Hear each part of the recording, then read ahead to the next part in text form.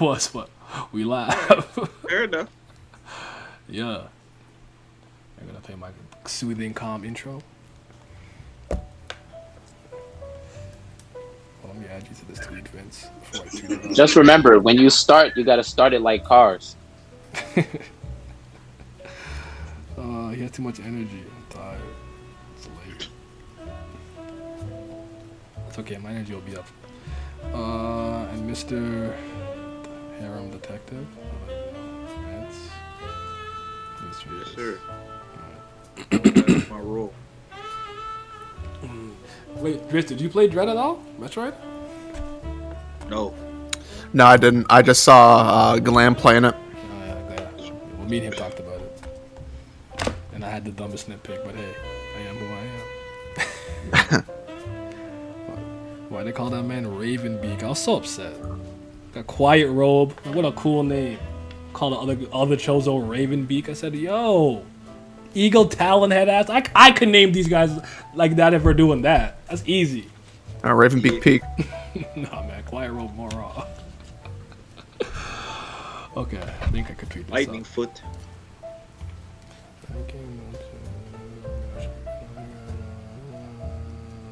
Okay, cool.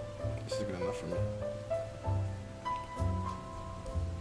She tweeted, I think I'm falling for him, and had all 22 of us smiling at our phones. Okay. Oh, that's ruthless out here. Man, Corey always say that. Corey capping.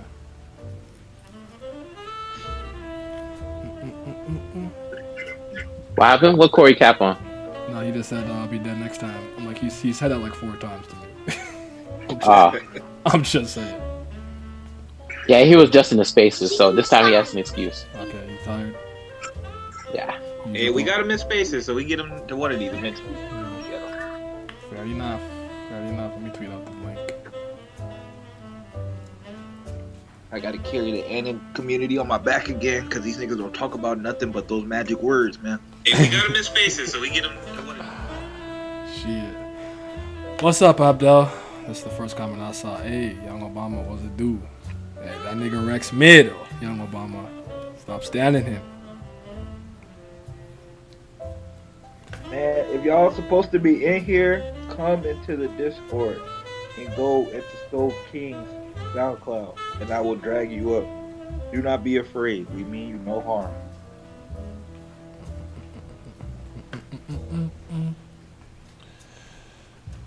Okay. Hopefully my computer don't blow up. Please don't. Survive another day. I'm still very shocked at how much I get done on this thing. It doesn't make any sense. I should not be able to do anything. How y'all doing in the chat? What's up, Clintons? Young O standing? Come on, dog. Stand Shulk. Alright? I thought he said he was. Coward. I thought he was saying I was standing on my bed. I'm like, why are you standing on your bed? Just sit down. Lie down. That's crazy. You know how crazy it is for you to be a grown ass man standing on top of your bed, bro. That's what I'm saying. I mean, I'm not gonna judge you too harshly. I'm just saying it's crazy. It's crazy look, crazy sound of it. I don't remember if I tweeted the link out. I'm gonna do it again. Look. You just tweet? Didn't you just tweet something? I don't know. I'm so old. Just 2 minutes ago. You said, what happened? I'm too old, man. This short-term memory loss, man.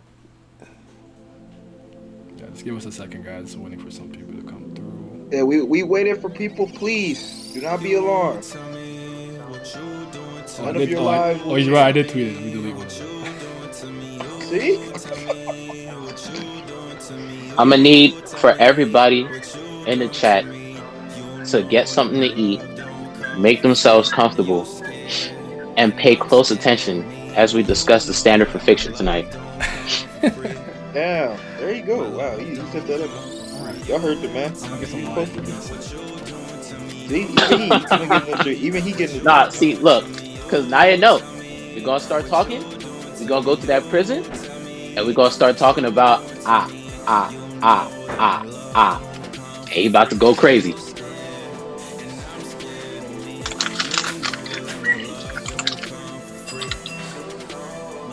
See, look, he getting comfortable right now.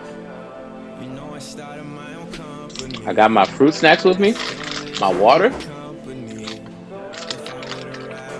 I'm ready for this.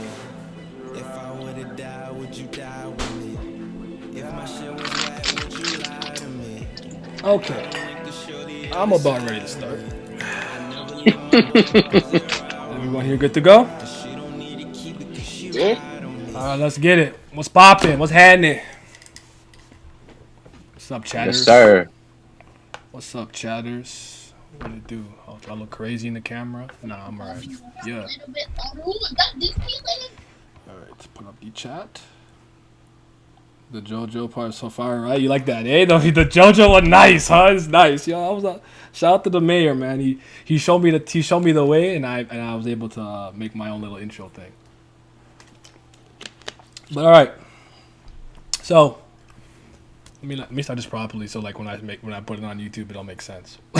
Welcome to the Ranking the One Piece series part 6, Summit War Saga. Which means today we'll be going through Sabaody Archipelago, Amazon Lily, Impel Down, Marineford, and the post-war arc. And we will. Oh, there you go. Another one. Yeah, Got another one. Dragged one up. yeah. Let me just. Oh, it's Nat. Let me just unmute him. Oh, okay. What's up, Nat? And then what we're gonna do is, for anyone who hasn't been here before, we go through each arc in a saga. We discuss the good, the bad, the mediocre, and then everyone gives it a score. So if we all give it a 7, obviously the average will be a 7, and then we move on. And then at the very end, I tally all our scores to give the saga an overall arc. And yeah, Okay. so Man, I miss my fucking old account where I was fucking had a thread on this. yeah. But all right. Fuck it. Yeah, we have 5 arcs exactly. Because it's funny because Thriller Bark was 1, so now we got 5. But this is gonna be good. I've been excited for. How's everyone in the call doing though? How y'all doing? Hey, we good, man. We here. Nat, I'm here. and Nat, can you speak? The best. No, I don't think Nat can speak. Nat, leave and come back, brother. We can't hear you at all. He should be okay. I unmuted him. I understood muted him. But all right. So, the introduction to Goat Marine. Yes, it is. So we're starting with Sabaody Archipelago. He says he's disconnected. I don't know what that means. I don't know. I'm sorry, Nat. I tried. That's all I got, man. I don't know, bro. Okay, so yeah, we're gonna start with Sabaody Archipelago. So what I usually do is I'll just call upon somebody and you start us off usually. So you could start with a character, something you don't like, a random scene, this whatever the case may be. And I'm gonna start with you, Vince. Start us off, man. Sabaody, where we starting with this talk? Luffy, punch. Against the Celestial Dragon. Yes. Incredible scenes. Yeah, I'm glad you knew exactly what I was talking about. I had to break it down too much, but yes, incredible scene. And why was it incredible? Because man, it's just pure Luffy, man. It's just pure unadulterated Luffy. Because I'm not gonna lie, like you could argue that there's a bunch of dark stuff that happened in One Piece before this, obviously, because there is when you really look at it. But this is the first part. I feel like it was so blatant, like in your face, like disgusting. Like Oda really want to made you feel like disgusted with the actions of what the Celestial Dragons were doing. And then Luffy was like, "Hey man, I'm sorry guys. Like I can't do this. I can't just sit here and watch it act like this shit not happening." And then he punched him. And that was just pure Luffy, and that's why we love him, man. I think the reaction of Kid and Law was also one thing that I liked about that scene because they're like, because Kid's like, "Yo, not even I'm that crazy." He's like, "I'm not even I'm doing that," and you know he did a lot of civilian damage and things and whatnot. Thank you for the sub, Carter-san. Oh shit, we already started. Alan's here now too. Okay, Just so you know. But yeah, Pat, did you want to chime in? Yeah. So in that moment, they already had the earlier altercation where Zoro almost cut down Charlos. So like we already have that in the back of our minds. And then when Luffy sees Charlos and he actually punched him, we just like, shit. Like, we thought it was gonna be something like, oh no, it almost happened, and then it ends up being something like, no, this actually is going to happen, and it happens. And it's like from that moment on, you could say that was like when One Piece changed forever. Because up until that point, like, they were being nuisances to the government, and the government put some bounties on their heads, but like they wasn't actually like trying to wipe them out or make them a point of emphasis or priority. But ever since Luffy punched them, like the government been gung ho on them. Like Straw Hat Pirates, a public enemy #1. That was a big reason to put. That was a big thing that put a huge target on their backs because, I mean, it was.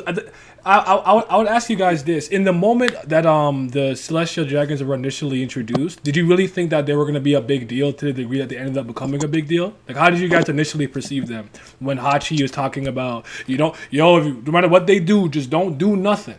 How did you guys initially take that?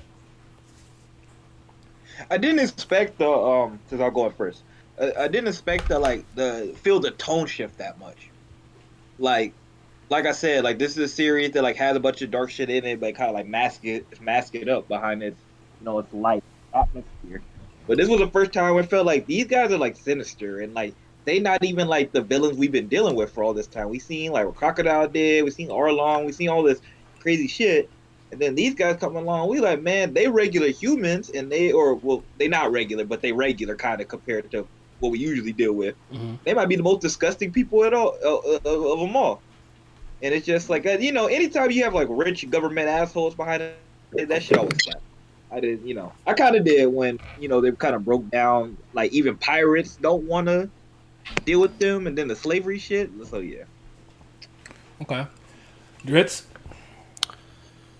I would think most people, it's sort of one of those things where that they're a big deal, but when you're going into a One Piece arc, there's lots of crazy things they can introduce, so it's kind of hard to know what to take serious and what not to take serious. I hear you. But I think most people will take Celestial Dragons serious with the statement added that, an admiral will be called down if anything was to happen to them. So that's what makes it serious, because prior to going into Sabaody, you already had an experience of an admiral, so your reference point is Aokiji. Okay. So whenever they say, an admiral will be called down, you're like, oh shit. So like Aokiji's going to be here? All right, then these guys aren't a joke. The characters themselves may be joke, but the consequences of messing with them are real. Yeah. Okay. Also, I wanted to chime in that for the punch scene, the thing that makes that scene impactful for me is not Luffy, it's Hachi.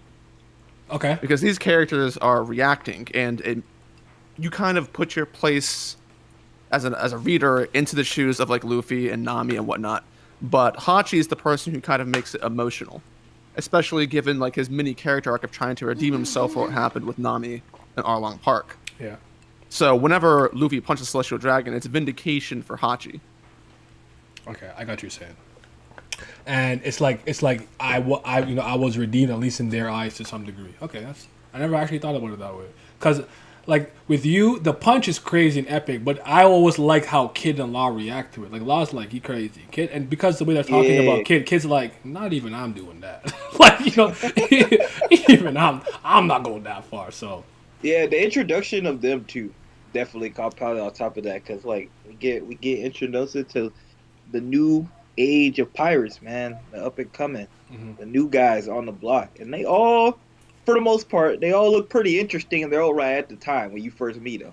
Now, if you feel different about them now, that's now. But at the time, you've all seen them, you're like, oh shit, like these are all guys. Cause you feeling like, at least when you see, you just see everything Luffy experienced and his crew experienced, and you thinking like, oh, so all these guys experienced something like that or something insane to get to this point. So I was gonna ask you guys that. I mean, we can touch on that. Like, I'm a start. Let me start. Let me start. Let me do my Hawkins soliloquy. Hold on. Okay, talk about the magician. You know what I mean? All right. Because what I like to ask when we go back through these arcs in retrospect, I like to get people's kind of initial thoughts and then how it's changed over time. Because so a lot of stories. One Piece, maybe not One Piece so much, but there's definitely parts of One Piece that with the foreknowledge you have now, re-experiencing an arc will be different. The one that I always bring up is knowing that Conjuro was a traitor, and going back to read things like Punk Hazard all the way to Zone and everything, knowing the whole time this nigga's been a traitor. It's gonna kind of change the way you kind of interpret a lot of the scenes. So that's what I like to ask people. Like, so like initially, like I know what Hawkins ended up becoming, but when he was introduced, I thought he was so raw. I said, hold on, he had a third highest bounty. I think it was at 249 million berry bounty. I think it was Kid, Luffy, then it was Hawkins, and that's like his demeanor. I think someone spilled spaghetti on him. He's like, man, it wasn't in your spaghettis. It was the spaghetti. The cards weren't in your favor today. I'm like, he just was different to me because a lot of the pirates have a certain type of, I guess, energy, as the kids say, but he just came across as way more calm and composed, and he just like avoids smoke if he can. Like, he don't want to fight if he don't have to, and then when he used like some of his abilities, we understand it a bit more now. The What I Want to Know Me, which I really like, but at the time, I was like, yo, voodoo doll, like. What if you make a voodoo doll of like I just thought about like the first thing that popped into my mind, and we somewhat have it today, is I'm like, bro, what if this guy has to fight against Luffy and turns Nami into one of the little voodoo dolls, and Luffy like punches him with all his might, and then Nami just goes flying across the island. Like, to me, that's the scenario that made him truly dangerous. I would argue that he seems to be pretty fucking fragile, not particularly super strong in direct confrontation, but it's the scenarios that his ability can create, which to me made him dangerous, which is why I took a liking to him so early. I'll stop my lap there. I also think that Hawkins has a really good character design as well. I agree with that. He's one of the people in the Supernovas that I think he stands out among the most, alongside Kid and Law. Yeah. Yep. Yeah. So I was gonna ask you guys, like, what was your guys' initial impression of Hawkins? I think let's do this for everyone, for each Supernova for the most part. But we'll go in order. But what was your first impression of Hawkins, Dritz? I mean, it was kind of like mysterious. Whenever you see his straw man fruit, it's kind of one of those things where I don't think many people expected to see something like that in One Piece. Voodoo magic, essentially. Plus with the foresight, he's just neat. Like, it's interesting. You want to know more about him, but at the point in time in Sailboat, he's kind of just like a mystery. So I would say I was very much intrigued by him, more so than like I would say half the Supernova at that point in time. Okay.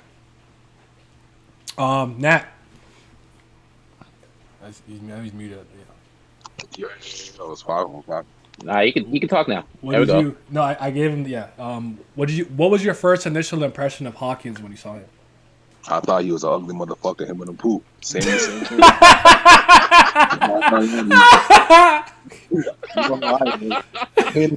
Look how ugly he looks. But honestly, I think his power was tough. But I just thought that like he's very sly. He reminds me of like Sly Cooper. He played those games. Okay, yeah, you know what I'm talking about. Yeah. But Me and you went crazy with thing.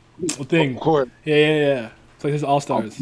Yes, All Stars. But he's gonna try to do anything to get whatever he wants, and he will use even his own crew as henchmen or whatever, and he will get what he wants. But you just have to make sure, like you said, it's not Nami, for an example, like if he was fighting Luffy. You just have to make sure, but some people aren't gonna think like that. Kid's a meathead. He could all punch Hawkins and then boom, it could be Killer or somebody else in his crew. But you just have to be very careful with his crew. But his design and everything, like he looks cool, but I just think he's ugly, to be honest. I hate on my boy. Alan. Yo. Hey man, tell me what Hawkins. What's up, man? Now, what was your first impression? Yeah, first initial impression of him. Yeah, see, the first time I actually saw Hawkins, I didn't even think much of him. I kind of just wrote him off. No, that's fair. That's fair. Yeah, but I did like his ability, but it was one of those things where I was like, okay, this is cool, but I'm gonna just wait till I learn a little bit more about it until it actually, until it interests me, to make it for it to be more interesting to me. So now, after we've gotten more knowledge of him, I do like his ability a lot more. But just in the beginning, I didn't really think much of him. Okay. Pat? When I first saw Hawkins, I was kind of intrigued by him because, Zoro walked into the path of the Celestial Dragon and all that unfolds. And, like, while Apu Uroj, Bedge, all of them like borderline freaking out because Zoro's being stupid. Like he doesn't understand the significance of what he's doing. Hawkins just over there casually playing with his cards, acting like nothing's happening. I was like, hold on, why he just chilling? And then like afterwards, he was like, I never saw the mark of death fall upon that man. Da da da. I'm just like, hmm. And then like later on, when Kizaru shows up and stuff like that, when he turned into like a straw man doll, I was like, oh, okay, kind of raw. So yeah, the first time I saw Hawkins, I thought he was kind of interesting. Okay. And last but not least, Mr. Vanitas. Bonjour, mon coeur. Go ahead. I mean, I'm not gonna lie. Like, if it wasn't for Law, I might have been with you. I might have been a Hawkins fan. But just Law caught my eyes the most because I thought his design was one of the most unique in One Piece. Mm-hmm. But Hawkins definitely was interesting. Anybody who got cards, I always think most of the time I'm gonna think they raw. I don't know. That's just like a very unique characteristic. Were you a Gambit fan when you were younger? Okay. I'm about to say I got that from Gambit when I was younger. Like, you have a card, I'm like, hold on. What you about to do with that deck? Exactly. What you gonna do with those, man? Yeah, no, but like his thing of just like Pat was saying, like, fortune telling him just being like, nah, you're not gonna die. It's not in the card today. Like, that's raw. Like, any character with that, you always kind of expect them to play like, maybe not like one of the most important roles of the series. They're gonna play an interesting role, especially among pirates. That's like something we don't see. Like pirates are supposed to be kind of like rah, like in your face type of guy, and you got walking around with cards and shit. Like, that's crazy. Okay. I mean, let's stay there for a second because I want everyone to kind of tell me which supernova that was introduced kind of resonated with them the most. For you, it was Law, right? So I want to stay there. Like, design aside, like, was it his powers? Like, what else about him kind of like made you gravitate towards it? I didn't like Law until Punk Hazard. Oh, I'm not mad at that. I didn't dislike him though, but Punk Hazard is when I started to like take a liking to Lava. Go ahead, and thank you for the gift sub. No, everything about him is just, I don't know, kind of unique in as far as One Piece goes. Not as far as all series. One Piece goes, like, first of all, his crew, he a doctor. First of all, what nigga who look like that's a doctor? That's crazy. And then his pirates called the Heart Pirates. That's big interesting. Appreciate it, yeah. Yeah, and then he's carrying around a sword. So I thought maybe he'd be like, Zoro's one of my favorite characters too. He's in my top 3. I thought he's gonna be like maybe a problem for Zoro or something. Didn't turn out that way, but initially I was like, oh, it was like Zoro gonna have to deal with in the future some shit like that, walking around with a sword. So just everything about him sticking up the middle finger, like that's not something you see in One Piece either. Because it's pretty child friendly for the most part, or like I said, or it dresses it up a lot of the time. Mm-hmm. He just he's a bad motherfucker, man. My guy. Well, that's good. I'm happy to hear that. Let me see. Pat, which supernova did you take a immediate liking to or stood out to you the most? I mean, those 2 different questions. Like, which one I liked the most and which one stood out the most. I'm sorry. Go ahead. Whatever I officially. Took a liking to. I'm gonna have to roll with Vince with Law because he looked cool as hell, man. Like, when I first saw him, I was like, "Who this? Mm-hmm. Like, why he got like a?" Exactly, nigga. You get it. Like, why he got this hat on and like got like a panda print. And then, like, his knuckles got death tatted on it. And you a doctor? Like, nigga. Like, yeah, he a doctor. None of his character shit, I know I already spoke, but none of his shit add up. You didn't know what role he was going to play in the story, man. None of that add up, man. But anyway, go ahead. Go ahead, bro. Like, when Luffy punched the Celestial Dragon, he just over there chilling. Like, that was also another thing. Like, the rest of the Supernova were, like, freaking out. I mean, besides Hawkins, when Zoro's about to cut Charlos. But then when Luffy, like, actually punches Charlos, Law's like, damn, that was kind of cool. Like, you're not even fazed by it. I was like, oh, hold on, a little bit different. But yeah, like Law, like I knew I was gonna like him off rip, especially like in the anime. Like, his voice actor is goated. So. Mm-hmm. Did anyone else answer Law? Just if it is, just piggyback off there. Just out of curiosity, was no one's answer Kid? Of course, bro. I'm fucking Kid, bro. In real life. Yo, that's my nigga.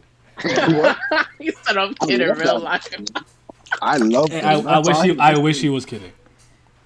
I love him. I am an angry guy. I will just throw hands first, no questions asked. I'm like, I'm down. I'll do the content I want. I love Kid. I'm like, he is raw. I love his powers. I just love when people can just control magnetic angles. I love Magneto going on, to be honest. So Okay. just like when I saw his powers, I was like, oh, it's Magneto. Honest, and he's just crazy. He has a higher bounty than Luffy. I was like, yo, he's nuts. He's actually. And then I also like Julia Bonnie too. Okay. I just like her power because when obviously Zero was about to cut my man's head off, and she came and saved me and said, "Yo, whatever." I just thought that her power can come clutch in the future. If obviously I know how these shonens go and people join voices and this and that, but it can come clutch in the future for certain aspects and even for like sneaking into certain things. She can make herself really small or really big, like fighting. But Kid is my guy. Still, I still love him. I'm Captain Kid. That's my nigga. But man, his arm, RIP, man. He went to go mess with Shanks and he's fried. Wait, Dritz and Allen, did you guys? I don't remember if you. Did any of you Mine's say Law. Law? Okay. Yeah, Okay. Did you want? mine's Law. Do you have anything to add there though, or no? No, everyone basically kind of covered it. Okay. What about you, Allen? No, it's actually for me, mine was a Mad Monk. Okay, let's go. New tech out. Go. Yeah, you know what I'm saying? About to say, bro, he came in with a big smile. Then when the pacifistas and shit came, or when everybody was fighting, he showed off his devil fruit and he got really swole. And I was like, okay, yeah, I kind of like this. I like this nigga. He had his wings and shit. So that immediately gave me the Skypea connection. I'm like, oh, if he's one of those angels too, then that shit's also raw because I love Skypea. Okay. And so yeah, I was just really interested in Mad Monk. It's too bad he ain't did much of anything since then. But Wait, hold on. He got the off screen on Cracker. I'm not Cracker on Snack. He got the on paper feet. You know what I'm saying? Hey, that man Snack did get demoted for that. Yeah, that's true. But yeah, that would was have been who I, disrespecting the Rouge low attached key. the You think most. so? I don't know. I don't know what I expected from him. I will say this though. I want to touch on this and maybe move on. With the Kid thing, I didn't like Kid off rip. Just because I'm like, nah, nigga. I saw what Luffy just did. You're not nicer than him. I was just defensive. That's all it was. It wasn't even like I actually disliked him. I was like, there's no way whatever you're doing is more raw than what's happening in Envious lobbies. CP9, government. I'm like, nah, bro. I wasn't having it. I was so upset when Shaki said there was somebody with a higher bounty than you. I'm like, Cap! Impossible. So that's why I didn't take an immediate liking to Kid. I mean, I'm not a Kid fan by any stretch of the imagination today, but he boneless Magneto to me, but we'll see what happens. We'll see if he gets his opportunity coming soon. Okay, so You seem like a dickhead off the rip though. He felt like it's kind of crazy because as much as we had them, and we still don't know how all the story is gonna play out. But like certain ones, I'll say this: certain ones initially, when I saw them, I thought they would definitely be like potentially like a problem for our crew. Like I didn't know if it was gonna be like directly or indirectly, but Kid was one of them. Maybe Law was gonna be one of them, and for me, I also say that Drake. I thought Drake might be one of them too. I thought his shit was super unique. Okay.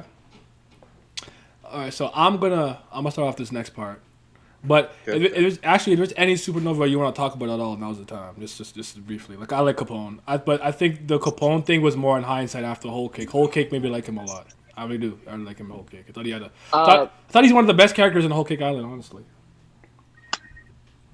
For me, I was most intrigued by DS Drake the first time he was introduced, like of all the supernova. Oh, because you're a rear admiral. Yeah. Okay. I was over here sitting to myself. I was like, he's a what? And I was like, yeah, what could he possibly seen to make him go from marine life to piracy? Like, what's going on here? Mm-hmm. And then, like, I guess now with Wano, like, we get the full context. Like, he ain't really never left the niggas. So I don't know how I feel about that, but I'm gonna have to have more expansion on that. Is it strange that I wasn't shocked by it? I think that was one of those things where intuitively, I just felt, nah, he's not a pirate. It's hard to explain. The only other thing that I could say that, like, when I used to read and watch Naruto, I just never got the impression that Itachi, like, wasn't quote unquote on our side. Like, I couldn't tell you what the reasoning was. I didn't, like, actually analyze it and know. He was too strong to like just be out there as an op. Yeah, So and then I was just like, nah, bro. like Itachi. actively avoiding killing people. That's another. yeah, So yeah. Okay, my turn again. So I'll take this one. Yeah. The introduction of Borsalino, aka Kizaru, my personal favorite Admiral Marine character, personally speaking. Oh man. Yeah, he's my. Oh, I'm not gonna lie to you. My bad. I'm not trying to take up your thing, but rereading that when I was rereading that, y'all were watching me reread that. I had so much more. I mean, I always had respect for him, but rereading that, I was like, whoa, this nigga was way nastier than I thought. Oh my god, bro, that nigga was going stupid. Yata no Kagami. He looked up. Bow! Make you next. He said, yo, episode 403, nigga, alright? I remember the episode, okay? I remember what shocked me when I watched it, but I'll go to the manga in a second. When he came to kick Drake never reacted. He was still looking at where he kicked the poo. That's how fast that nigga was. He's like, I'm like, oh, speed of light, nigga. You not ready for these kicks. Like I took an immediate liking to him. And out of all the Logia elements that were introduced, light was my personal favorite. Before it was the Goro no Mi but lightning, but I'm like, light, that's crazy. That's dangerous. I like that. And it just made me a fan of him. I like his demeanor. I like his Ototo Benbek. Like he just adds the way he talks. He's like, cause he's fast, but he talks and he acts slowly in a lot of ways. And I thought he was showing off this whole arc. Like he's my personal favorite. Him and Garp probably are like my 1A 1B, but I'll give it to Kizaru just because of that. But yeah, he's my favorite Marine. So I thought he has one of my favorite introductions in One Piece, just riding on the fucking cannonball. He's using the wrong Denmushi, the black one, that's for tapping, I believe, to try to talk to Sentomaru. He's like, oh, man, rest in peace to the original Seiyu. I don't even remember his name right now, but rest in peace to him. How do you guys feel about Admiral Kizaru though? You guys a fan? Yes, no, maybe so. How do you guys feel about him? And how did you feel about him when he was introduced? I'm gonna start with Dritz. Go ahead. Or not? Is he not here? Okay, cool. He's muted. Yeah. So All right. yeah, I don't see it. All right. Go ahead, Nat. But yo, I thought he was nice. All right. I didn't see really, like you said, you obviously love Garp. Well, I love Garp. Right? The Garp for him making Ace die, but it's Ace's own choice. But it is what it is. We'll get to that later. If I'm still here, I'm going up at Apex soon. Okay. But I liked him because, like you said, I loved Light as well, and I was a big fan of Anel, and I still think Anel would probably wash him high diff if Anel had the training, which obviously Anel didn't. But Light is very superior to everything if you in the One Piece world, if you actually take it in.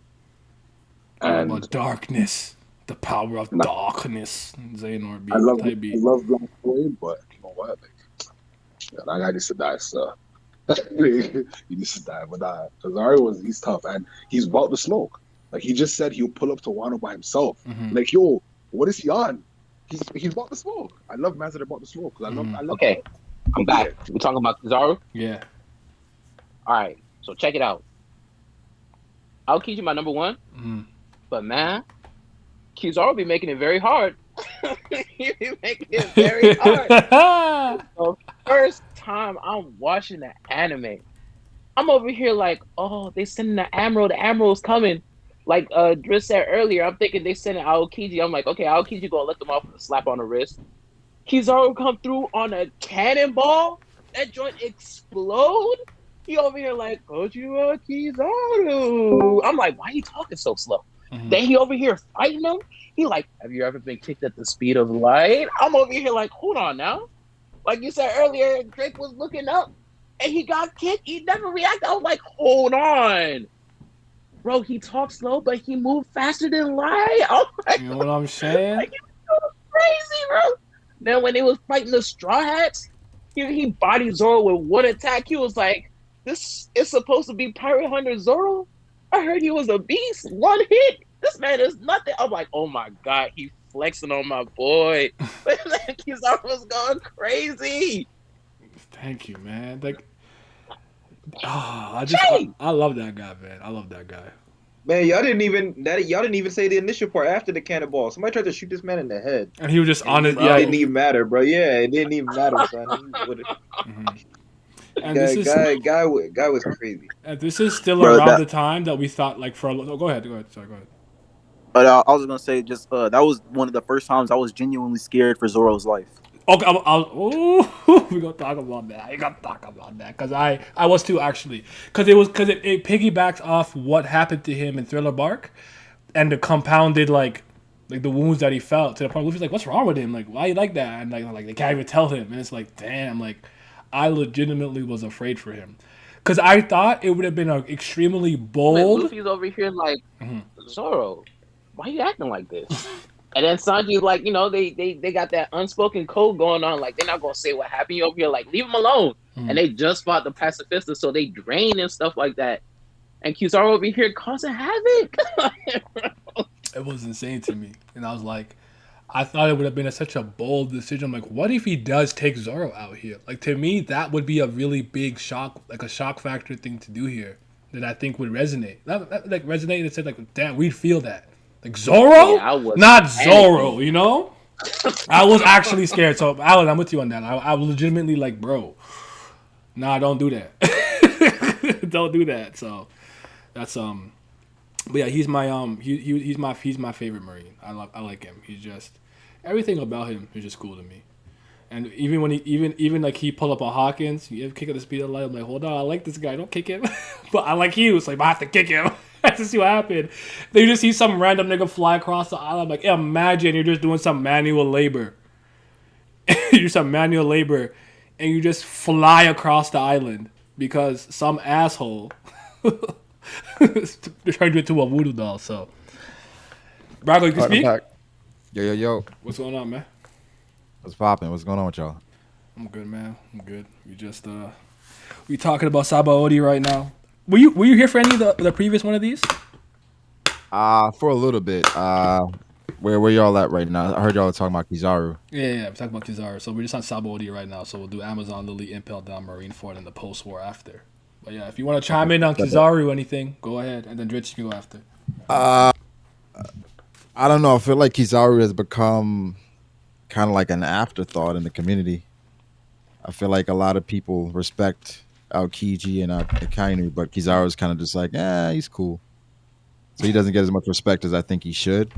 But I have him, like, I respect him just as much as the others. It's just that his personality is not, he just doesn't care about shit like that. You know what I'm saying? Like, he doesn't care about being the fleet admiral. He just be vibing. So You just chilling. I probably like the other two better. But I fuck with Kizaru. What was your initial thoughts when he was introduced? Like, what were your initial feelings about him? Well, I think that the bar had already been set with Aokiji, right? But I was intrigued to see how they were going to perform. It's like, all right, they got a lot stronger, right? Let's see how they do now against an admiral. Still no fucking chance. They still got fucking bodied. Which, I mean, bro, like, I was like, all right, let me see what they can do. Like, they still got fucking annihilated, and like, not just them, every fucking supernova.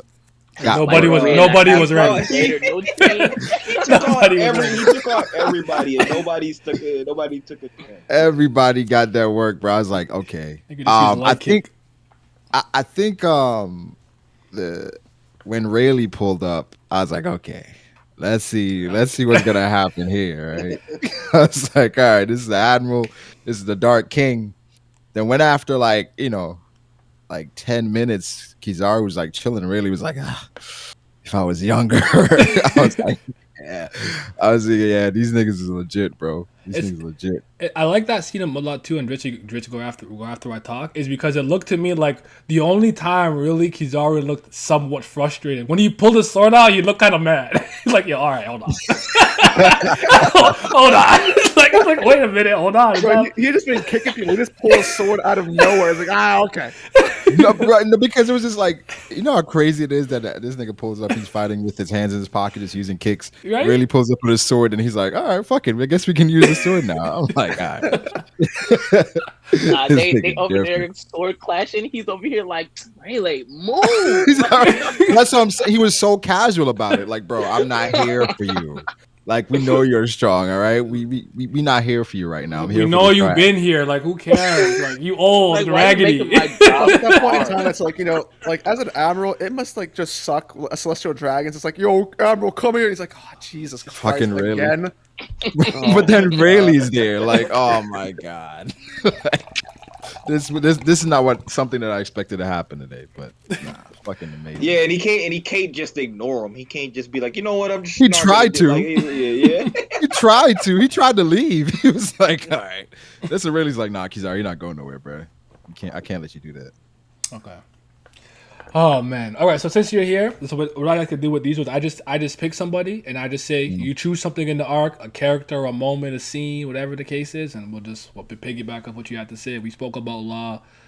Actually, real quick, which supernova did you take an immediate liking to, or was your favorite when they were initially introduced on Sabaody? I think initially like Law, right? Mm-hmm. But after Oh. but after kids dialogue, I was like, I fuck with that. I was like, I get it. Whereas like, all right, well, the Celestial Dragons, they're out here doing fuck shit. What I'm doing is small compared to that shit. So it is what it is. Let me vibe. So, but I think Law, immediately it was like, okay, this dude, I took to him. I guess outside of like those big three, probably Aruj was cool. Okay. Yeah. But big three are obvious. But other than them, Yes, sir. Big Rouge. yeah. Yeah, I don't like that nigga, but you know what I'm saying. You don't like I don't Aruj? give a fuck about that nigga. Like I'm here for the memes, like Mad D Monk, but that's about Oh it. yeah. I don't dislike him, but he's not like. Listen, even with like what's his name, Capone. Like guns and niggas is a raw power. I'm sorry, you just got guns and niggas in him. Like I'm okay with that. I could work with that. That's your raw. I like it. I like Capone, but Whole Cake Island maybe like him though. For sure. Oh yeah. After Whole Cake, I definitely like Capone more. But I think going into it, like before Whole Cake Island, I don't think I was a huge fan of Capone. I didn't care. I was like, he just got niggas in him. I'm like, I don't know about that. I but hey. mean, I thought he was kind of getting fooled when I saw him go up to that island. Yeah, I thought he was out of there, but nah, he's cool. I think my problem with Capone might have been I was still having PTSD from Waffle. So like niggas who just with that fucking build and that look like that, I wasn't fucking with him. I wasn't vibing with it initially, man. Yeah. I wasn't. Yeah. All right, fair enough. But yeah, bro, give us something. Give us a moment, a scene, a character. What you want to talk about for Sabaody? Shit, Sabaody got a lot, man. We did the punch. We did the supernovas. We talked about Kizaru, Hawkins. Hawkins soliloquy. I think the conversation. Well, I think when you find out who Rayleigh is and just how it connected, I think it just connected so well. Rayleigh's introduction, Shockey, and then the conversation they had about the Roger Pirates and the history of the world. I think that conversation there that was a very important moment because it was kind of setting up like, okay, Rayleigh knows everything, but he's like, hey man, we were too early. Once you get there, you find your answer. So I think that moment kind of it kind of gave you a glimpse of, okay, it's like a path in front of them that they gotta traverse. There's still a lot of story left, but it kind of opened your eyes a little bit. I think Rayleigh was just like, honestly, almost like a godly figure in Sabaody. You know what I'm saying? Because it's like this man, he was walking hand in hand with Roger. Yeah. And he's like right here, right now, talking to the Straw Hats. Like they're trying to get to where he is. And he was just, I don't know. I feel like that's why Rayleigh's kind of legendary, because I think that from the design to the dialogue to just his ideals and the actions of the character it was perfect. Like it was fucking perfect. And so I think just like the Straw Hats, like every time Rayleigh spoke, they were just kind of bright-eyed and just like, yo, I'm just tuned into everything he's saying. That's kind of like how I was as a viewer. Okay. So I think that moment that was really impactful.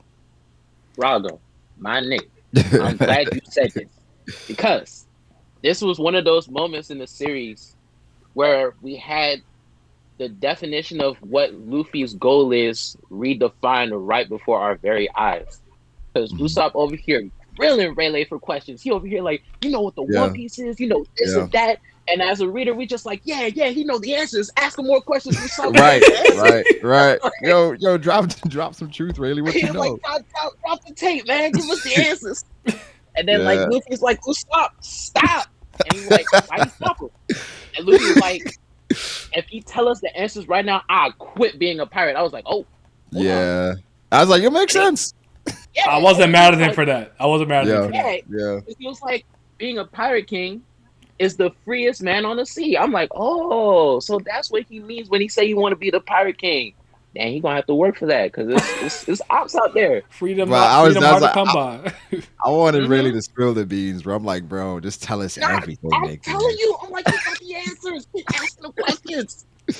But nah, it did set up like especially for Nico Robin, just how important she would be going forward. Yep. You know, and I think it's kind of it may come full circle in like the arc we're in now. Honestly, Wano, but nah, I think that was an amazing moment for me. I mean, that's why Sabaodi's like top 3 arc for me, man. It's so much, Woo. bro. It's not particularly long, if I remember correctly, but it just so much happens that feels meaningful, Yes. impactful, and it's an efficient Yeah. arc. Like Zoe to me is an efficient arc. Like Very we efficient. got a lot done in those little bit of chapters. Like so. Mhm. And But like I- y'all were talking about earlier, though, Go ahead. let me No, go cut you off. But like y'all were talking about earlier with the tension in that arc, it was legit. You know what I Yeah, mean? towards the climax, I was panicking. Yeah, because man, like I think after Kizaru pulled up and he was bodying everybody, then Kuma added on top of that. I was like, bruh, I'm a like, Kuma guy. I like it. oh man, and then everybody's getting sent away. Bro, I was in shambles. I don't know what the fuck was going on. I was like, Bro, yo, are they done? Shambles bro. is the operative word. You know what I mean? Kuma at the time, that's one of the scariest niggas I ever seen, man. Nigga walking around big as shit. With a He carry out a Bible. book like a Bible. Yeah, No, he had the Bible in his It was hand. a Bible. Yeah. Nah. Anytime you see anybody religious and like manga shit, they always fucking They always got the different. goods. Yeah. They But the got great thing gist. about that as well, they had like the pacifistas show up, right? So like, it's just the fake ones. And the real ones showed up. And they're like, is that actually the real Kuma? And I was like, Yes, oh man. Damn, shit. bro. They got the pacifist, the admiral, and then the real Kuma show up. You're like, damn. And Shit, and that's also, remember Luffy couldn't do anything with Sentomaru back then. Mm-hmm. Hoissa.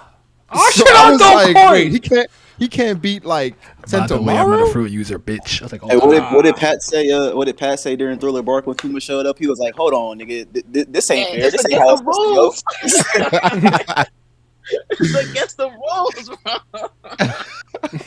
This is fighting like fighting another fucking trainer after beating the champion in Pokemon. Yeah, man. That's You didn't get to exactly heal what your it is. Pokemon or nothing. You're like, hold on, bro, this is not part of the game. And when all that shit was happening, that was really the first time I actually thought that somebody was gonna die on the crew. Yeah. It was Really scary. shocked them. Like, what's really gonna happen? It was fucked, to be honest. Yep, I did really fear for Zoro. It wasn't a joke. I really did fear for him. And I don't know how many people in the chat and stuff were already caught up to One Piece by this point. By this point, I've been caught up for years. But Oda's bitch ass took a 2-week break after Kuma separated them. I was in pain. What the fuck was that? I He do took a remember that. 2-week I do break. remember that. I was in class, just like, bro, what happened to the straw hats? I It's- don't now, I think I got okay, caught up. fam. I'm not okay. I got caught up right after during Marineford. Okay, I But was yeah. caught up in Ennius lobby. Water 7. Yeah. Water 7 is where I Yeah. caught up. 'Cause I'm like a literally like an old ass man. Just I was so stressed. I was so stressed.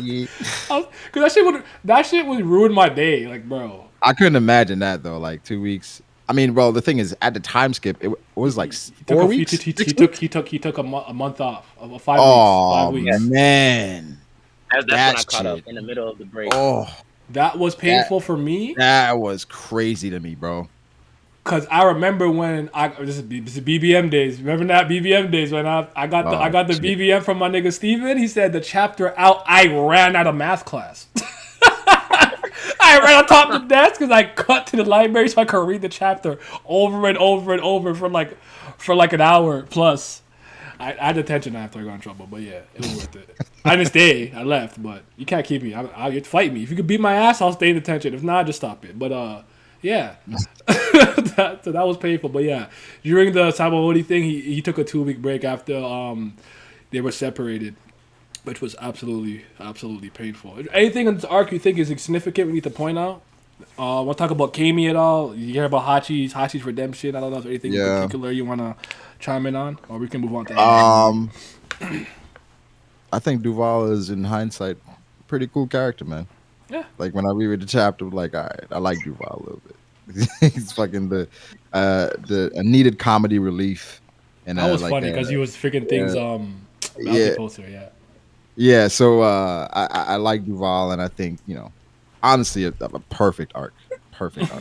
Yeah, that's another thing. Like, Shabodi is like up there as one of the funniest arcs up until like all the serious stuff happens towards the tone end. changed. Changed completely.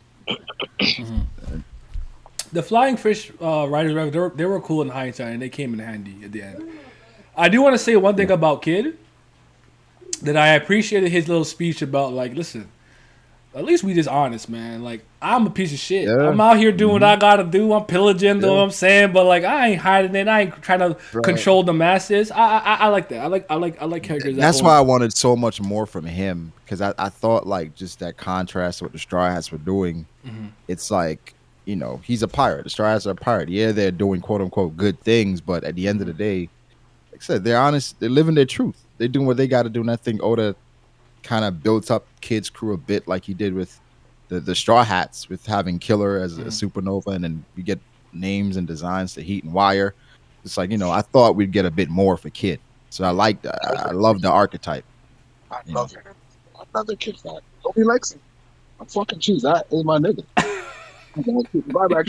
You gotta produce some fucking points on the board. That's all I'm saying, nigga. I need some points on the board. That's the only thing with Kid. It hasn't materialized the way I expected it to. You know what I mean? Like, it's like everything for Kid, it's almost like he just keeps coming up short. And then Luffy kind of picks up the pieces a little bit, where Luffy accomplishes those goals. Where I think somebody put it where it's like, all right, Kid, everywhere he goes, he makes enemies, and Luffy makes friends. So that's why Luffy succeeds. But I'm like, shit, like, Kid needs some W's too, for it to for it to feel at least somewhat satisfying. Because I feel like as cool as he is, the things that he does, it's just, it never really gets fulfilled for me. Yeah, my man Kid not hooping, man. He is not. Yeah, like he'd have a great half. In the second half, he just don't got help. He's Ben Simmons.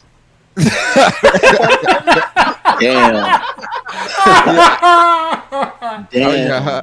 Oh shit! I was gonna say Luke. I was gonna say Luca or something. Well, I was saying anyway. Well, I was saying Kid is Carmelo. But Luffy's yeah, that worked. Okay. Luffy's LeBron. Okay. I could work with that. I'm gonna ask you guys this real quick. It said not Ben. It said not Ben. Carmelo's ringless. What are you talking about? No, I'm gonna say is this. I want to ask you guys, in hindsight, how do you guys feel about the introduction of this the supernova, considering Oda had admitted that he kind of shoehorned all of them in, like literally, like maybe, I don't know if it was like a chapter before, but basically before he only had Kid properly conceptualized to move forward. Yes, I still thought they were decent though. Oh, go ahead, Pat. Another time. No, I was just gonna say, like Naya said, he didn't think of them at all up until like 2 to 3 weeks before it was time to put them to paper. And I feel like it's just like a stroke of genius for him to create all these interesting characters, and like the way they're impacting the story even now. Like every supernova so far in the new world has had a role to play up until, I would say, Wano. Only Uroj hasn't really done anything on screen, but the rest of them have done like a significant impact in the world involving the Yonko and stuff like that. So Uroj was Kaido's hype man, I guess. He was necessary for that hype in 795. Kind of built, but for the most part, Rouge. I mean, that's why I thought like he'd be in Wano, but the arc isn't over. I thought he did a pretty good job of like protecting them, in that arc because it was just like, in a way, like he protected all of them because like Kizaru showing up made the admirals look good because it's like he was dealing with multiple supernovas, but it also kind of protected them too because it wasn't just like, oh, like look, like the Straw Hats can deal with this, but them niggas can't. Like nobody could deal with the admiral, so like they all felt around the same level. So I thought he did a pretty good job, even though he made them on the fly. Like, they all had their roles, and even not necessarily fighting ability. Some of them just had smarts. They knew more about the world and shit that was going on. Yeah, to add on to that, I think the fact that like when Kizaru comes through and he's trying to, he's going after all the supernovas. I think it adds on to the fact that like how much of a threat that he considered them to be, or how what they could become in the future. Yeah, I agree.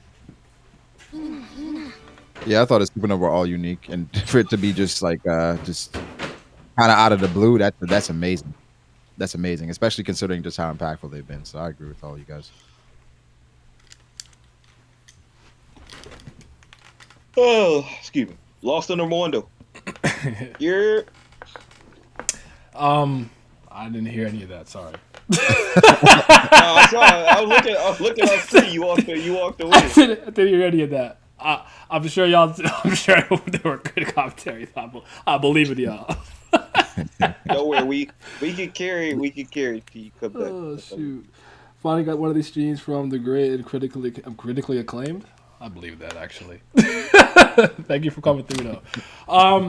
What I was gonna say about that is, yeah, I thought he did a pretty good job, all things considered. But how do you guys think about like the way that Kid has? This is a little off topic, but I just want to know how you guys think about how Kid and his crew have been portrayed overall. Oh, actually, real quick, when you saw that a Kid had another person on his crew, like Killer, the way that Luffy had Zoro in Supernova, was that significant to anybody? Like majorly? Yeah. Oh, for Yeah. sure. Yeah. Absolutely. And the fact is, he also had a higher bounty. Yeah. Yeah. Luffy had done all that shit, and the Kid still had a higher bounty. But then, kind of put a caveat in there. Well, he was killing regular citizens. But it was like, he all was right, stat boosting. yeah, a little bit, right? But it's still significant because he still had a higher bounty, so that's in there for a reason, right? The author's intent. So it's just like, okay, he's telling us that Kid is going to be very important. Kid, Law, and Luffy are going to be very important going forward.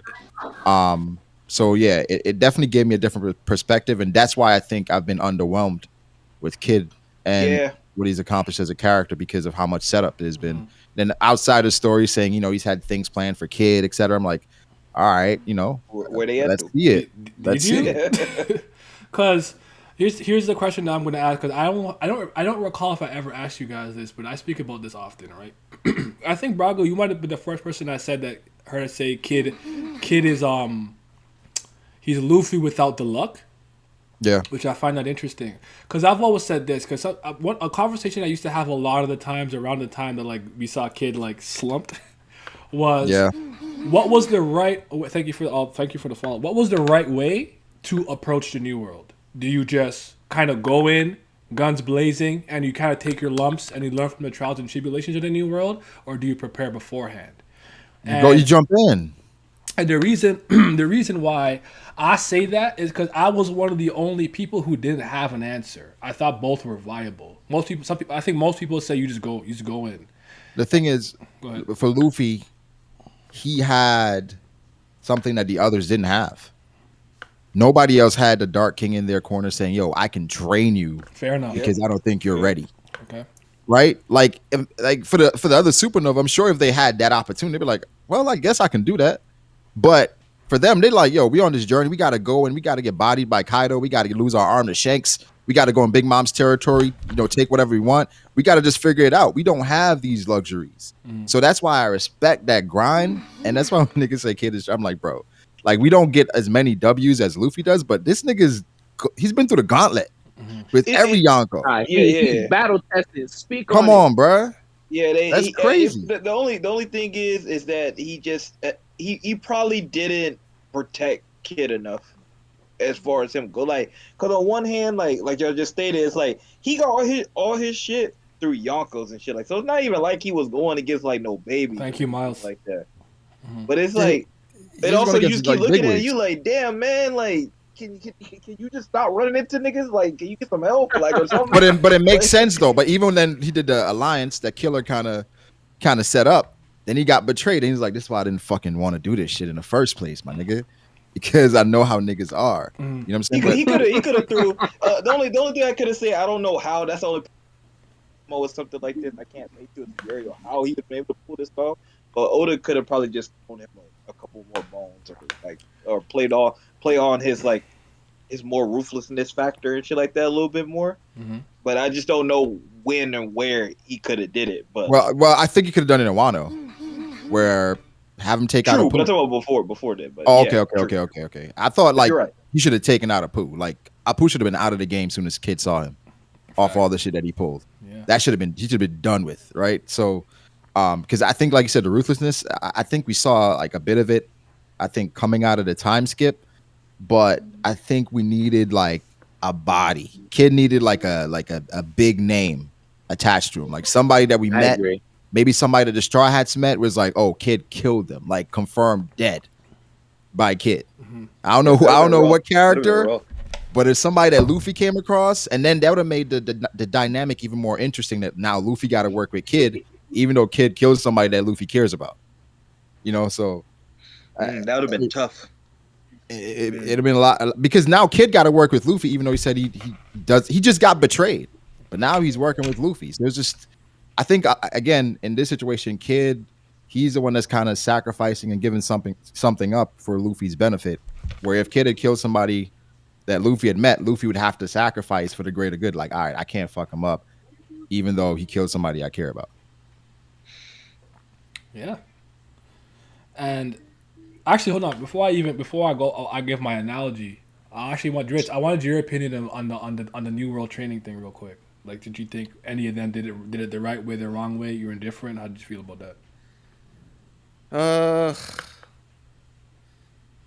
Well, I mean, when you talk about New World training, I mean, I think Oda had a good concept where if you go into the New World, it's basically like a firing range, and whoever survives kind of gets to live on their own, which is supposed to be Kid.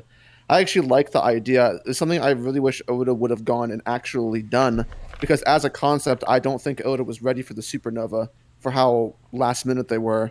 You guys know that, heading into the New World, Oda had already imagined in his mind that over half of them weren't going to survive. Okay, yeah. I think that having them actually get out of the story at that point, or like folded, probably would have retrospectively been way better for the surviving members, because it's a smaller cast to do. Because I think one of the things that there's an obvious disconnect with when you go back and look at it is the fans' expectations of what the supernova were versus what Oda was really trying to do.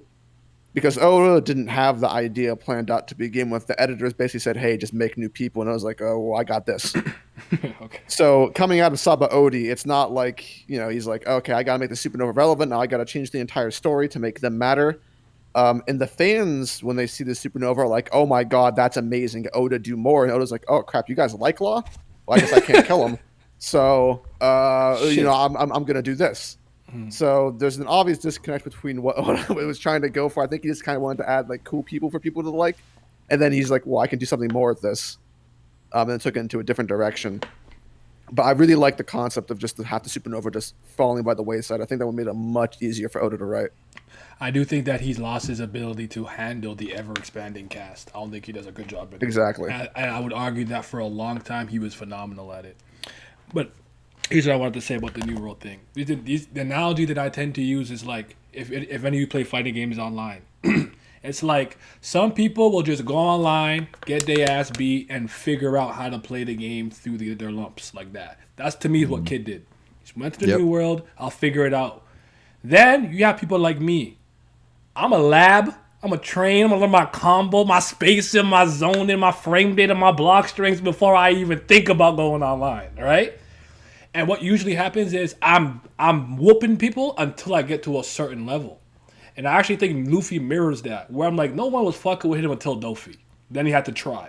I know Caesar got the drop on him and everyone else, but Caesar is not strong. My point is that no one was stronger than him until really Dofi. And then he had finally hit that threshold where he had to just kind of grow in the moment. So I've always seen it that way. But the reason that I actually really like the supernova concept, Though I agree with Dritz, he should have gotten rid of a lot of them. He should have kept stuck to his to his initial plan, or his second plan, if you will, is because I like the idea that as Luffy was traveling, he had these contemporaries taking their own paths to the same destination and journey.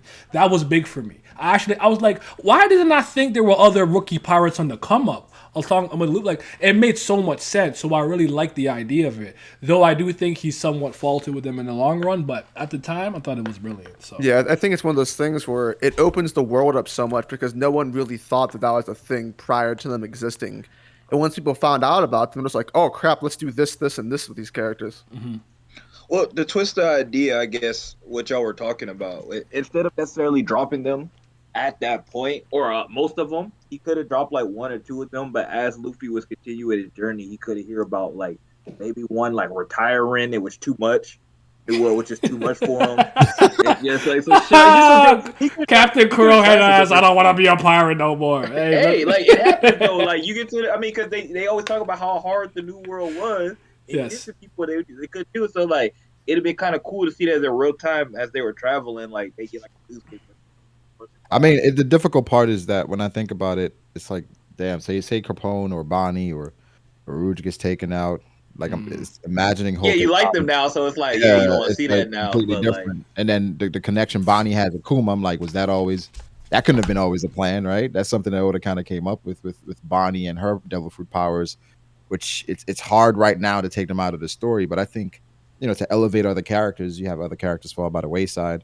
Where maybe have Kid take out a couple of those characters, or like you said. I was just finna go there. See, because if I was Kid, right, it's like here's the thing about me, or if I'm supposed to be in Kid's shoes with his personality, I get embarrassed. I'm taking that shit out on somebody.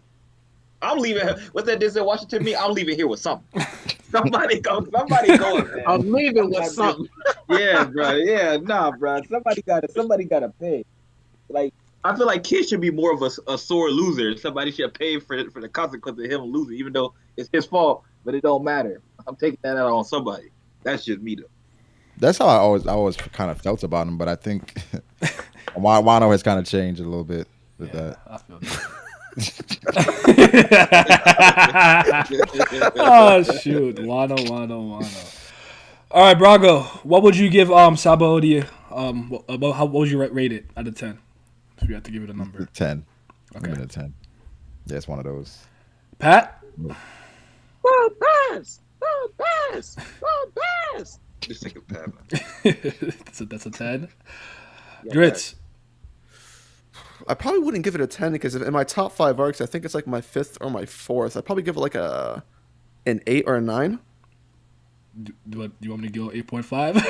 Yeah, go 8.5 because I can't decide. Don't hold me to these ratings at all. Put me down for 8.5 too, because it's very integral and it changed the part, but I'm not like super fond of the very beginning. Okay. You said 8.5. I'm gonna give it a 9.5. Okay. 10 from me. Okay, I was gonna say Sid and Jay aren't here, so I'll wait for them for later. Okay, let's move on to Amazon Lily. Oh wait, Nat, my fault. Nat, what's the score, nigga? My fault. Oh no, I'm not the player. I'll give it a 9. All right, bet. 9.5. I'm not gonna give it a touch. What? You said 10 for Kizaru clans? Okay, all right, thank you, Nat. Thank you for 79, nigga. This is partner numbers. Thank you guys for the love, man. Shit, the fuck. Yeah, we got. Nigga, I never got over 40 ever. What the hell's going on? All right, so, all right, cool. Bro, you see what we talking about? Fair enough. Okay, so Amazon Lily. I'm gonna start off with this one personally. Okay.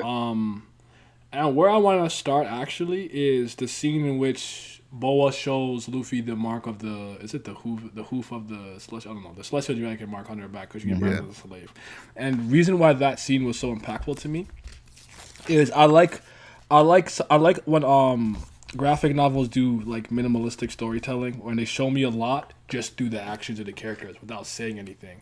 And the scene that I'm talking about in particular is when it's like she basically talks about the first time she's ever truly met a man, what happened. And you don't have to even you don't even have to go into detail. Just by the way that Boa and her sisters were horrified and traumatized, you knew what it was.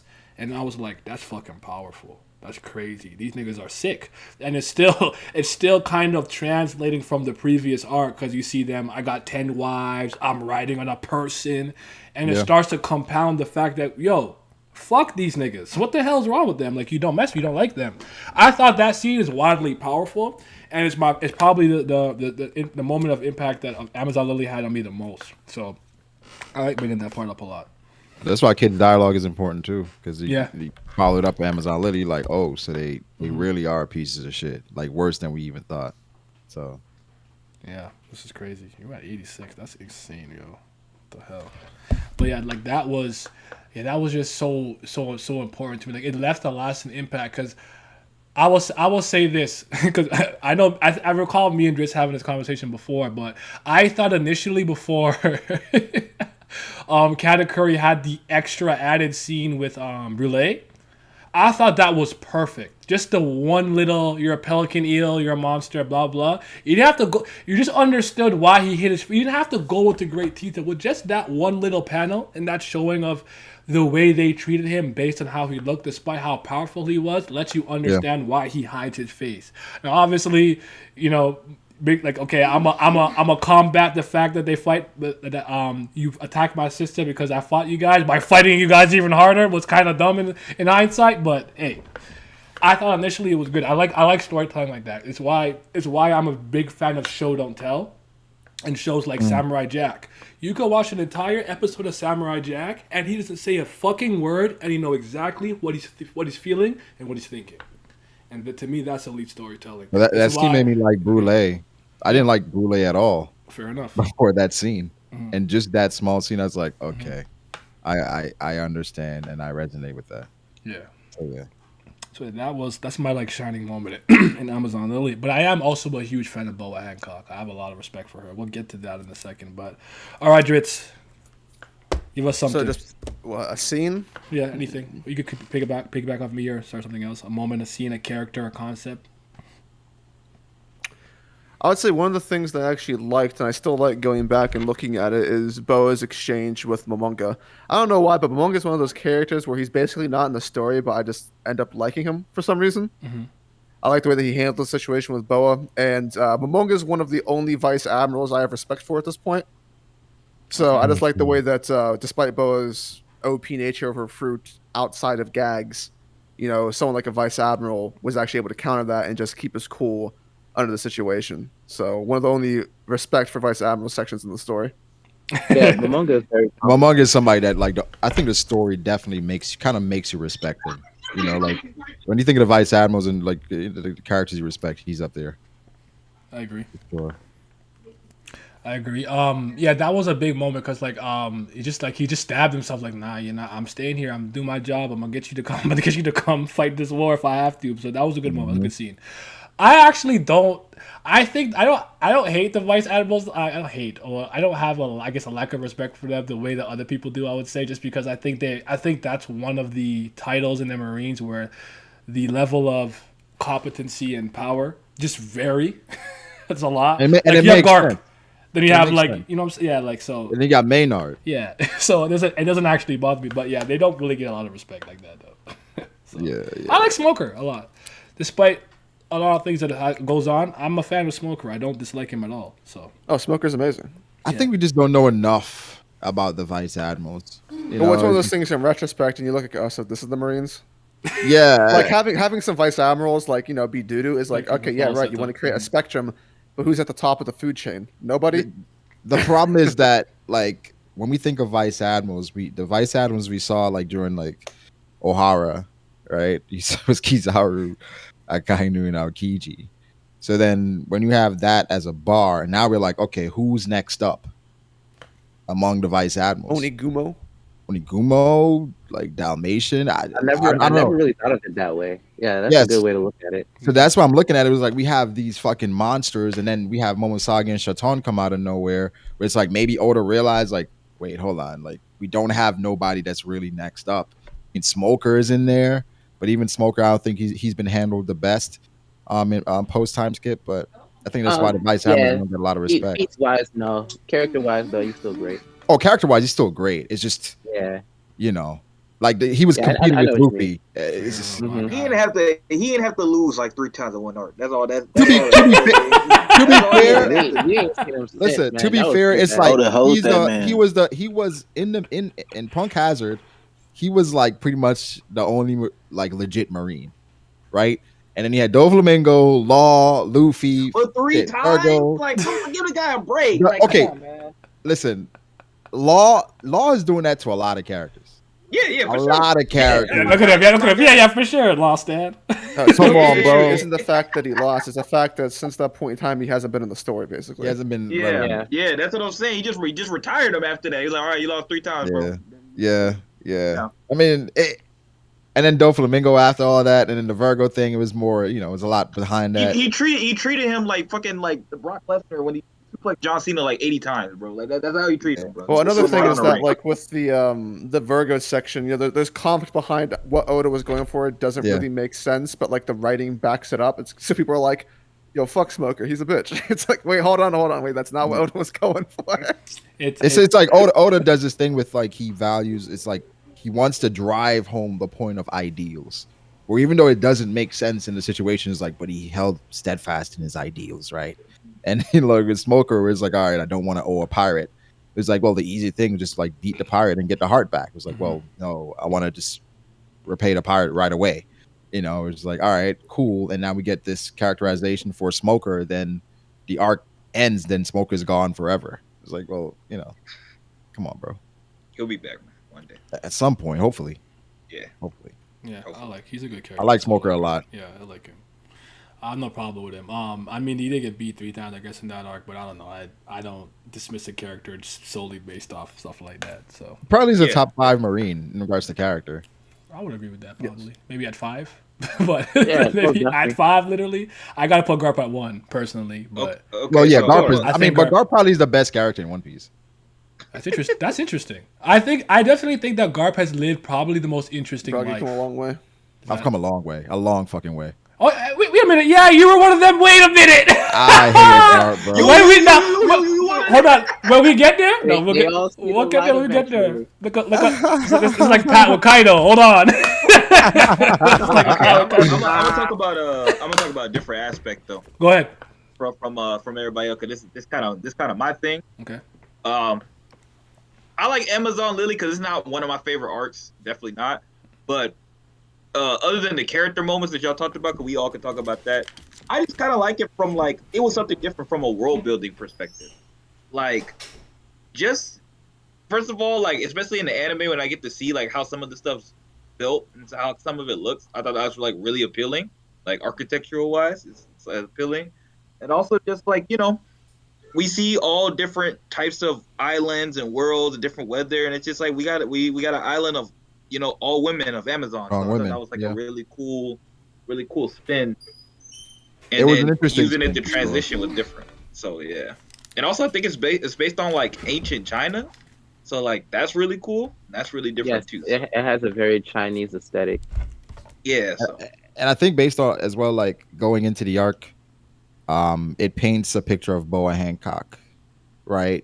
And you have this. I think initially I was like, man, she's a bitch, and then it kind of like strips it all away, literally and figuratively. You're like, oh shit, like Yep. it's a lot more. And I think that's like One Piece, right? Where it's like you go into it, it has like this perception of what the island is, go from Whole Cake to Dressrosa to Zoe, and then it's like it just slowly strips away the layers. Then you're like, okay, it's a lot more shit going on here. Because she's than we obviously initially thought. posturizing a lot. She's trying to overcompensate She- for all the trauma that she went through, 100%. right? So and you can see it's so evident after that. Yeah. After that, you're like, how could you not see it? Like it's obvious. It's so obvious. So it's like Amazon Lily is one of those that makes you that you realize that a lot more. So And I like enjoyed many of like the pre-time skip arcs, this Summer War Saga does a lot with a little. Amazon Lily was only 11 chapters.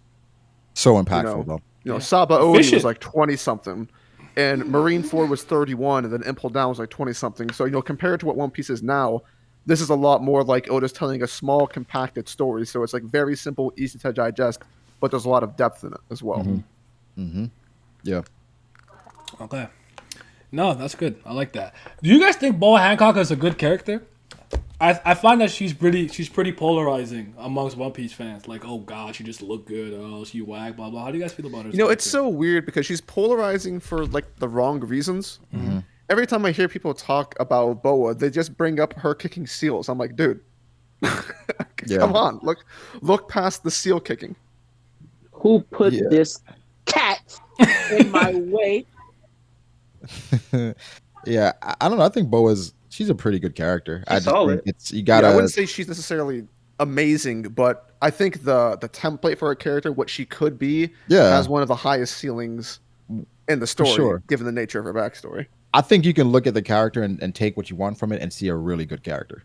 Like there are things around the character I'm like, all right, this is probably unnecessary and it takes away from it. But I think when you just look at Amazon Lily and what Oda's trying to tell us and what she represents, again, the posturing, it's like, okay, there's a lot there you can work with. Holy shit, 104. I think the biggest divide with Hancock for me is I don't mind it really when she's like in her love mode, but I also don't like when she's like almost exclusively in that mode. I like a good balance between Hancock being serious and kind of Hancock like fawning over Luffy. But when you get towards like the end of the Marineford saga, she does kind of like tilt into one direction where it's mostly love mode. Her gag with Luffy it reminds you of the Sanji thing with women, right? Where it's like it kind of takes away from the character and the story sometimes, because when Boa and Luffy's on screen together, it's just going to be gags, right? It's rarely going to be serious moments. So I think that's what people remember a lot about Boa is, oh my god, she just fawns over Luffy, but there's a lot more to it. What's funny about that? Here's the thing. Hold on. I went through what she went through the other day. I was trying not to like somebody. I'm like, am I sick because I have feelings? Hold on. I swear to God, I went through what she went through. I was bedridden. Like, what's wrong? What's wrong with him? Like, bro, I think I caught feelings, bro. This shit trash. My emotions going crazy, fucking up my real body. But I like her a lot personally. I do think they kind of play up the love part again, especially in the anime. I didn't even watch it in Marineford where she started to like have delusions of grandeur of marriage. I just skipped that. I dragged it, and I'm like, no, I'm time for that. Yeah. But I like her. I think she's a solid character. I think my thing about her is I know what the potential of this character can be, and I just hope that Oil doesn't fumble it in the grand scheme. I think that's my biggest worry. He can make her the like definitive like impactful and even strong from a combat standpoint female character, all kind of stuff like that. So I hope and I pray, but this that could all Hancock stands for more than just what her character is in One Piece. When it comes to women, and she also connects to Fisher Tiger. She like she has some impact. She's close with Rayleigh. She's like, oh, Rayleigh, what's good? She's feeding Luffy. Oh shit, what's good, nigga? And she's feeding Luffy. Like I really like her. That could all be torn down with like one action. Yeah, like Kobe captured her. I'm sick. Kobe captured her. I'm sick. I like Kobe. I like Kobe. I swear I'm gonna throw up. Y'all putting a lot of respect on Kobe. That's all I'm saying. I like it. I'm gonna throw up if he catches her, man. Okay, I think what it is, like I don't think Kobe's stronger than Boa. Neither do I. But I would not be surprised if he managed. If he just turned out to be. Yeah, I wouldn't. I wouldn't be surprised. I mean, the thing is, Kobe. If she does get captured, it'll be because of the weapon that the government has unveiled, not because Kobe that nice. I think it depends on what Oda his plans for Kobe, right? Because we just saw how much the Straw Hats have grown in Wano so far. Right, and I think Kobe as a character probably supersedes Luffy in regards to growth from where he started in the story, and just like he's had maybe equal or greater foundation than Luffy in regards to training and just nurturing, and just for a character, I have no idea how strong Kobe is right now because he could be scary. So Oda, I mean, it just depends on where Oda has the plans for the character at the end. Because if he comes out and like Kobe took down Boa Hancock, I'm like, okay, what the fuck? I don't know what's happening at this point. What makes it hard? I actually do agree with that. Go ahead, Alex. Oh no, I was just saying I actually do agree with that because if Kobe is supposed to be like one of the Marines who fights Luffy at the end of the series, and him catching Boa right here, that would cement how strong he is, and what else he can do going later on. Mm-hmm. Kobe will play a crucial role. For some reason, he gets focus on him, but one day goes over to give cover story and actual full episode. That's what is rare to happen. Here's what I say about Kobe, right? Because Kobe and Helmeppo, but I'll just focus on the Pink Mamba for now, have boasted the highest combat growth rate in the series. Because you have to actually think about it from this standpoint, which I brought this up maybe 4 years ago, actually. When we meet Kobe and Helmeppo, they're absolutely non-combatants. They have no type of training. I don't exactly know how old they are. Maybe around Luffy's age, 16ish. I don't remember how old they are exactly. But they're non-combatants. One thing about Luffy and Zoro and Sanji is that at least from that being a child, they were still doing some type of training, right? Yeah. So this guy is he's a slave on a pirate ship, and you have a spoiled ass brat, and look how far they've come. Mm-hmm. So it's hard to really be able to gauge Kobe's growth rate. You don't know what kind of jumps and spurts of strength he may have made through the Rocky Port incident, whatever the case is. So I wouldn't be shocked, but I'd be sick because I but I wouldn't be shocked. Hey man, Garp he was on the Garp for a long time. Yeah. It'll be because of the weapon and the government is unveiled. That's the SSG? And anyways, why we acting like both these niggas not part of the Luffy fan club, my nigga? Like, they gonna be fawning over Luffy as soon as they meet up with each other. I think this is important for Kobe's character as well. I think you can't because if he's gonna I think value or hold duty and then at some point have the goal to take down Luffy at the end. At this point, you gotta put your duty over how much you care about Luffy. Even though you guys both care about Luffy, I think it's key for his character. Because if it's just a gag moment where they both just talking about how great Luffy is, I'm just I'm never gonna take Kobe seriously. This is basically the world government going after the warlords, trying to apprehend them, and you're having this lighthearted moment with somebody you should be apprehending. I don't know. I feel like it'd be pretty One Piece, but I think I would like to see Kobe rise above that.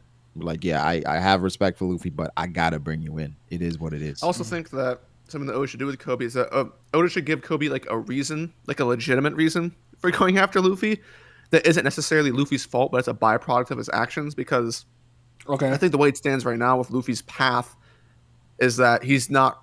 If he wants to capture Luffy, I don't know how Oda's going to justify that and make it make sense outside of the Marines just saying, "Hey, go capture this guy." Yeah, but also Kobe capturing Boa could present some conflict, right? Because especially if you're about to capture her and he sees if he has some knowledge about the mark, then it's fuck, then that could present a character moment where it's if I capture the Pirate Empress right now, if she's a prisoner again, they are going to make a mockery of her. They're going to completely destroy her. And so I don't know the best choice there, where Kobe captures Boa, or Boa defeats everyone that goes after her. But then what's the point of that entire thing? Who's going to get captured then? Buggy? Somebody significant has to get captured, and I don't think it's going to be Weevil, dumbass. Neither do I. Or Buggy, high key. I think it'll be. Yeah, and it's definitely not going to be Mihawk. You're not capturing. Yeah, Mihawk not getting caught either. No fucking way. I'll kill myself. chill. Kill himself. I forgot. The streets are done. That's so crazy. Okay, Alan, start us with something. What do you want to talk about? And I'm on the lead. About the introduction of hockey. Okay. Okay, go ahead. Oh, just because yeah, just because when I can't remember her name right now, but the blonde Amazon Margaret. No, the one who helped Luffy. Okay, the one who helped Luffy when he first got there. Yeah, Margaret. But I think it was their first interaction where she shot the arrow at him and it destroyed the rock. And it's so when she shoots the arrow, you're just man, this is a fucking a wood arrow. What is this about to, who cares about that shit? And then so Luffy dodges it and just blows the rock up behind him. I'm oh, okay, hold on. Now see something like that. All right, that's a little dangerous. I don't think we need to be getting hit by no shit like that. But yeah, so just the introduction of hockey. Yeah, with Rayleigh, Yeah. remember Rayleigh and Kizaru, like what happened there? We're like, wait, what the hell is going on? How he's able to stop light, right? So, And then you know the callback to I think Momotaro. No, I said fucking Momotaro. Wow, my bad. No, the cow, the bull. I mean, where you know Luffy calms it down and like everybody's like, what the hell just happened? yeah, And so then we get that moment where he's telling them to stop before they destroy her statue or the stone, and then you know, we finally figure out, okay, yeah, this conqueror's hockey or whatever. So you know, I just really just like that coming in. Yeah. I remember the first time I'm going through Amazon Lily, like, you know, they have him in the ring. They're like, Luffy is gonna have to face trial by combat. Da da da. I'm over here thinking, okay, Boa obviously she's the head honcho of the island, so he's gonna have to end up fighting her because she's sending her sisters after Luffy. Like, you know, we thinking Luffy gonna smoke both Boa's sisters like it's nothing. mm-hmm. But like while they're in the middle of the fight, Luffy's sending attacks, they dodging it effortlessly. Like they're not even breaking a sweat. I'm just like, bro, what's going on? Like Luffy not weak.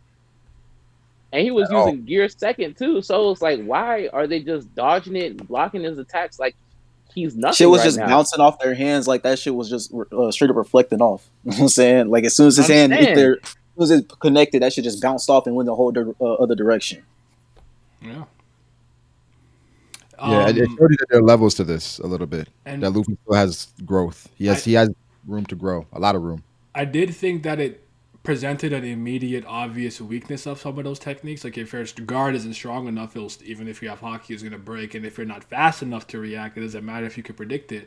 But it was a really good moment, I think, and showcase of it.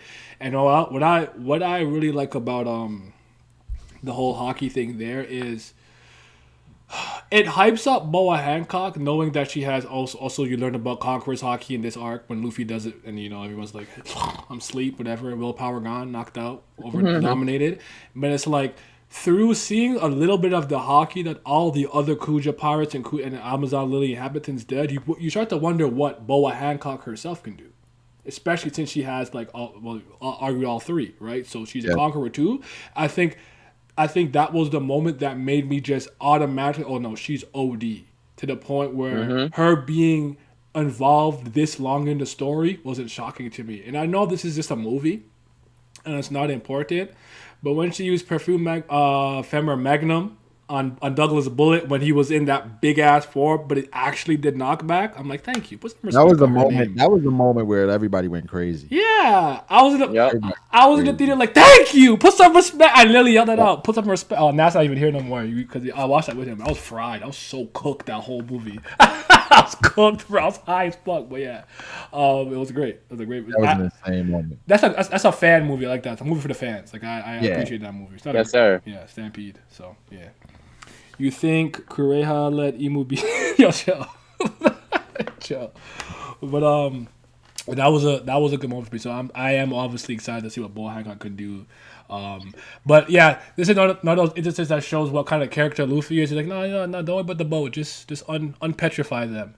And she was trying everything. Like she was on some, she was on some demon shit. Like men ain't shit. I'm about to prove it.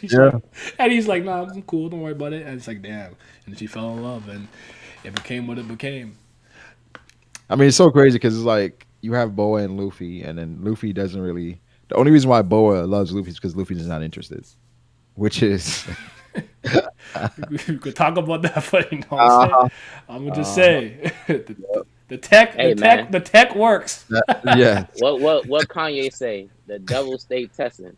Because when you chase the pussy, it's a symbol. When it falls in your lap, it's a blessing. That's what it is. Hey, This is crazy. Was there anything in particular about this arc you think that needs to be pointed out that you need to harp on? Wait, say it again now? Sorry, is there anything in this arc you think we particularly need to speak about that we missed already? I mean, there's a funny gag with them trying to take the man's dick off. Yeah. There's stuff like that, but I think it's just like gags. That boy say the family jewels. Yeah. the Kintama. Not Gintama. This Silver. man say, y'all don't know what these are? Kintama. So, yeah. And then obviously we got a little bit of insight into the Fisher Tiger stuff, but that would I think be later expounded upon in Fishman Island stuff. But Yeah. Also, like to go back to what you said earlier, him was about Oda telling a lot but showing a little is just how Luffy didn't even really know too much about the The tattoo Gorgon. Yeah. Okay. on their back, and then once it's revealed, he immediately jumps on and tries to defend, like stop it from being shown to everybody else. And so I think that's just another great moment, just of showing how what Luffy's character is like, and how he treats his enemies and and friends alike. Yeah, I agree. Just the respect that he has for people. He had a very limited knowledge about it, and he was willing to like just cover it, even though they were his enemies. That's a good point. Mm-hmm. All right. Yeah, that's actually a pretty great point. Luffy's character and just morality for him, it's always been weird, but it's just Luffy. If he thinks you're a good person, he's gonna help you, even if you're enemies. Exactly. If you have good qualities, rather. And actually, no, I'm not gonna talk about that yet. I'm gonna save that. All right, Pat, what would you give it out of 10? 8.5. 8.5. Brago? Probably 8. Yeah, 8. Okay. Dritz? Probably a 6. Shit, 6. I'm at an 8. Vince? 7.5. Alrighty. Real quick though, if you had to give an MVP of that arc, who would you give it to? Bo. Okay. Yeah, MVP of the I art. guess. I mean, Grandma Nyan. I like that. She was funny, man. I like that. She was funny. I'm not mad at that answer. Without her, we wouldn't even know what sickness she had and all that. Mm-hmm. Like, I had that before. He said, I used to look. I was nice in my younger days. Hold on now. Might have rivaled you. Okay. Okay, so we're moving on to Impel Down, which is personally. All right, write this down. Write this down. I'm finna get. No, I'm playing. Go ahead. I'll wait till it. This is one of my favorite arcs. Yeah. Honestly, I go back and forth between Skypiea and Impel Down being my favorite arc, but I think I'm ready to say Impel Down's my second favorite arc. Let's go. Impel Down is the arc, in my opinion, where I don't think a single page or panel is wasted. Every chapter, every page, every panel, I'm completely invested in something, whether it's a character, a storyline, a fight, whatever the case is. It was nonstop. Just yes, more, motto. I needed more and more and more. And obviously, we reintroduce my favorite character. You know what I'm saying? And what I want some of y'all niggas to know from back in the day is the scans that we used to have and translators we used to have, they would actually write out the laugh the way that it is supposed to be. So I see the K-U-A. I said, don't play with me. He's not back. I see the hook. I start tweaking in my room. I start tweaking. I'm just doing shit. I start tweaking. I said, it's time. That's Bones. I seen Galdino. I seen Bentham bring back the GOAT. The Desert King. The president of Baroque's work. Sir Crocodile. Yes, sir. Listen, man. I love this arc.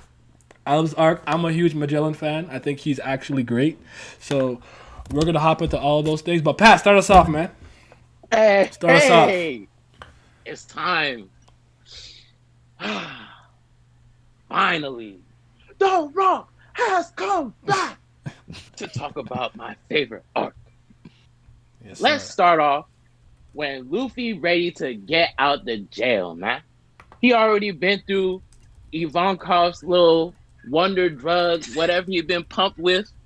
They trying to break out. Magellan hot on their heels. They done fought through like 2 levels. They trying to get to the top level. Who come up in front of them? Blackbeard. Blackbeard pop up in the middle of Hannibal giving his speech, which was very important, by the way, because he over here talking about some Luffy like, bro, stop getting up, get out my way. I'm trying to save my brother. And Hannibal like, save your brother? Man, what kind of nonsense you talking about? You a pirate. Talk about trying to save somebody. You know what pirates be doing in this world? Every day people trying to save people from you. And you talk about you want to save somebody, like get on my face. And Blackbeard just pop up like, shut all that up. Nigga. I'm like, oh, hold up. Stop Yeah, that nah. nigga shit down. Yeah, I'm like, Blackbeard here? I'm like, wait. Blackbeard here. That was a And then they're crazy like, twist. why is Blackbeard and Impel down? Luffy like, Blackbeard? Oh, You're you're the one? Blackbeard? you I'm like, you oh, Blackbeard? that's right. He Yep, don't know. Like, hey, at this point, my heart beating like I done ran 100 levels on a pacer test, nigga. I'm over here like, god damn, this shit going crazy. Luffy over here like, you Blackbeard? Blackbeard like, oh, I guess I introduced myself last time. Yeah, I'm Blackbeard. Hey, you lucky Ace came to me when he did, because we was coming after I'm you. coming after you, Playboy. So if Your ass will be up behind these bars, it nigga. would be your execution. Luffy like, oh yeah? So go ahead and try me right now. Go gear second. Gear second. Jet pistol. Oh my god, the episode ended. Listen, Yeah. I never pressed next so fast on my team. Bro, even after that, I was like, bro, Luffy, I don't think Luffy ready for this smoke, bro. I don't think he's ready for this smoke. Sent that man flying back into the wall. And wait, I'm not done. The next episode open up with that. Blackbeard arriving on the ground in pain. I'm like, yeah, Luffy, give him the hands. Blackbeard get back up. Luffy trying to follow up. Kudos! Slam Luffy down on the ground. Crocodile's like, wait a minute, what? Crocodile's like, I fought this nigga. That's not supposed to happen. Yo, his hand power is better than mine, bro. What? You like, and then Luffy like, I'm bleeding? All he did was slam me. They about to fight again. Jinbei like, oh. Hold up, chill out, bro. Hold on, player. You have a little too much dip on your shit. Nigga Jinbei say, hold yourself right there. It's like, yo, Luffy, wait. Let's talk about You this. ever been in a situation where like somebody piss you off, you trying to fight like 3 people holding you back? You're like, oh, I swear to God, if people wasn't holding me, I could. It's funny too because you really in that moment think about it, like Jinbei stopped him pretty effortlessly. So you have to give us at that moment. You have to also kind of acknowledge, okay, this nigga is strong as fuck. I know he's a Jinbei was definitely shit. stronger than Luffy back then. Yeah, 100%. So no effort. Shit, it's just a moment. That nigga later on. It's just a moment that made me think that like, oh shit, what the fuck? You stopped. He's like, he's thinking you're second. Like he mad. Like you just stopped him kind of effortlessly. Like okay, that's pretty significant. But put it in perspective real quick though. Jinbei, remember at that point he had already lost to Rookie Ace, right? So he's like, yo, Blackbeard. Well, the anime kind of gives context, but you said draw, right? Yeah. But I'm saying Rookie Ace, it was a draw, and Blackbeard took him out. Yeah. So Jinbei in his mind, he's like, holy fuck, like Luffy, no, like you're not even stronger than me. Slow your roll, player. Slow your roll. Like this ain't what you want right now, bro. No, it isn't. Sorry. I'm a piggyback in a second. I didn't want to point out to the Hannibal thing. The thing I appreciate about that scene of him constantly getting up is that I think it was the first time Luffy was in the flip situation. You're fighting somebody with the level of tenacity that you have because you keep putting him down. He keep getting up until Blackbeard stepped on his fucking ass. Which I just like that a little bit. I like sometimes when they're kind of in a reverse situation. So that was just a small thing that I picked up on that I thought was cool. But. Yeah.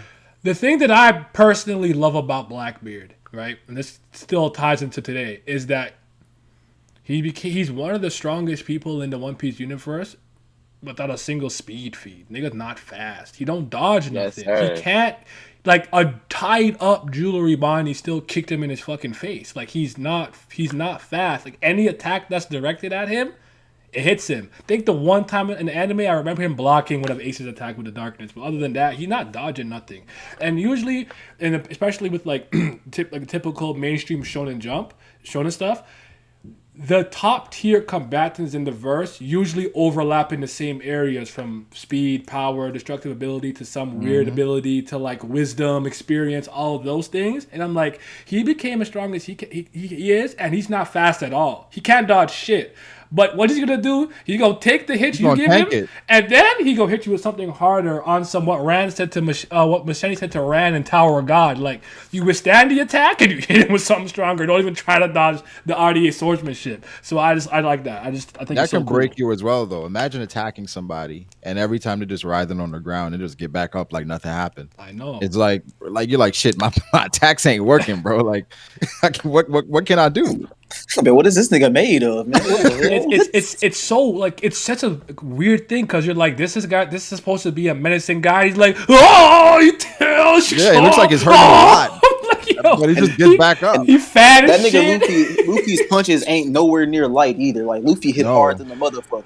And again, it's 2 times, and he's taking twice the damage. So yeah. So I just Black find Bear that is a super monster. impressive about him. Like I think he's a Nah, monster, demon. that bro. shit always gets me because when Crocodile slammed Luffy and he started bleeding, Crocodile was like, nigga, what? What? He's a Gomu Ningen. That's not supposed to happen. I fought him. I know this. Yeah. So yeah, he's a tenacious fuck, man. So that's my uncle. That's my future pirate king. But Alan, Right, next time my nigga, what's up? You're next. Just throw something. You're next. Just like say what you're gonna say. What's your next? No, I was about to talk about the next time Blackbeard showed up. It don't even got nothing to do with Impel Down. To stay on topic though, I don't know. I just really like Magellan as a character too. Let's talk about just it. How you know what I'm saying? Just how if you run into that man in Impel Down, bro, it's you have a low chance of coming out of that fight on as a survivor, unless you got a whole bunch of people with you that just how when they talk about how devil fruits match up and Mr. Three's candle wax and shit like that, how he was able to help them out. It's like unless you have a situation like that going on, you're most likely not going to survive a run in with that nigga Magic. Yeah, Magellan is scary, and he was scary the entire arc, even with all his shit in. Bro, he has the authority to kill you at any moment. You know what I'm saying? That was scary, especially. I mean, we talked about Blackbeard and how Blackbeard was impressive, and he just basically took out the entirety of Blackbeard's crew by himself, no effort. Nah, it's crazy because when he was first introduced, they're like he the warden. I'm like, okay, so he nice. Then they're like he spends 16 hours of the day on a toilet. I'm like, okay, so he's not nice. So he's not nice. He don't waste man. He don't waste you. Okay. I couldn't take him seriously. And then like when he popped up in front of Luffy that first time, I was like, oh, yeah, why he looks so terrifying right now?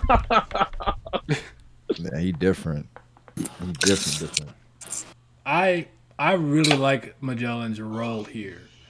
Because Magellan's role here as the head jailer, in my opinion, he had so much on-screen presence. There's certain characters that I find that when they're in various panels, they just command the panel. Even if they're like in the background looking away, I'm like, look at this menacing poison ass nigga. Just it's hard for me to not focus on him. Well, Magellan's also whenever Oda draws him, he's huge. Everyone else is so much smaller than him. Yeah.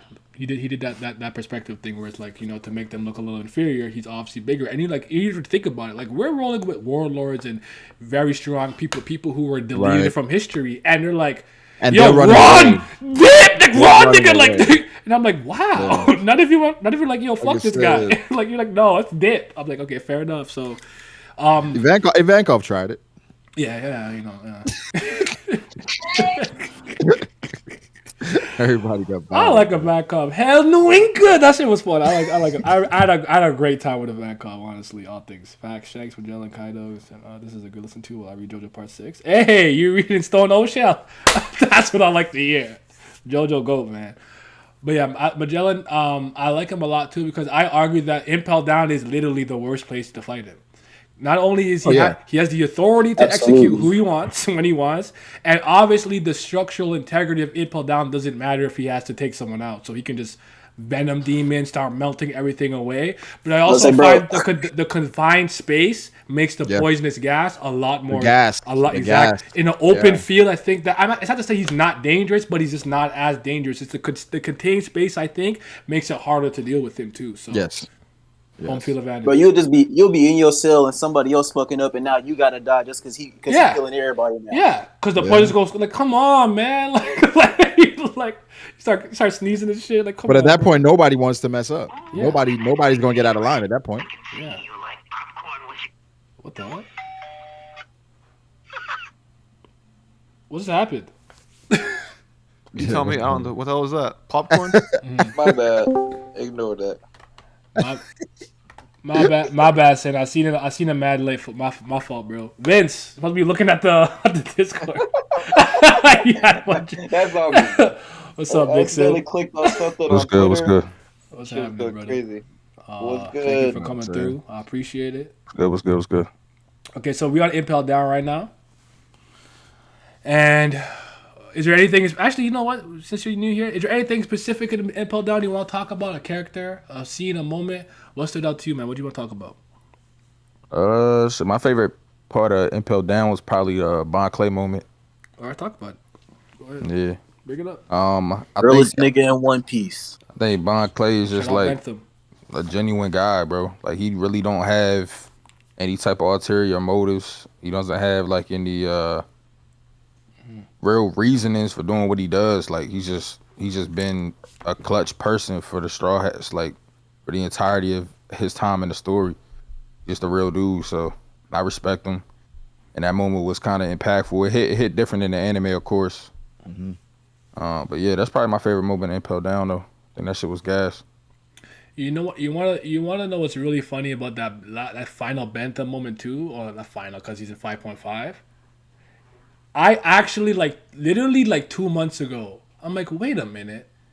Oh, he probably escaped because Blackbeard jumped Magellan around the time that happened. In my head, like, how did he survive? For years, for decades, for a decade plus, I'm like, how did he survive? And then one day I was making a video on Magellan, and in the video, I'm like, wait a minute, they must have busted jumped this nigga. I'm like, oh, that's how he got away. They came back and got the dub on The latest realization ever, but hey, better late than never, I guess. That's just funny to me. And I'm like, bro, you're so late. You're an idiot for not knowing that. But anyways, no, I'm a huge fan of Bon Clay. Bon Clay was one of my favorite One Piece characters for a really long time, and the only reason he kind of got pushed out the top 10 is not because he's a bad character. I just took a liking to some other ones more than him, but I've always liked him a lot. So, yeah. Oh man. But that moment was good, and even the part where he's like spinning with trying to save Luffy, and he ran away and he came back and he just there spinning and yelling the whole time while Luffy's supposed to be eating or getting his strength. Niku, whatever. That was good. I like it. He's a solid guy, ride or die. I like loyalty.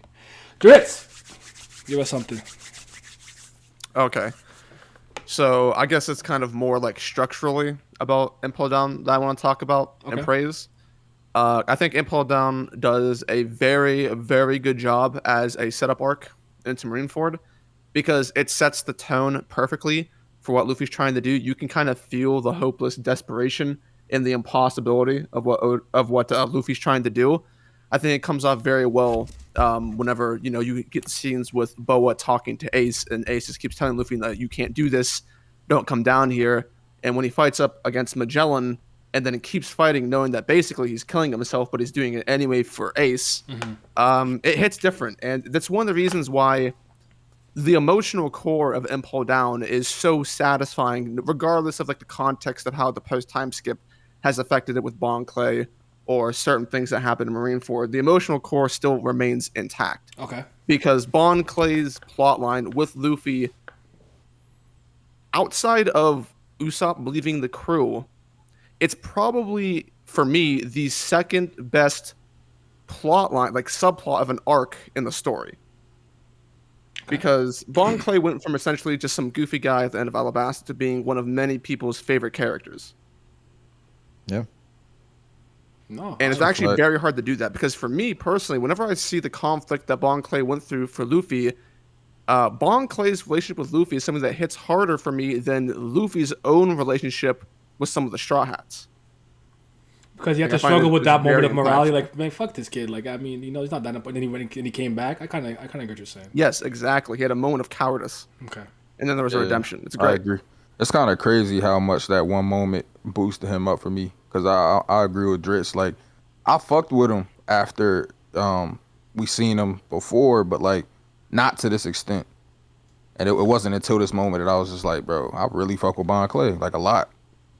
Yeah, he's a super solid character. I really do like him. Kama away, man. Kama Kempo out, man. I actually like his fight with Sanji back in Alabasta a lot, too. I have 108 viewers right now. But last time I checked, that's crazy. Thank you guys for coming through this. This is wild to me. But, hey, it is Summit War talk, I understand. So, yeah. The best! The best! The best! All right, Pat, you want to give us something? Another one? Oh, did I call upon you? I don't remember if I called. Yes, upon sir. I opened it up. You. Oh shit! All right, I mean, Bago. I'll give you another one. I got a plan. All right, go ahead. Go ahead. After Vince go, then after Brago you go.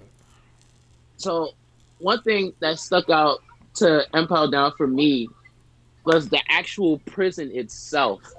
The fact that it was layered with 5 levels, and each level of Impel Down was like a completely different setting, and it was based on how severe the crimes the criminals had committed, was just something crazy to me. I'm like, bro, this prison goes underwater and there's 5 levels. And the lower you go, the worse criminals you're going to see in history. And then you come to find out there's actually 6 levels. So the level beyond the worst level is like criminals the world doesn't even want to remember anymore. Yep. So I was just like the whole concept structure of like Impel they've Down was done just things crazy. so devious. It's like no, delete. They don't exist. Delete them. Empty Yeah. bin. Empty That's the bin. definition of throwing niggas under the prison. Yeah, 100%, literally.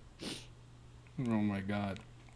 No, I think that was definitely for me. Cause I'm like, what the hell? Well, I knew what the hell they did, but I was like, damn, like that's so wild to me because you think 5, and it's like, but I agree with you. Like going down, I do recall. I don't know if this is true. I do recall someone saying it mimics like the levels of hell in like Buddhism or something like that. I don't know if that's true. I never actually looked into that myself. I can't remember. But I did see something like that once before, so I think that is true. Yeah. yeah, but like it was really dope, and seeing how they had to kind of get around each floor to some degree. You know, Buggy can fly and detach, so he's just kind of doing this while the spike's on the ground.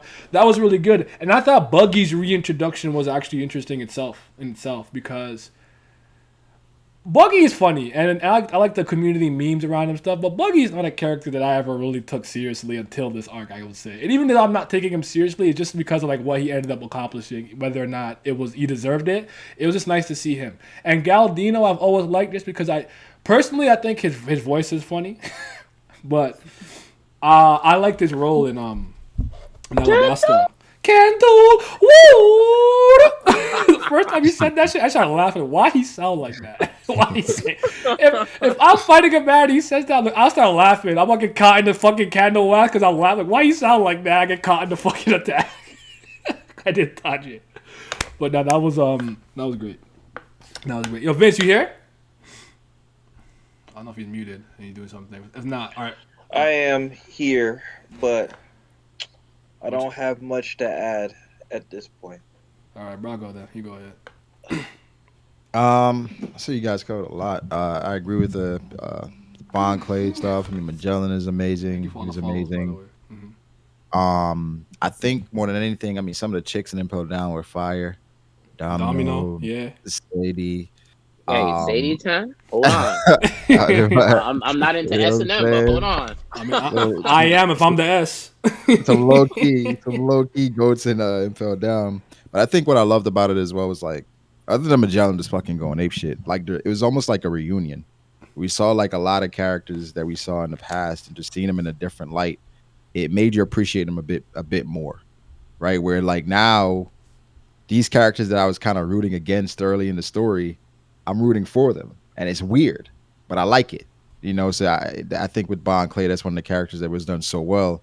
It kind of, your attachment kind of grew to this character because you were kind of against the character. Now you're rooting for him. And Crocodile, I think that's when Crocodile, you know, people like Crocodile, obviously not Alabasta, but now he's working with Luffy. Now I can root for him and he can feel good about it, you know? So I think in addition to all the things you guys said, it's just it felt like a really dope reunion, even though the tone, you know, at some points was like, oh, this is crazy, but it's one of those feel good arcs, and I mean, obviously the end of it was like a really feel good moment, even though it was like a lot of dark shit happening, like you guys said, like they're throwing niggas under the jail, and like and again with the thing with Hannibal and the conversation with Luffy about him being a pirate, now he wants to save his brother. Can you imagine for people that like they lost their families to pirates, are like, what the fuck are you talking about? Mm-hmm. Where it's just like the contrast of the situation, where for people, Yes, it's like, bro, like I can't resonate with that. everybody has a brother, but no, you're a fucking pirate, and that's what some people like. As good as Luffy is, people just see pirate. You know what I mean? And then at the end of it, also, I think we find out. We find out towards the end of Marineford about the Impel Down prisoners, where like they got released, and then the world government they're just like, well, we're just gonna act like it didn't happen, and you can just like look at Luffy, and like where it's like he's a pirate that did that. So it was a lot to Impel Down to love, a lot to love. Yeah, and I think something that we have to touch upon, we didn't speak about it real quick. I'm gonna get to the kind of like of Vankov's a bit of connection to Dragon, and I think that was a big moment for me too. But I don't know if anyone else saw him this way too. But obviously, Shitty of the Rain, which I'm like, yo, who's M Bison with a sword and a cigar? Who this? Like the fact was he. Wait, he was he the head jailer and Thing is the warden? Sorry, I think he's the warden. And Shiryu was the head jailer, wasn't he? And then Thing was the warden, or is it the other way around? No. Warden was the head jailer. Shiryu was the former warden, and Magellan was working under him, and Shiryu lost his position because obviously he's a piece of shit. So Magellan replaced him. Hold on, I also think Impel Down is the top 2 or one funniest arcs in One Piece, which is crazy how managed to pull that off considering the darker tone and themes of the arc. Honestly, I don't think Oda does it much, but I think Oda is one of the very few people, in my opinion, who can handle that like tone shift in the arc. Because I say this often, like I'm about to upset some Boichi fans. I hate Boichi's artwork for One Piece specifically because to me it doesn't evoke the same emotions, because I think that Oda's art style acts somewhat as a veil for some of the darker tones because characters are so wacky looking, so eccentric, over the top, and nonsensical sometimes with their big upper body, little legs and stuff like that. It helps kind of mask some of the darker tones. Not to say that this is the darkest story and the only story that does it, but I do think the artistry complements that. So when I'm reading it in someone else's art style, it doesn't hit the same for me. So I think that's significant. That's just me personally, though.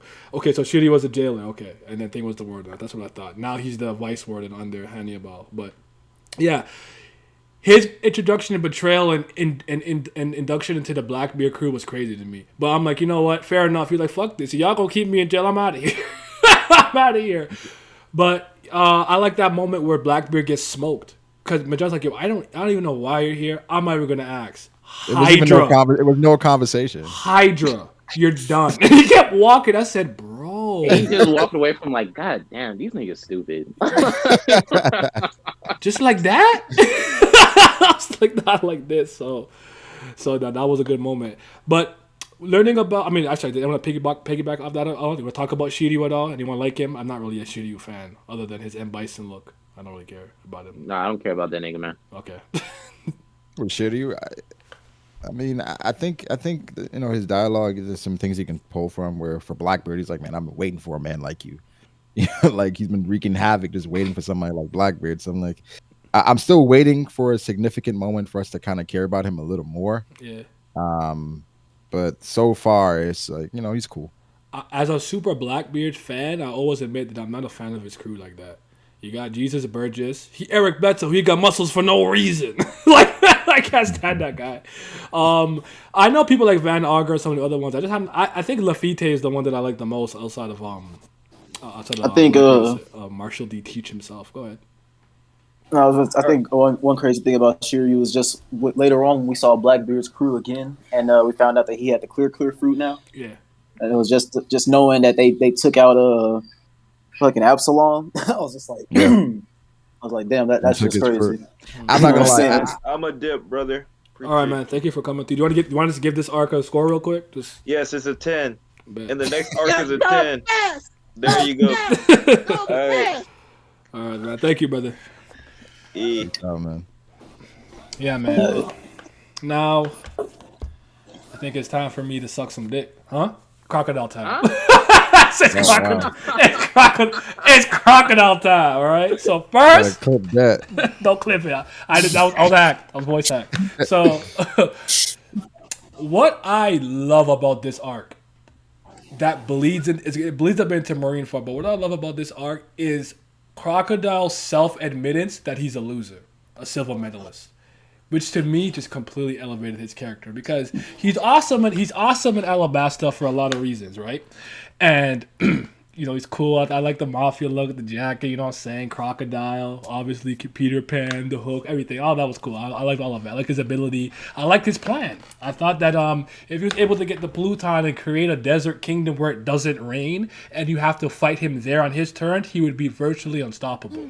I still believe that not many people could beat him in the desert. I'm sorry. I believe that. That all being said, it was great to me to hear him say that, and just because you kind of start to kind of get a bit more of an insight of what type of person he is and really was. Because remember when Luffy is like, "Yo, whatever, I'll beat you." He's like, "You have no idea what these seas are like. You have no idea, you fucking loud mouse rookie."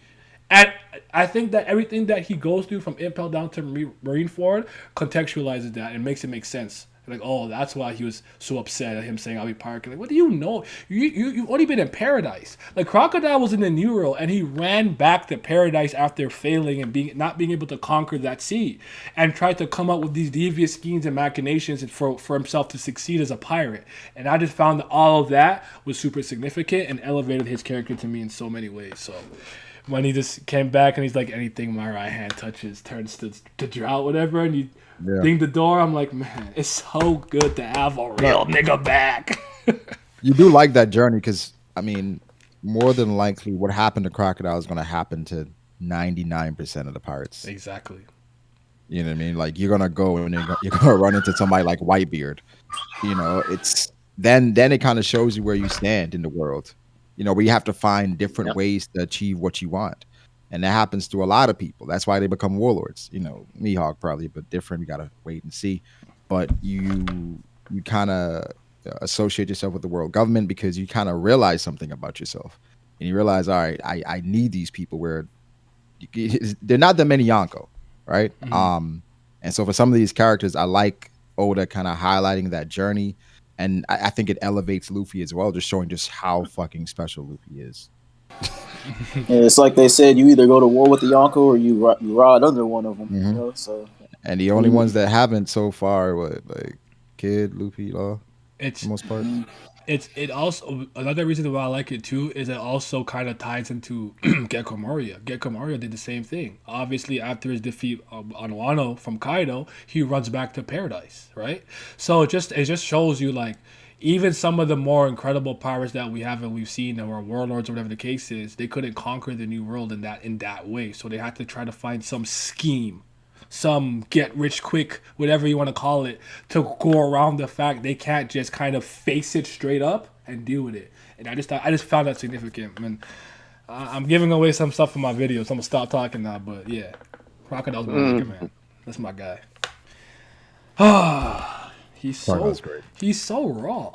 He's my favorite, yo. I don't care. I never changed since his introduction. Like, it hasn't changed. He's number one my whole life. So that's my guy. That nigga Crocodile was behind bars. He seen Luffy acting up. He was like, "Hey, Straw Hat, what's up, man? Let me out." Luffy like, "Bro, what the fuck you mean?" He like, "Man, I'm not worried about that little ass country." I moved on. If you beat me, I fail. He's like one of them old gangsters on the block. Like, hey man, hey young blood, we over that, bro. I'll show you the game. Not only do he come out the cell, he over here like, I need some new fits, man. And like Barra said, you got niggas putting a coat on him. Yo, bring me my Romeo and Julieta cigar. Come out and smoke the finest. But I think out of that, like, even if you didn't like Crocodile and Alabasta for whatever reason, you cannot deny the fact that he was just fucking cool. Mm-hmm. Like, he was just a cool ass kid. You know what I'm saying? So, like, seeing him again, that was dope, man. And I was gonna say something after I totally forgot. Oh, real quick, I guess we'll just bring this up. I don't know if anyone else was thinking about this. The Jailer Beasts being awakened Zoans, having like a healing factor of some point, that was pretty important to me, significant, because it kept getting back up. And then it kind of obviously in hindsight, in full circle, when we come to Dofi, learning about awakened abilities, like, oh wait, we actually know about this because back in Impel Down, Crocodile brought up that these Jailer Beasts were awakened. So just like, I don't know if every class has a different type of awakening, where I don't know, the Zoans have like a quote unquote healing factor, where Paramecias can turn the environment into their abilities, whatever the Logias do, change the climate. I don't know what theories you guys subscribe to, but I thought that was important detail. Can't skip that. They said Usopp spell undefeated. Usopp spell go crazy because that shit. I hate chalkboard scratch shit like that. So I feel that. So yeah. Okay. Anything important? Anything we forgot to speak about? I think we covered everything. Just the only thing left is like the humor. Like I think Sen said in the chat, it's one of the funniest arcs. Obviously, like yeah, it's up there with like Skype and Thriller Bark as the funniest arcs in One Piece. Because when Buggy was like, "Hey, Straw Hat, you remember my Muggy Ball?" and then nigga Luffy said, "No." The look on Buggy's face. Buggy was like, "Yo, what you mean?" Like, damn, my shit wasn't memorable, bro. Damn. Like, bro, it's funny because he blew away a whole the fucking town. That's what I'm saying. He's like, "Yo, you see me fuck that town up?" It's like, nah, if I remember you. And the way that they were reacting to some of Luffy's shenanigans and trying to sneak away and taking the treasure from stuff. Oh, I mean, sorry, the treasure reminded me of just to quickly speak about the Shiki stuff. Shiki being the only person to escape from Impel Down. That's significant because obviously what the events of Strong World are not canon, but the character Shiki is. I just wanted to point that out there. He escaped himself, cut his legs off, got his sword, and flew out that bitch, I guess. But wait, you're underwater though. I mean, whatever. Anyways, he got out that bitch. But yeah, just wanted to point that out. Shiki was involved because I remember. I think it was a Captain John treasure on his arm, something like that. On Luffy's arm. Yeah, because I do remember, in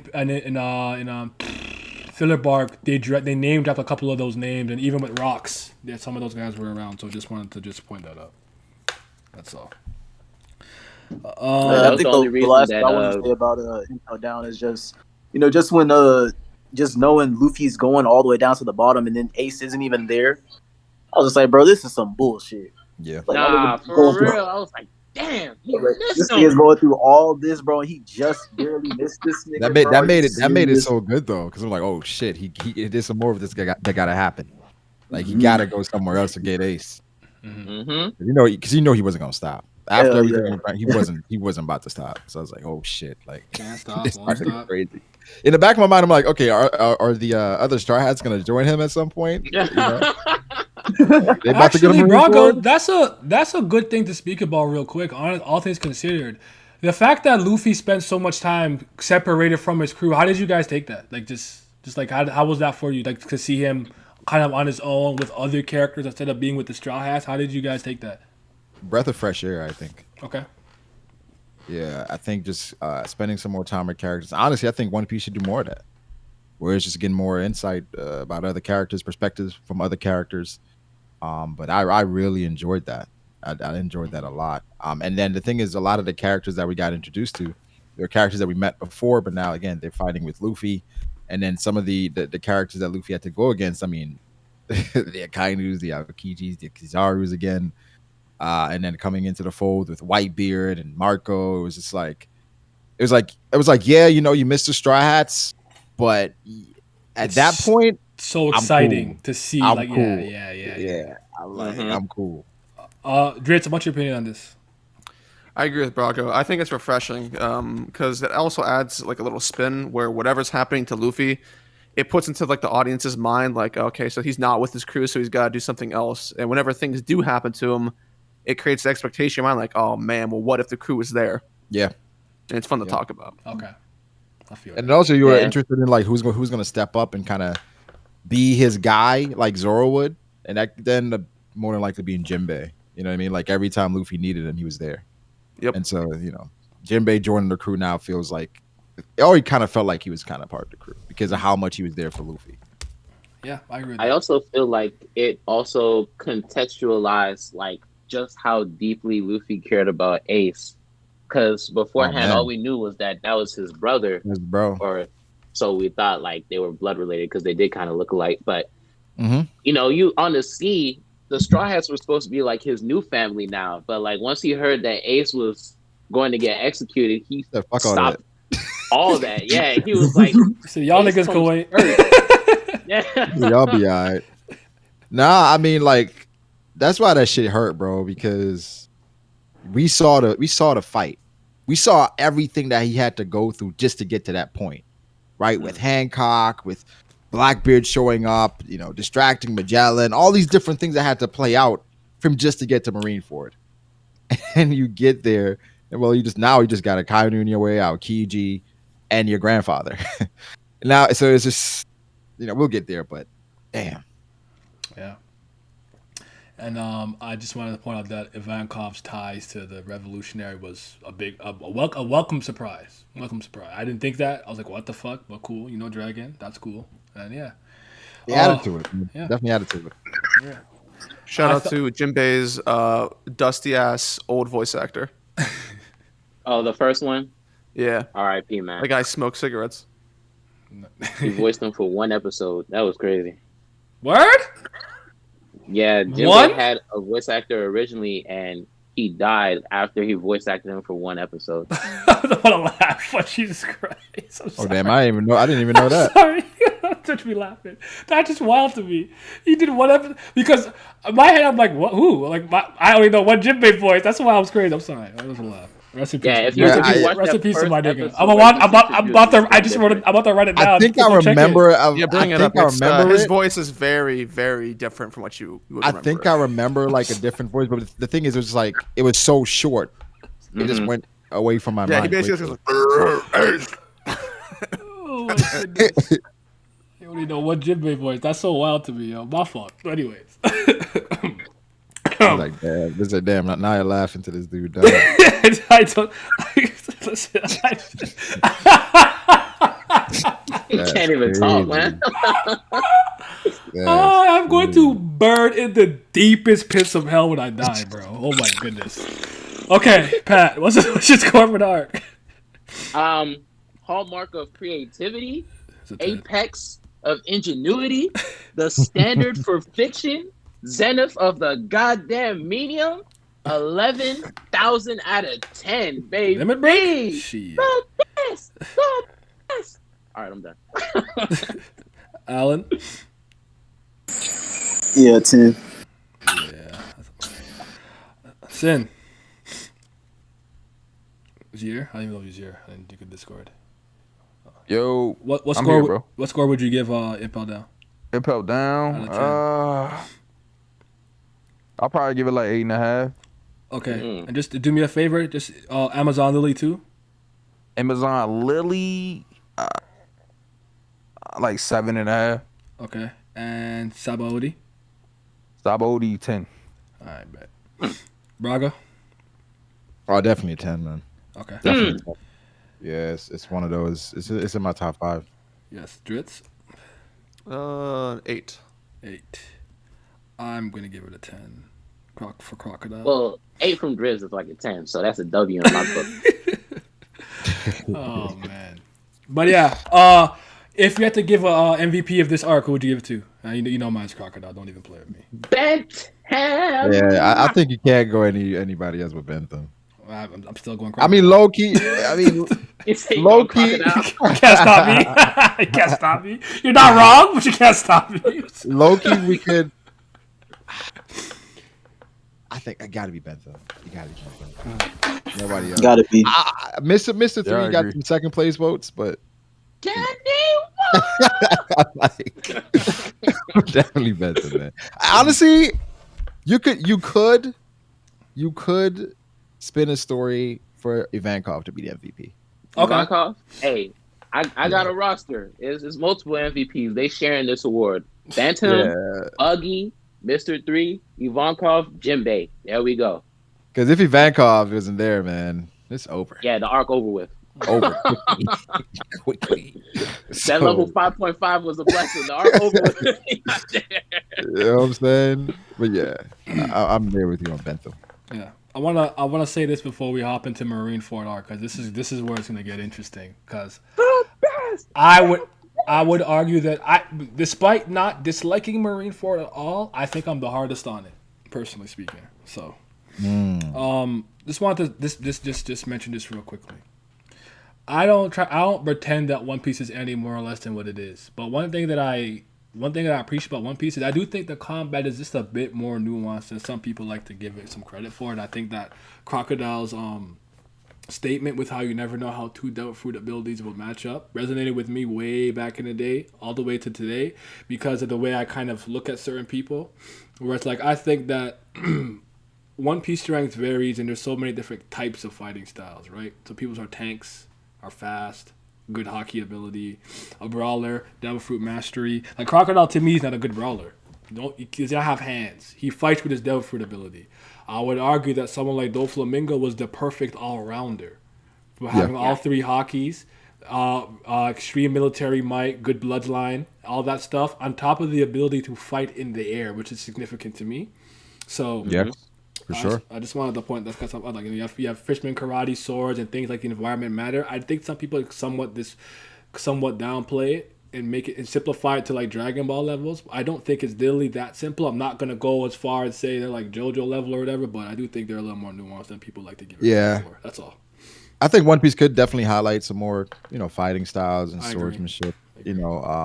Like you mentioned, aerial combat. I think that's an advantage. It's not so highlighted significant. enough. Yeah, that's significant. It's very significant, but it's not really, highlighted enough. Toei Animation 2022, Marco versus King. Hey, get ready. Get your popcorn ready.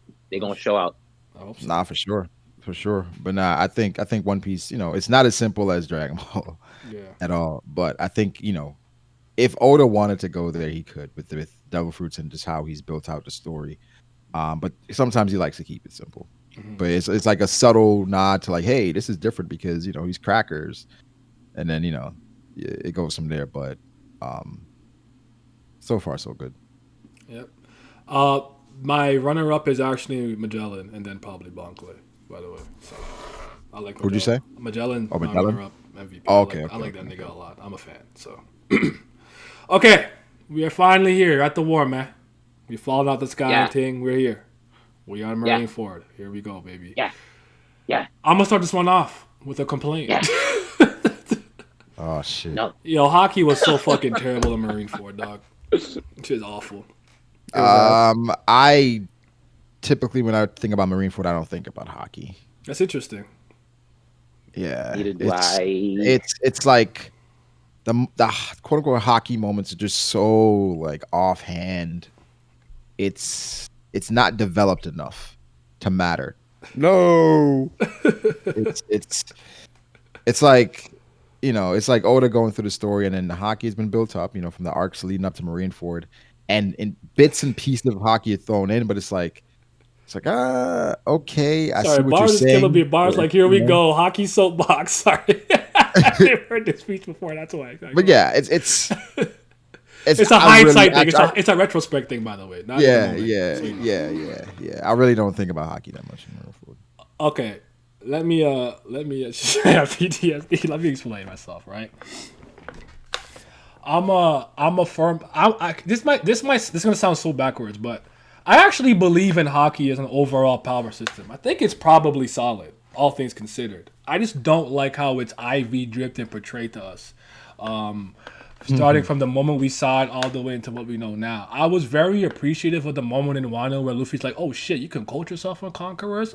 Bad. And he did that because it came across to me that Oda was going to do the thing where it's like, this arc in Whole Cake Island, he's going to learn the next level of observation. And in this arc, he's going to learn the next level of armament. And the next time, I was like, turn that off. Give me a rest. Give it a break. We're 1,000 chapters into the goddamn story. He didn't do that, which I appreciate. The reason why I say that is because from what I could remember, when like Roger and Kaido and those guys were quoting themselves in hockey, it did have that little bit of trail of the Black Lightning, even though we didn't necessarily know what it was or what it was for. But the fact that it was there without being explained, and then after, when we see Luffy do, we're like, okay, that's the indication of you're quoting in Conquerors. I like when stories do that. My problem with Marineford now in hindsight with the way that hockey is moving and evolve, don't you fucking show me Whitebeard hop off the tree and do all that shit. I didn't see that shit in Marine. I need to see that shit in Marineford to some degree. With Whitebeard specifically because he's the one that somewhat got to go all out. I understand this war was reserved in the sense that he was not going to showcase everything all the top tier combatants can do. I'm not arguing that. That's okay. I'm okay with that. Right. That's fine. But I would have preferred to have been seeing like whether it's the invisible version more often or like the Black Fist, and have no idea what that was, and then get it explained later. I think that's better. And I'm going to give you an example of a story that did this very well. Katekyo Hitman Reborn. The 7 dying will flames of the sky were always ever present in the narrative, even without us knowing. First time we see Suna go dying will flame, it's orange, whatever the fuck. He's running around going crazy. Then when he's in hyper dying will mode, has hyper intuition, it's still orange. That's interesting. Yep. We see Basil pop it 2 mollies and his shit is blue. You're probably thinking maybe because he didn't take the shot directly in the head, the dying will bullet, his flame is a little weaker. Even though in hindsight I know that blue fire is a little bit hotter. When Mukuro uses his combat path of his 6 paths of reincarnation, his eye has a purple flame on it. And in the manga, the textures are all different. You're probably not thinking too deeply about it in that moment.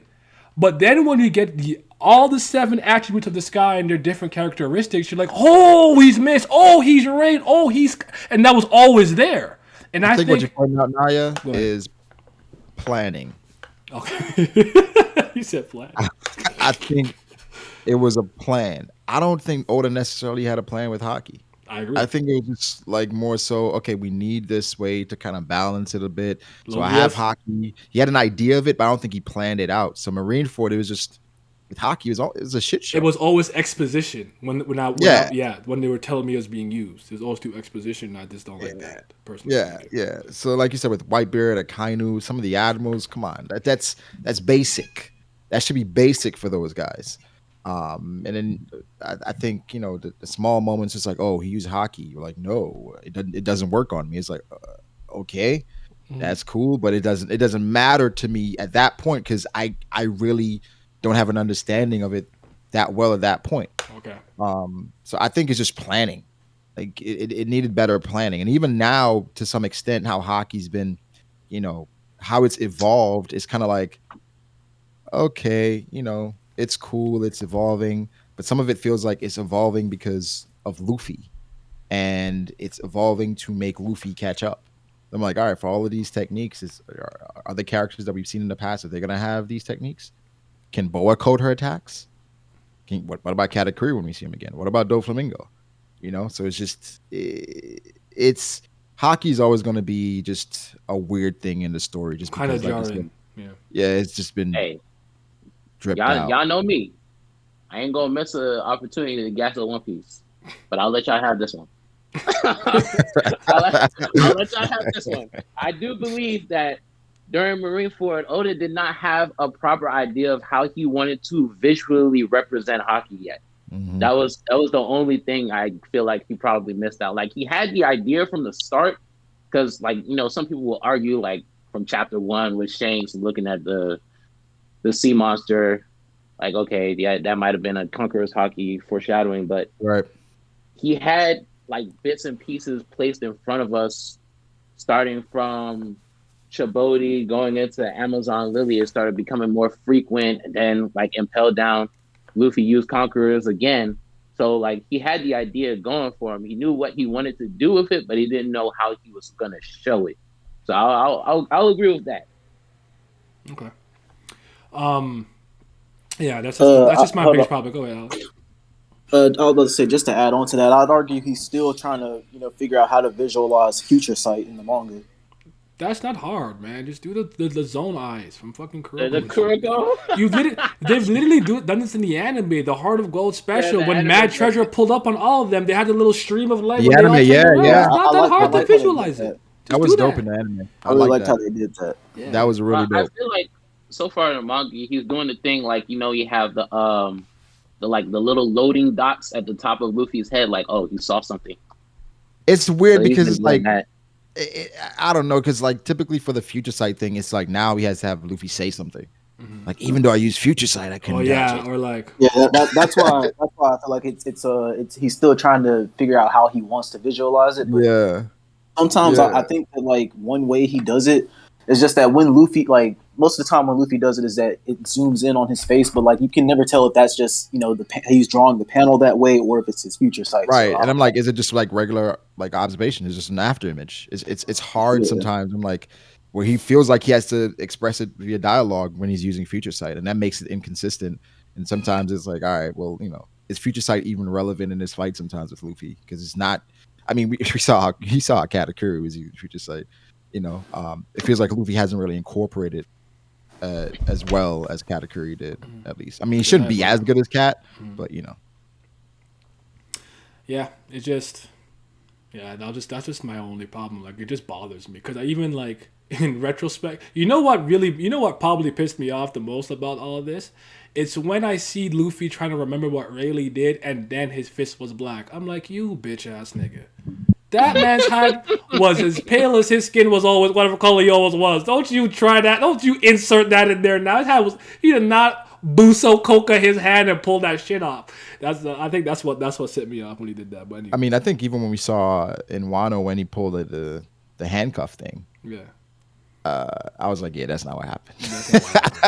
The anime when they did the flashback and went black, I was like, somebody lying. Come on now. But okay. But Driz, did you want to piggyback any of that? Yeah. What'd you say? Your mic cut out for like the 100th time? Wow, damn. I was gonna say, did you want to piggy? Has it been doing that a lot? Randomly, I've been letting it slide because you're just always in the middle of something, but your mic is suffering right now. Damn. Yeah, it's like inconsistent. You'll be good, and then like once you start getting in your bag, it just like shuts you down for some reason. I don't know why. I'm gonna fight them. Okay, but did you want to piggyback off anything? Any of the hockey stuff? Did I cut out again? We lagging. One Piece because on a technical level, outside of like Wano, it's probably the most botched arc in the series. In terms of how Oda handles like the logistics of how these characters should act. Very, very sketchy the more you get into it. And a lot of it just comes from planning. There are ways that Oda could have done it a lot better. I do like, though, that he kept it concise. 31 chapters. But the thing that kind of makes Marineford my guilty pleasure is from a narrative structure and like the core of what the story's trying to tell, it's still gold. Okay. Now we fit. There we go. That's what I want. Yeah, so like the lackluster handling of the mechanics of the story doesn't, for me at least, ruin the message and the emotion that Oda's trying to portray. It's still raw. That's why I think Impo Down does a lot for that arc. Okay. All right, Dritz, since you're already talking, start us off. Give us something else. I will leave Garp for Brago. Okay. Let's see. Well, let's talk about the GOAT, maybe phony GOAT because of Wano. Let's talk about Whitebeard. Oh boy. Absolute phenomenal character as he's portrayed in Marineford. One of the things that sticks with me, it's not necessarily the story, but it's like a reaction that someone had. Whenever Khan saw Whitebeard hug Squardo, one of the things that always stuck with me, how he just goes like, I wish Whitebeard was my dad. And that's like the exact way that I feel, is that Whitebeard as he is fucking phenomenal. Woo! In such a short period of time, he exudes so much presence, so much wisdom, so much emotion and understanding through that arc that it's like almost impossible to not love him. Mm-hmm. He is so good. Oh yeah, yeah. It's like when you meet him for the first time, it's almost like love, my guy. It's almost like some of those characters meeting him. Like you said, you just fall in love with him. You're like, yo, this dude. I mean, the story wants you to root for him, obviously, but you can't help yourself. You can't help yourself. It's just like there's this little interactions that just say so much. Like one of my favorite is when he talks to Crocodile. Like, you can't be the strongest forever. It just puts everything. It's like, this explains so much about Crocodile. See Crocodile of all people get that emotional over Whitebeard not being what he thought he was. He's like, nigga, you're not nice no more. He said, in high school, you was the man, homie. Man, homie. Oh, shoot. Well, the thing is, Crocodile he remembers Whitebeard, the person that kind of like sunned him, right? Packed him. And it's like, imagine for Crocodile when he goes back and they're like, yeah, well, I lost that. At least I lost the Whitebeard. So now he's going back to Marineford. He's like, hold the fuck up. I did not get bodied by this dude. This was not the same guy. You know what I'm saying? This nigga. No. So many quotables from Whitebeard too that have so much emotion behind them. One of my favorites outside of just One Piece exists is whenever Ace bows down before me, he just asks Ace, was I a good father? For me, Oh man, that gets me emotional. Like I'm getting emotional right now. Like where are my that is just tissues at, man? so powerful. Well, the anime did a Damn. really good job as well because Ace's eyes start welling up with like water because he's like, "What the fuck? What do you mean?" He's like, fuck you don't know. Obviously, Oh my like, God. Yeah, and it's like silent. Like the anime puts like a filter on it, yeah, and you just see like Whitebeard laughing. Ace Let's fucking bowing, go. like, yeah. At that point, he's just like, "Oh my god! Like, you just did all this for me. You're asking me, are you a good father, dude, bro?" Come on, So that's why the Akainu thing hit Ace so hard because it's like, bro, you disrespectful bitch. Speak on it, You man. know nothing of the great pirate Speak Edward on it. Newgate. You know nothing, Hey, Jon hey. Snow. Yeah, I mean, I don't know if Akainu was wrong. Come on, man. What's going on? I don't disagree with that, fam. No, I kind of like he just didn't have to say it that way. Like, Yeah, you're not wrong. But you do have to say it. I mean, good lord. Listen, Akainu was disrespectful, but he knew who he knew what he was. He was doing, playing man. him. Yeah, he knew the right thing to say. I'll give him that.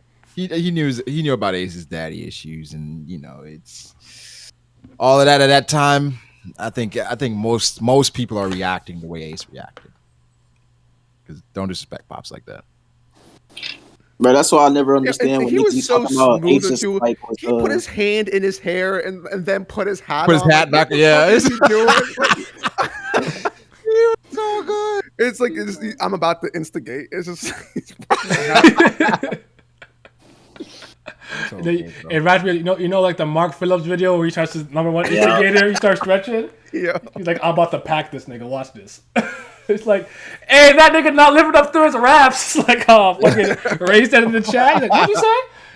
He turned around like, what'd you just say? He knew the right things to say. I mean, he played, scored. Yeah. Right. So I think it's speaking more to just how deep his hate for pirates run, but then just how he's willing to do whatever it takes. It also piggybacks off what we know about him when he said, yo, if a single one of these people escape, it was a fucking waste of time coming to blow his island up. Fuck this passenger shit, blow it up. I said, damn. Oh yeah, he wasn't wrong though. I get it. Like, is it He fucked? wasn't Yeah, wrong. but I get it. Like, listen, the world is amoral. I'm not a good person. So when this shit happens, I'd be like, hey, it is what it is, man. The world. I think for him, if you go there and the goal is to basically eradicate all these people, that's a mission, right? Eradicate all the people that can read the poneglyphs. Exactly. You did not know that kids can read the poneglyphs, like Nico Robin. So it's like we can't let nobody escape. What the fuck are y'all on? Like everybody got to go. We're gonna pack each and every one of them. So it's fucked up, but that was the mission. But Brago, you're next. By the way, when you're ready. I don't know if you wanted to get to Garp this early, but I would say with Marineford and just I think throughout, even towards the end of it, it took a long time for me to want to even see Garp on screen, right? Because I felt like as a man, your job is to protect your family, no matter what. It doesn't matter, whatever, you protect your family. And so, but that's how I felt at the time. Mm-hmm. So going through the arc, again, I'm seeing how hard Luffy's fighting for Ace, and then to see Garp next to Ace, and the conversations they were having, it was difficult. But essentially, I picked a side, and I picked the side of Ace and Luffy. I think it was just a lot of emotions watching it the first time, and then with Garp, I was like, bro, why are you conflicted? This is family. Fuck all these niggas. Yeah. Save your family. Right? And so, like, going back through it, you see the subtle ways in which Garp was helping them.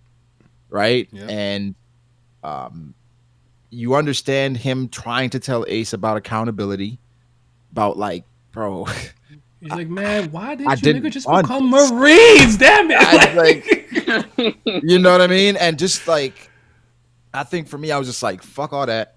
That's family, nigga. If you got to fight Sengoku, that's what you're gonna do. And again, what pissed me off more than anything, I think I had to take a break after this episode, was after Ace died, Garp got up and was like, Sengoku, you better stop me. I'm about to kill Akainu. And I'm like, shut the fuck Shut the fuck up. Shut your dumb ass up. What do you think Akainu was going to do? What do you think was about to be done? Yeah, he didn't go out in a glorious way, but that's what the fuck was going to happen. Now you mad? But again, that was initially. Can I ask you something? You don't have to. Yeah. Don't like dive deeply into your personal life, but you're a father, right? Yes. So I could see why that would resonate with you so strongly. You know what I'm saying? Yeah. Like obviously it's not his literal son, but you know what I'm saying, he's in that father position. Obviously he has his own kid with dragons. So You took on that role. I could see right? because I remember like why Laz used to tell me why he likes Ace so much, because he's a big brother, right? And he has little brother. Same. So I could understand. Yes, I sir. could understand that personal connection, right? Because like I Right. have a little sister, so that's why Ace to some degree and Sabo Exactly. resonate with me, right? So yeah, I was an older brother as well, so I resonate with Ace, right? Hey, so older it's brother gang, we here. yeah. it's I'm actually the baby. Second youngest in the Yes, family. sir. so Yeah. so it's like with Ace, even when he got out of the shackles and how he's looking at Luffy like, you fucking idiot, like, but he was just so proud of him, right? Yeah. Like, oh my god, like, you did all of that. For Garp, I was disappointed. I was mad. I was just like, what the fuck are you doing? And at the end of it, the Don scene, I was like, fuck him up, bro. Like, it was, bro. Beat his ass. Man, You that know, shit hurt, bro. It hurt. That shit hurt a lot because, bro, you could have prevented this. You could have prevented this. Yeah. But going back through the art, I understand it. Mhm. The anime does an amazing job of showing how conflicted Garp was, man. Like, he was literally crying next to Ace, like, fuck. What am I supposed to do? My entire life has been about stopping people like you. And I put put you in a position, I don't even know if that's true, but in his mind, put him in a position to be, a good Marine, even though you left him to be raised by bandits, but whatever. I think at the end of the day, you understand for Garp, it's about his duty, and it was bigger than Ace, because if Garp had defected at that point, the stain of the Marines would be greater, and it would never be erased. Yeah, Because he was there the we hero of go. the Marines. That's So what it is. I understood for him that this is his life's work, and you're asking him to throw it away. Again, it is for family, but bro, he let Luffy punch him. He let Ace escape. He let it happen. Yeah. Yeah, he wasn't was even too weak. doing anything. He was just there. He was just there. So I'm like, okay, he did enough for Ace to escape, and then it's made me come full circle for Garp, to the point that I'm like, bro, like, I think easily, just based off his life story and everything he's been through, and even what he stands for now, where he's a part of the Marines, but he's basically saying fuck you to the Celestial Dragons. He's just there to basically change things and work his way up from within. I have no choice but to respect that man. Let me just ask you this last thing real quick. Was it late kind of seeing later on what Garp really did mean to the world and the Marines and people as a symbol of a hero of the Marines that made you kind of understand symbolically what it represent, or was it through Marineford's action that you got over the whole Garp thing? I mean, you didn't get over this until like a couple of years ago. Nah, it took a maybe. while. Okay. It took a while. Yeah, I think it was just time. Yeah, it's just time. It took time. It took rereading. It just No, I can it took understand a that. while. Because you know what it reminds me of? I'm not gonna say anything, but it reminds me of the moment with Rachel. And just like over time, like I'm not mad anymore. Just it is what it is, Like, so that's fair. Yeah. One of my favorite instances, Brago, is whenever, Garp is struggling with whether or not he should let Luffy go, and then it flashes to that panel of like him holding Kid Ace. Him holding Kid Baby Ace. And Luffy's pulling his beard and they're smiling. And then it didn't help that we got the ASL flashback right after the shit. Yeah. Hey man, double And I'm whammy. just like, fuck, bro. Like, Double whammy. it showed you just how close Ace, Luffy, and Sabo were, but then just how impactful Garp was, and like Ace is dead at this point. He's dead. Like that, and so like it compounded all the emotions I had, and essentially I blame Garp for everything. But, you know, I've gotten over that. I've gotten past it. It's that nigga fault. I've gotten past it, man. But that, I mean, Marineford is special. It's special. That's why the hockey thing is like, hey, man, it is what it is. Hey, just too much shit going on in that arc. I agree. For me to care about the hockey. Even though I have a hockey, yeah, it's. I think the good far outweighs the bad. Sin, he's still here? I know he's. Last time I looked, he was muted. I don't know if he's even listening. All right, if not, Alan, give us something. The only thing I really have to say is just like, you know, just to add on to what was said earlier about, you know, when Ace goes after Akainu when he's freed, and like, you know, a lot of people like to make fun of Ace for that moment, but it's just like, bro, like, Whitebeard meant so much to Ace. It's just like you understand that like he's not gonna let nobody just talk shit about him. You know what I'm saying? So it's like that never made sense to me when people would try to make fun of Ace for turning back and going to that pisses me off. I was upset initially. Just like maybe the way that he felt about Garp, I won't lie to you. There was a part of me that was like, you know what? That's what you fucking get, dumbass. Like that's the kind of mentality I have. That's part of it as well. It's like that's part of it. Ace is not supposed to have made the right decision for me. Mm-hmm. Like, and then, I think Oda's kind of like, well, like he says it through Shanks, like, I don't know if I would have done that, but Roger would have done that. Yeah.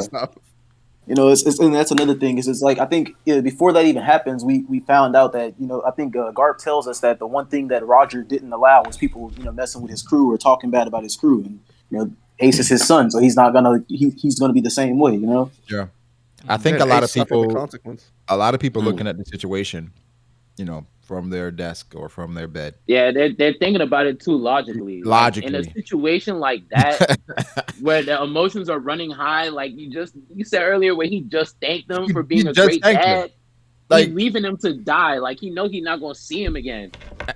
And think about Ace once he met Whitebeard. He had issues, bro. He had a lot of issues, especially with his lineage. And so Whitebeard kind of quelled all that. And so now this man is about to go... becoming his new daddy. I mean, pretty much, right? And then now he's basically saying, I'm about to go die for you. Even after I told you. Bro, even when he got to Marineford, when they was like... basically, he asked Marco, did I tell Ace not to go? He's like, nope, I didn't hear anything about that. It was just like... Yeah, and Ace like, what are you talking about? And he's like, what? They just ignored him. They ignored it. That's the way it is. And it just shows you just the type of, you know, just the type of person Whitebeard was, just the type of crew the Whitebeard pirates were, where we're not going to condemn you, even though we told you not to go. That doesn't matter right now. All that matters right now is that you and prioritizing saving you, that's the most important. And I think the contrast of that, when I was looking at Garp, I was like, you fucking ingrate. Yeah. You have Whitebeard willing to risk everything to save Ace, and you're just sitting there. You know, so that's part of the conflict. With Garp for years. Bro, I hated Garp, man. I hated Garp, bro. But I love him now, though. I love him. Yeah, I never understood like the people's issues with that moment with Ace, because it's like, I feel like the fact that he's flawed like that is a good thing. Like, yeah, it's good writing. I could explain it from my perspective, right? Because I had already been reading weekly for so goddamn long, right? And it's like, we did it. We got him. All we got to do is cut. And you let this guy talk you into a fight, and it's just like, you feel frustrated as the reader or watcher that you did all of that, you achieved a goal, and the person turned around themselves and kind of went to their own demise to some degree. I got over it with time and thinking about the flashback when Luffy's behind him, he's not gonna blah blah blah, all those multiple layers add up, and I'm like, okay, I'm okay with it. But in the moment, however old I was, like 15, 16, reading that, I was pissed. I was mad as hell. I couldn't believe he did that to me. I think it was different for me because I read it like as an adult. You know what I mean? I read it like with more time. So I was like I think it was like 25 or something like that when I read it. So Oh, like, so you were much wiser, yeah. yeah, my mindset was different already. So when I read it, I was just like, bro, I probably would have did the same shit. Like, Yeah. It's that's kinda definitely how I a, looked a at in it. the heat moment decision. Like people don't get like when you're in a situation like that, like That's what I'm those saying. split second thinking and stuff like that. Because a lot, like you And said, yeah, they're at home. like I said, there are layers to it, right? Yeah. Because if Luffy wasn't there, Ace would have survived. Yeah, that's another thing. Like that, I also say is that Ace going back to fight Akainu isn't what killed him. You know, That's not because what killed him. That's like not what killed him. Luffy running out of stamina and falling over is To what pick up his holds the Beaver card or whatever, yeah. Because Yeah. my thing is like, okay, they're running away at this point, right? Akainu's still chasing them. Would Luffy's stamina would have run out? Would it have run out while they were running, just without Ace going back? That's a good question, I guess. But probably At someone just some- carried him. Right, he probably would have carried him, and then Akainu would have still caught up. So it's just like Ace sacrificed himself for Luffy. I think that's what people missed. That Yeah, it wasn't that about his too. dying. They really do miss that. He sacrificed himself so Luffy wouldn't die. I think Right? it's, in some people's He's not on mind, his own they terms. probably picture it as when he turned around and clashed, and he's like, "What did you think, Magma?" That's not what killed him, right? Nope. It's when he went to go for Luffy, and then he went in the way. Yo, Akainu's such a fucked up nigga. He said, "I got you." I know exactly. He's Nah. like, I know exactly. He's like, watch this. I know exactly what I'm Watch gonna do. this. Yeah, He jumped. that nigga said, Yo, he "Watch jumped this." over Ace. hey, mind you, that's a speed feat, by the way. That Yeah. Akainu jumped over Ace. Ace still got there before him. But anyway, Akainu said, "Nah, I'm not. I don't want you right now. I'm gonna fuck you up. I'm gonna go after your little brother that did everything, bro." Ace, he had to sacrifice himself, dog. Had to do what he had to do. Akainu's a raw nigga. I'm As- sorry. as a Akainu big saw brother, Son of Dragon no. and his eyes just went red. Yeah. Oh man, I also, that is crazy. I also gotta quickly mention, just the general reveal of Ace being Roger's son was enormous. I was gonna use that. Go ahead, pass on. You can go ahead. I got a piece, so go ahead. And I'm so envious of y'all niggas, man. I'm so envious of y'all, bro. Cause like a lot of the cool shit that like y'all got the experience weekly, like I already knew before reading, cause I've heard Bro, people talk about it so much. Damn. That would have killed me. But like, yeah, like I was, and this is before I was even on Twitter or anything like that. Like this is like manga.com days. Like I'm in a forum, bitch. Like it wasn't. this it was is a before different social time media. period. Yeah. So just the experience in the community and the way that the conversations went were just a lot different. Because I remember when that happened, it made sense of, oh wow, this great war was happening. Because they're like, yo, we got Roger's kid. Like we're coming. It's about to be a war. Like it was all good. It all came full circle. But go ahead, Pat. Go ahead. So let's rewind time 11 years ago. Yeah, take us back. 15-year-old me watching One Piece every single day, trying to catch up. We about to get to Marineford. We just finished Impel Down. I just had the greatest time of my life. I'm over here like, there's no way it gets better than this, right? How we start off the next arc, man? Ivankov on the ship with Luffy turns to Luffy and he like, so when Dragon gonna show up? Luffy like, my Dragon gonna come. He was like, what you mean? You and Ace are brothers, right? So Dragon's supposed to come. He was like, nah, my brother Ace is not actually my real brother. My dad's Dragon. His dad. And then they go back to Marineford and they like, bro, this man needs to be executed. Why? Because his father is the Pirate King. I'm like, nigga. That was a crazy revelation. And like over the years, I see people on Twitter 9.5 times out of 10, I would say, most of them are spoiled that Ace dies already. But very rarely do they ever get spoiled on the fact that Ace is the son of the Pirate King. Like, I feel like that's one of those golden eggs that the community likes to keep under wraps. Because it's like, bro, what you mean? And then they start doing like the mental math. They're like, the timeline don't add up. We fucking checked all the babies that were born 9 months after Roger died and stuff, like he was locked up. And then they tell you that his mom held him in the womb for 20 Who's months. woman I'm stronger, yo? Rouge or Big Mom? I'm kidding. Go ahead. like, I'm kidding. Go ahead.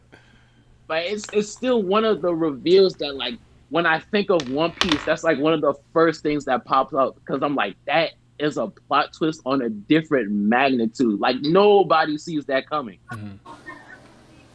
No, I feel that. How does he do this? I agree because like leading up to Water 7, I was always under the impression that Luffy was Roger's son, and so then once we find out that Luffy is Dragon's son, I'm like, okay, so I guess Roger just ain't got no damn kids. It's important to note that that's a good perspective. I never thought about that. Well, I mean, part of it is it's important to note that Oda didn't even know that until when he wrote it. Yeah, Ace was not planned that was to be. Yeah, I heard that. I heard about that. That's true. Yeah, That's true. and Shanks wasn't supposed to show up. Oda just decided, it's gonna happen. And people were like, "Oh shit, what?" So Oda decided he pieced something together, for what he wanted to do for the flashback. Like, hey, I can make this work, and it was perfect. Like, most people wouldn't have guessed that at all. Complete surprise. You and I understand this about writing a story, though. Sometimes things just happen. Yeah. You can't account for a certain character being very popular or something you did being received a certain way. So things always change. The way you initially plan a story out is never going to go that way. That's coming from somebody who has some published stories. Like, I'm like, damn. Things often take a life of their own. This not gonna work. I gotta adjust. But that was one of those things that he adjusted, I guess, on the fly. That I thought it worked perfectly. It was great. So the more surprising thing, outside of like Oda making up, is that Oda thought after he made Marineford that it wasn't going to be popular for some reason. Mm-hmm. He's kind of like, I'm surprised people liked it. I'm like, dude, what? What are you talking about? I mean, maybe he realized he kind of like the inconsistencies with the hockey and things. He realized it wasn't fleshed out. And then when we think about like, I don't know, we've been in situations where we're doing things last minute. We're like, oh, let me just do this. It ends up working out like, oh, you like that? That was like, I thought that was trash. Yeah, you know. Yeah. So if he like the Gold Roger thing and then Shanks showing up at the end, it seemed like the arc going into it, he had to like, he had the frame. Maybe he made those ideas because he thought like, I gotta do something to make this art good. Yeah, I gotta do something like crazy.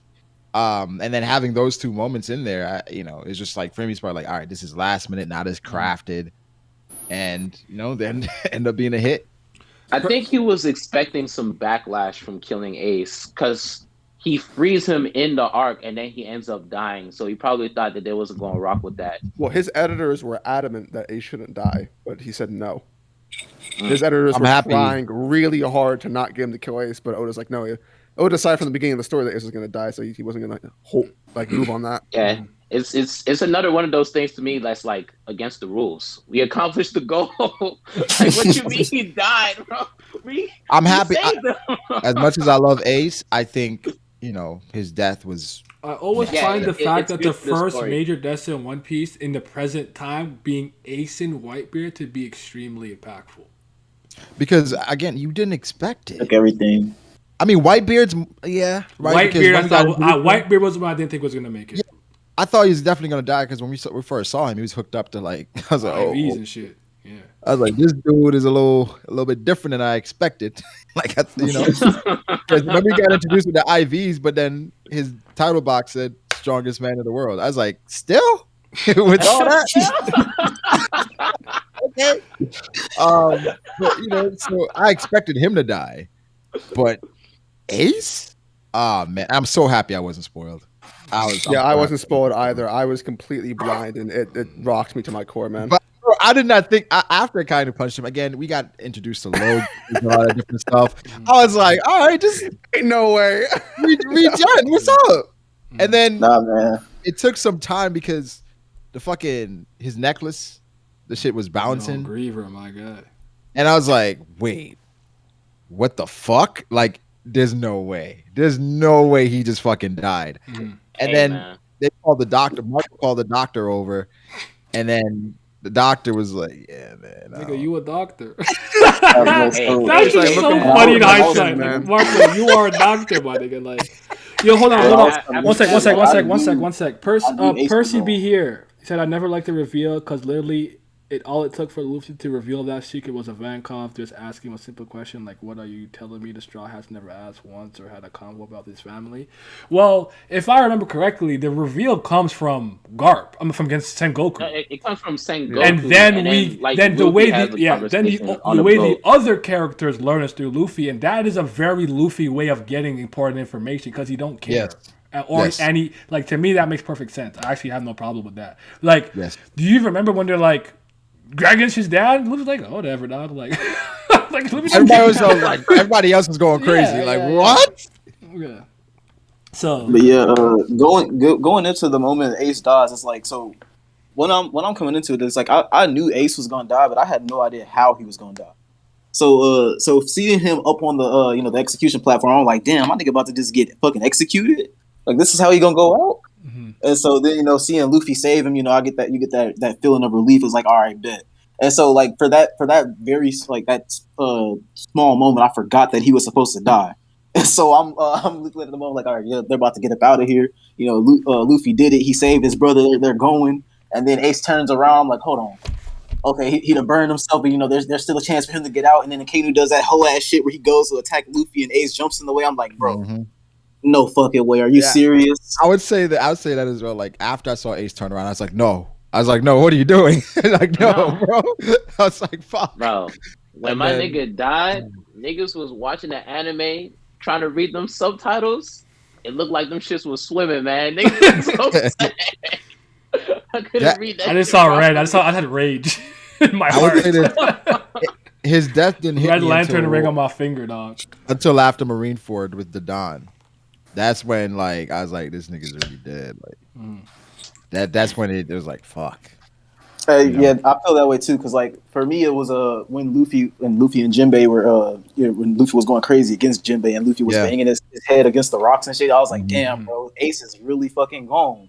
Like that shit really just fucking happened. It ties into what Tyler Hawk just said. I think is a good point. He said what's great about the Ace death is that we didn't really have time to process what happened. We had to move right on after the fact. So Ace's death didn't really feel real at the time. Yeah.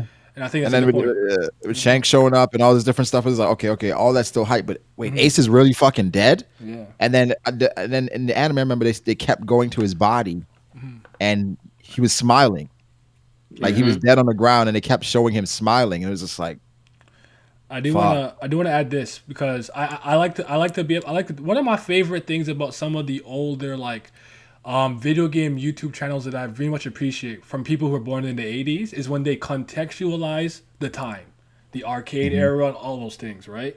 And what you have to also understand is that we were coming from a time period where usually when a major death like this happens, the main character has like a snap moment and something crazy happens. I thought his Conqueror Hockey's was going to go crazy or something. The fact that Luffy just broke down mentally, that was shut down. That was shocking to a lot of people. We're like, the anime makes that haunting. Yeah. So I just want to add that, like, for me, that was like I'm thinking to myself, oh shit, he about to get mad. He about to go crazy. And Luffy just went, nah. I said, what the fuck? Because the thing is, like, after it happened, I was like, oh shit, Luffy. Like, literally, I was like, yeah, fuck. And Luffy's like, yo, Ace, you're okay, right? I was like, But when Luffy picked his hand up and all the blood was on his hand, I was like, no. And then the Straw Hats reacting to it was like, yeah, that too. They were like, whoa, fuck. He was in pain. And just want to make people know, because like Naruto had demon mode, and all kind of characters had things like that. So when shocking deaths and moments like this happened, the character used to like break through their limits. The fact that Luffy just broke down and shut down was actually not something that we were used to as Shonen Jump readers at the time. I can't speak for contemporary stuff. Maybe that happens more often than not now. But at the moment, that was kind of revolutionary, all things considered. So. Yeah, I mean, it was just so much going on too. Because then right after that, we got the White Bear versus Akainu. Then it was just like so much other shit happening. You didn't have time to really process it until after the end of the arc, or really, you were kind of reminiscing during ASL. We were like, wait, this shit's really happening, bro. Yeah. No, like, and like just was saying, the arc it was a short arc. Like a lot happened in like a short span of time. So it was after the arc was done, going into the time skip, Luffy ringing the bell. It was like honestly, for me, the ASL flashback made Ace's death hurt a lot more. Just seeing how Luffy and Ace reacted after Sabo died, and it's just like, damn, Luffy is really alone now. Like both of his brothers, weren't the last words of the flashback? Ace, don't die. Ace said, those are the last words. Ace said, "I would never die," and then we went back to the present. Yeah, a baby brother like you. And it's just like, oof. Yeah. It's just like, Which Straw fuck, this Hat is reaction really hit the helpful. hardest for you guys? Would you guys say that? Nami. It was Probably Nami's. Nami. Yeah, Nami. Nami. Okay. I think she covered her mouth, or like her reaction. It was like you felt it. You felt Nami's.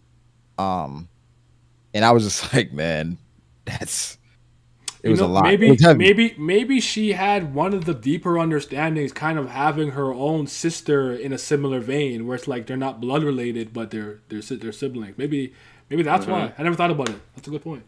For Sanji, like he can't relate at all. Sanji said, "Fuck them." Not relate. Sanji just goes like, wow, that's crazy. Sanji like me. Sanji like me, nigga. I hate my brother. So I'm with bro. I did like looking at the way Sanji's brothers treated him, and then going back to when they first meet Ace, and it's like you see Sanji has like a big smile on his face, looking at how like when he sees how Ace cares about Luffy, and so it like we can take like that's what brothers are supposed to be. Yeah, like that's how this should be. So, yeah, he probably thinks about Reiju more than anything because of what Reiju did to kind of help him escape, But when you think of the brothers. He's like, yeah, nah. Yeah, he don't like them niggas, man. One of the things I like to point out with like Nami's reaction is that whenever 3D2Y happens and everyone basically just goes like, okay, Luffy, Nami was like the only person who basically goes like, he's being inconsiderate to me because I want to see him. Like she was the only one that really had an issue because that's how badly she wanted to go see him. So her reaction always stuck out to me. I think just the connection we had with the Straw Hats and the entire time after it happened, I was so interested in what is it going to be like when they're back together again. Yep, for sure. Especially with Zoro, Usopp, and Nami, because out of all of the reactions, they're by far the most severe. Yeah, it's for Usopp, him and Luffy best friends on the ship. And it's just, bro, it was just so much, dog. That's what made Marineford and the moments and everything how it played out, the build up from all the arcs prior. It made it just so like this sad, satisfying experience that it's gonna take a lot for any arc, to kind of come close to just the emotions that an arc gave me. Yeah, I mean that's the thing. The emotions are so high. It's like, oh my gosh, everything's going on. Yeah, it's from so many different things, from the Ace. His dad revealed to Whitebeard to Square to Akainu to Sengoku to like you find out about Kiji's and Garp's relationship. It's like it just keeps going. It keeps going, and then it's just like then Luffy wants to see his crew again, and then Ray's like, "Hold on, there, player." Yeah, and then you got Crocodile. y'all thought I was gonna talk about Crocodile? You don't know me, nigga. It's my turn. Speak on it. I mean, even after that, bro, Shanks showing up, like, I like Shanks. He gonna go see Luffy, and he's like, nah, it's not like this. He's like, I be breaking my promise. Ain't do it. Fuck him, man, bro. And then Kobe, can't forget about Kobe and his speech. Oh, yep. Nah, the funniest part of that is that he gives that speech. Everyone's like, Kobe, and he kind of like, what are you? Fuck all that. What are you talking about, bro? These are pirates. So you want to die? Got it. I kind of did not give one fuck about any of these niggas, bro. He said he said what did Yondu say the fucking thing? What they filling your head with, boy? Sentiment? Like what I'm gonna do with that emotion? Move. I got pirates to kill. But anyway, it's.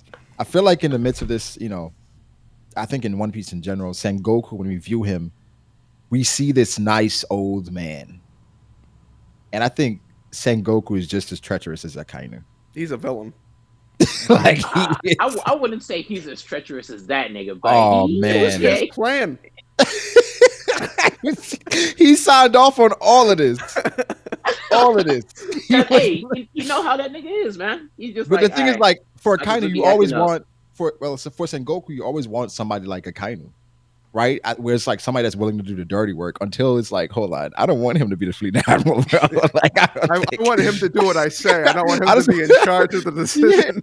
He has to be controlled, But again, Marineford is literally a masterpiece.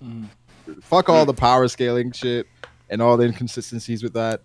It is a masterpiece, and that's how I just you culminate. I just want to add Luffy- that there was no inconsistency with Crocodile. He's strong as shit. You know what I'm saying? Hey, Yeah. Oh, Brago, sure. why you talking about it like we done? We're not done. We're gonna be here all night. We still got stuff to talk about. Now, Before, bro. We're not done.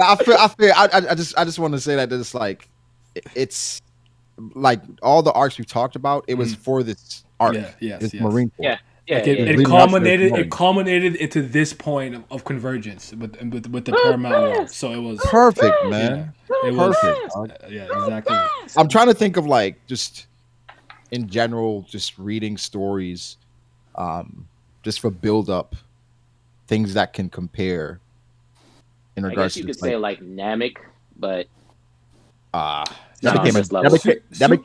I would say Super Saiyan 1, especially with Gohan Super Saiyan 2, because of how many times you've seen Gohan's explosive ability. I think you brought this up in one of our previous streams. I think that's not a bad one, depending on how much you care about that. But yeah. The thing with Namek, it kind of dragged a little bit for me. In the anime, yes. Yeah, in the anime. Yeah. But all right, real quick now, my turn, because you guys understand, because you know, I don't know when the paradigm shift on Crocodile happened, but when I should tell niggas that's my favorite character, the first thing they used to do is laugh at me and say he lost to pre-gear Luffy. Okay, cool. Right? That's all he used to say to me. That's it. Hey, just never forget the record's 2-1 Crocodile. All right? So, Crocodile W right now. Right? You're leading the series. But what I actually I don't know if I don't necessarily know how much I can say I believe that in this current moment, but one thing I appreciated about what Oda would do with a lot of characters is, despite them losing to Luffy at whatever interval, whether you thought it was fair or not, it didn't necessarily downplay their overall capability in the One Piece universe. So yeah, he lost that fight to Luffy, but that didn't make Crocodile some insignificant speck now you just throw to the side who's not important. I'm not saying I could obviously have my cape flowing and cap. I'm not gonna obviously I don't think he's stronger than Mihawk and he was clashing with Dofi and blah blah blah. But the fact that people didn't even think he could do that, they're like, why is he here? At least this was I used to be in forums typing in all caps that nigga nice, okay? And they were like, no, he's not. Nigga go fall in the water and be useless. And I'm like, God damn it. No one believes. And then look, lo and behold, what happened? I'm just saying, man. I'm just angry. I'm just angry at one manga niggas for making me go through that arc. I was a sole cheerleader for Crocodile for like 2 years. So yeah. Yeah. Hey, Naya, how that meme go?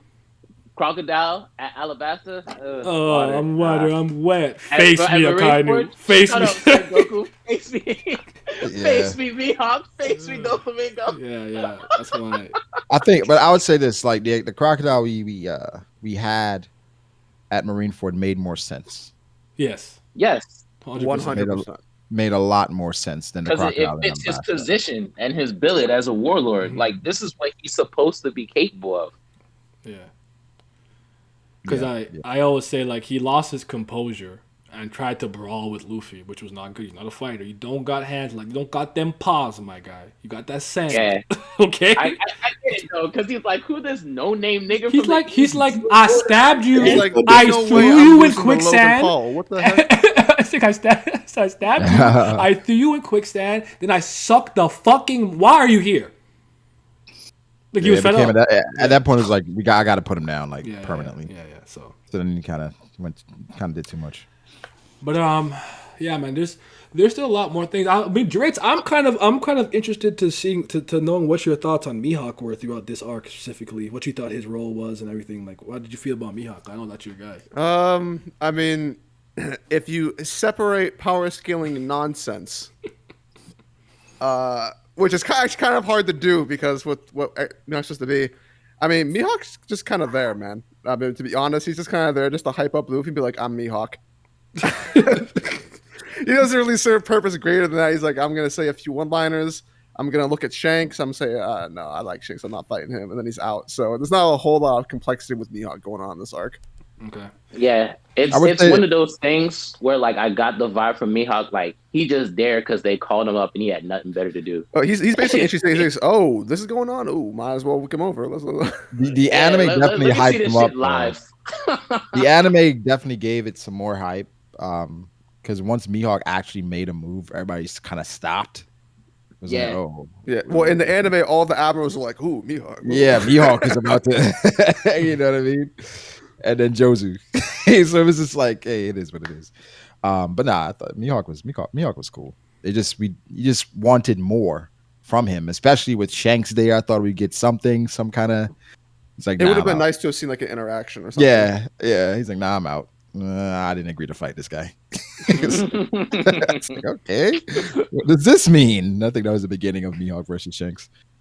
That's where everybody picked a side. Like, okay, did he say he's not going to fight him because he's too strong? Did he say he's not going to fight him because he's too weak? You know, people just create whatever headcanon. That's fair. I only asked that because I do think that his line about Luffy's dangerous power, being able to kind of ally himself with anybody, to be kind of significant. That's really like the. And then I will say this, because I've had this conversation with Grim. Reach out to Grim many a times, but Oh man, because Grim not a Mihawk fan at all. Grim is a wild one. So he's like, he said, "I'm gonna try my best." And he couldn't pack Luffy, and he couldn't pack Vista. What's the truth here? And I'm just like, hold on. Oh man, Diamond Knuckles, man. That's all Well, I'm saying.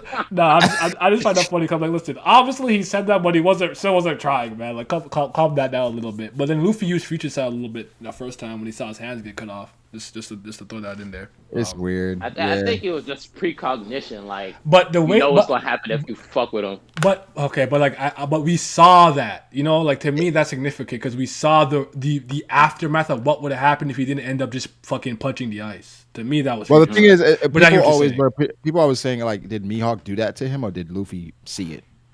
Like, does Mihawk have like the ability to show you what could happen? Type shit.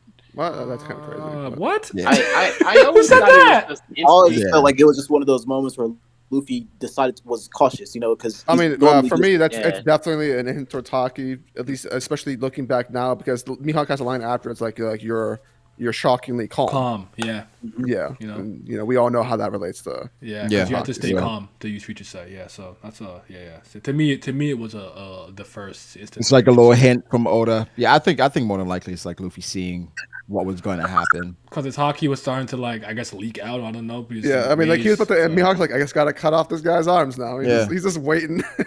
Yeah, so I mean, there's a lot. You about to make him like Shanks, but so there's a that's why lot they of call him like. Hawkeye. Stop it. They was Dracul, okay? But no, I think overall Mihawk, if I had to give him a grade for like Marineford, probably like a C plus. Yeah, that's where I'm Yeah, at. it's serviceable. Like he has a few cool lines and he does a few cool things, but outside of that, he's just I do want to Especially talk. What? especially versus Vista, like you know.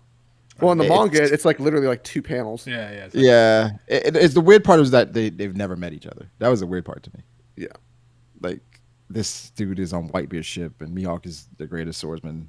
At no point did you guys, but it is what it is. Yeah. Yeah, I one do of think the weird things I think Oda could have done is that whenever Mihawk goes up to like quote unquote test Whitebeard, I wish he would have done something with Mihawk where it's like Mihawk went there to like find an answer to something, and the only answer he really found was for Luffy. I don't feel like he got like a satisfying conclusion with what he wanted to test from Whitebeard. Yeah, and then it's like based on Mihawk and what we know about him, why was he trying to test Whitebeard? And the thing is, if you're testing Whitebeard, why aren't you testing Kaido? Why aren't you Exactly. testing Yeah. Big Mom? It's like because Whitebeard isn't necessarily a swordsman, right? He's just the strongest, and that's how Kaido is strutting everything now that he's the strongest. So, I think it brings up things like that. It's one of those things where like One Piece plays on the romanticism of men, where like even though he's a swordsman, you still want to be the strongest thing, period. So he was just measuring himself like, okay, I'm the best swordsman, but like, how do I measure against regular niggas that's like at the very top? Oh, So 100%. that's what I took away from it. I love that. No, I love that. But my thing is kind of like we knew Mihawk was going around searching out strong opponents, right?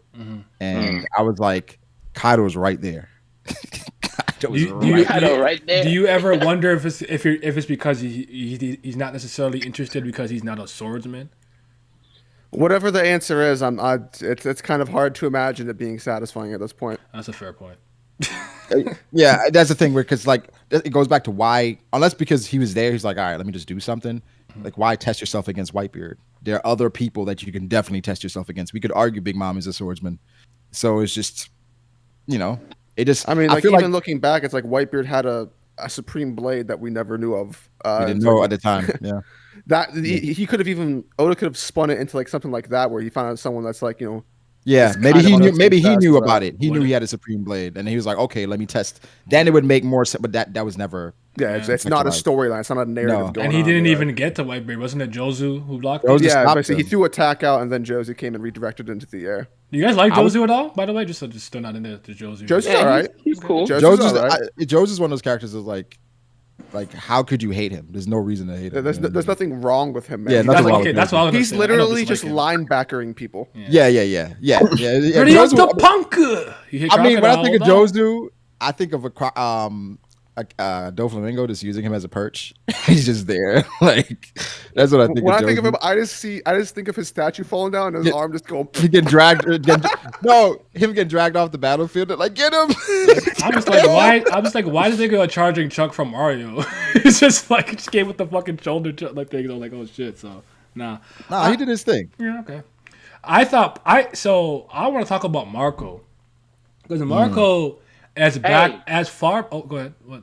I'm here. Oh, okay. No, go finish what you was gonna say. I'm a defending follow Marco? up. Keep going. Yeah, Let's because go. I was like, as far back as Marineford, for whatever reason, the perception of Marco wasn't good in my He didn't personal get experience. Marco just started getting love in the community. Exactly what to say. With And a lot of people, when I say that, people are like, "What do you mean? Everybody loves me?" No, the fucking no, they didn't. absolute Nope, No, nope, they nope. didn't. They And did did not love Marco. And it was Not funny at to all. me because throughout the entire war, I think Marco was the person that I cared about the most from Whitebeard's crew. Where to me, it seemed like he was doing the most. He was like, "All right, don't let that boy die." Like Roger, Captain. He had blah, more blah, yada. focus than the others. Yeah, he got against my favorite. You know what I'm saying? Kizaru, all that stuff too. But for me, Yeah. it was like Marco seemed to be the one who wanted to keep jumping in the most to save Whitebeard, and Whitebeard kept telling him no.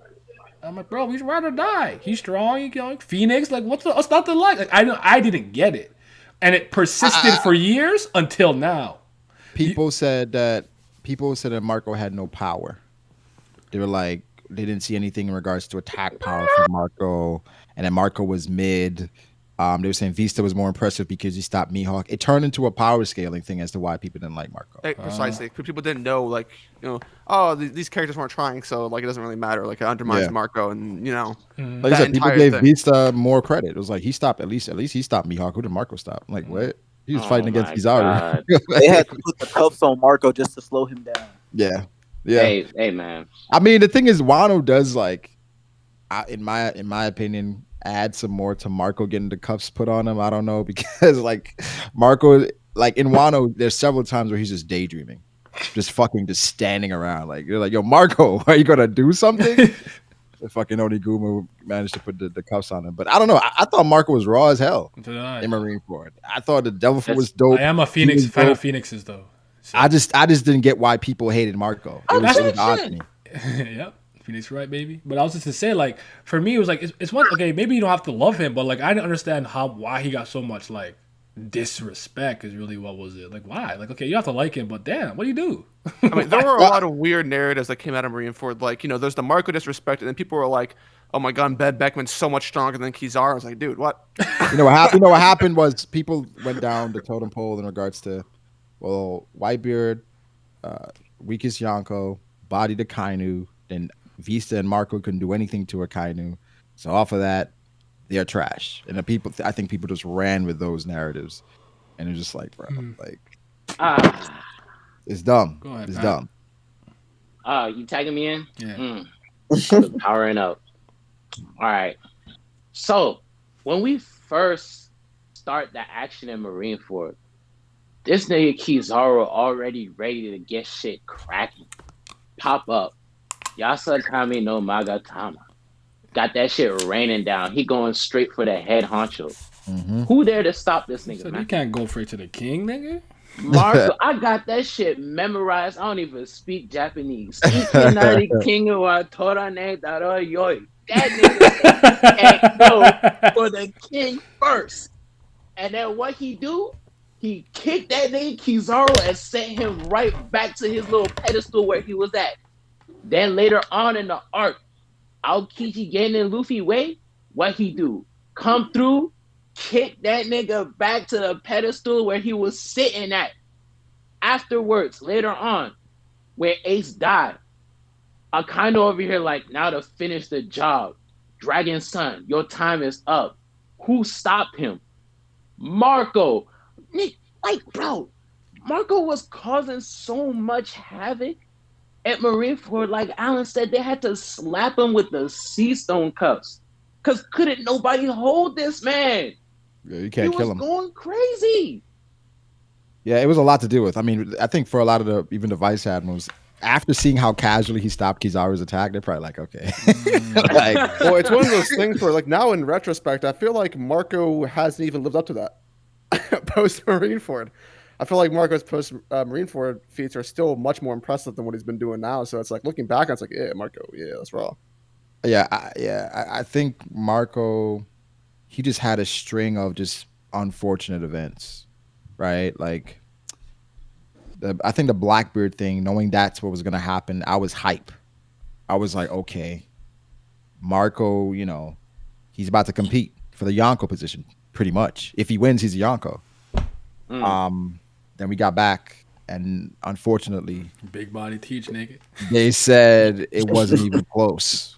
They said they got bodied. And I like that, even though like I hate Teach and I love Marco, I like that because it's like if there was ever anybody that would be a terrible matchup for Marco, Blackbeard. It'd be Blackbeard because he makes him a regular nigga. Like anybody else, he just gonna keep regenerating. Like he'll fight you for days, weeks, years. Things like you. I would say for a while, people thought Marco was dead in the community. You know, it was like is Marco dead? Is Jozu dead? Well, everyone thought Jozu was dead. Yeah, so it was just like, you know, because one of the popular theories was that Shiryu was going to have Jozu's fruit, and that Zoro was going to have to overcome Cut Diamond. Yes, I remember that. That was a big thing for a while. That was a very and people were pissed when he had the clear fruit. I remember that. Yeah. Yeah, that's why people are saying Shiryu shit now because, you know, whatever. But you know, I think Marco was just a string of things that happened. People just started saying Marco was trash. I'm just like, bro, like I thought he was really impressive in Marineford, and that's because I think personally I have a high expectations for the admirals. I view the admirals in a different light than a lot of people do, apparently. So do where a lot of, you know, so I think people look at the admirals like, oh, they probably just throw around the commanders. Like that's not how we're fighting. No, absolutely not. That's not who they're fighting. They're definitely above that. For anything for that, it's like I feel like Wana's 100% recontextualized like that feeling. Yeah. Yeah. What I would say with me I will say this because like one of the things that I always found that was present in One Piece, I used to call it broken telephone. I'm stupid, but it's perception versus reality, right? Mm-hmm. Where I think about like the beginnings of One Piece, where it's like, what? Devil fruits are real? Like I can't believe it. Like it's like a myth. You go to the Grand Line, it's more normal. You see it all the time, so that starts becoming a thing to you. Then you get to points where we're on Whole Cake Island, and Mommy's like, "What the fuck, a talking alligator?" And Luffy's like, "If that surprises you at this point, like, what's good with you?" You know what I'm saying? Like you see that kind of natural progression. And another one too is when you think about why would they call half of the Grand Line paradise and the other one the Pirate's Graveyard, if you will, and you learn in comparison to the second half, this side is paradise. Like there's a lot of those myths and just conjecture flying around because these fucking isolated island people don't know shit about nothing. They thought Luffy was like 8 feet tall and all of those things, right? Yeah. So no, that should be killing me. Yeah, like because like you see, like Luffy's shorter than me, right? Like irregular height, like 5'8". How tall is Luffy? 5'8", 5'9", I think. I don't remember how tall he is. 5'8", yeah. He's 5'7.5", I think. Yeah. So the reason that I bring that up is because I think there's a lot of moments like that at One Piece where it's like, with me, I always felt that Oda was trying to overhype the Yonko, and I knew that going into the Four Emperor saga, it would be the peeling back of the layers to show you what they really are. you know. And I Mm-hmm. got that. I agree. I got that from Whitebeard being like, listen, man. They say I'm this, I'm that. I'm just a man, like like his own self perception of himself. I'm just a guy, like a monster, strongest, and it's like that to me was that indication. So why everybody was getting more and more like the Yonko are these untouchable four pirates in the sea? Yeah, do I believe they're the four Yeah. strongest? Absolutely, but I was never as high on them as the majority of the community. As a result, me seeing them combat, like fight the way they are now, is actually okay with me. I'm okay with that. Where I think it bothers a lot more people. So yeah, I think the I agree. perception versus reality thing is it's like littered throughout One Piece, where you have this idea of this character, of this person, and it's really hard to live up to it. You know what I mean? And I think for yeah, one, you talk about with Big Mom, where based on her network and how she seemed to have everything together, everything was pinpoint. She had people going out getting ingredients just for a party, destroying islands, right?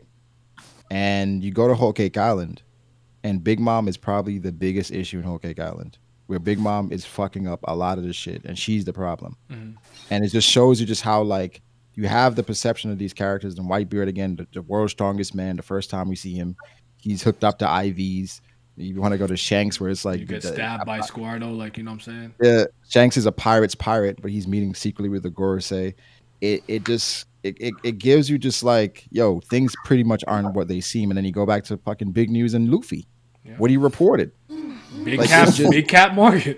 it's a lot of it's like That's big hands more. in One Piece, Got the paw. typically if you hear something, you gotta assume some of it is cap. That's why when we think about Akainu and Aokiji, it opens it up for like, did that really happen? Or is this covering up something else? You know what I'm saying? The main reason that I said what I said was because I would argue that I'm probably higher on the admirals than most people. Where I've also looked at it this way, right? Let's say for whatever reason there was some fight where I don't know, Kizaru had to fight I don't know Kaido somewhere. I mean it when I say if they had some 1-on-1 and it's like yo Kaido won, I wouldn't be shocked. Kizaru won, I wouldn't be shocked. Undecided, I wouldn't be shocked. Draw, no outcome would really shock me. That's kind of where I'm at. I think if you see a character, if there's a character in One Piece and they can fight for 10 days, Yeah. I think automatically you got to put a different level of respect on their name. And I think for Akainu, They spoke for 9 days and a half and fought for 12 hours. like it's just again, if we're using what's said in the story, that's probably the best feat in One Piece. He defeated another top tier. Nobody else has ever done that. Yeah. That's just like how Dory and Broggy been fighting for however long, but them niggas Still ain't fighting. I'm saying niggas getting it in every day. You see what I'm saying? Like, I think again, and then it goes back, and I think just how people view like different like power scale levels, it completely just eradicate their perspective of different characters. And Marco, unfortunately, was a victim of that. I would also say that the community's over obsessance and constantly just looking at that, you're gonna find inconsistencies much easier. Because I would argue because I don't focus on it that much, it's gonna be harder for me to pick up on a lot of things that bother more people. Because I don't spend my time analyzing every panel for speed and shit. I'm tired. So Yeah, I mean, like I think just talking to more people about power scaling, it's opened my eyes as how different people view things. yeah, for sure. So Julius, when we was talking to Morge the other day about power scaling, where from Yep. Morge, he kind of looks more at like the emotion, the author's intent. What is a story trying to tell you at that time, as opposed to like the minute details, where it's like, yeah, the author's telling us that this person can fight with this person. I'm like, yeah, but for me, I'm looking, okay, that person can fight with this person. How long were they fighting? If they kept fighting, what would have happened? If it was on a neutral ground where no one is around, how would the fight go? I think those things Yeah. are important as well. Where it's like for Akainu, he's probably not fighting 100% at Marineford because then there'll be magma everywhere.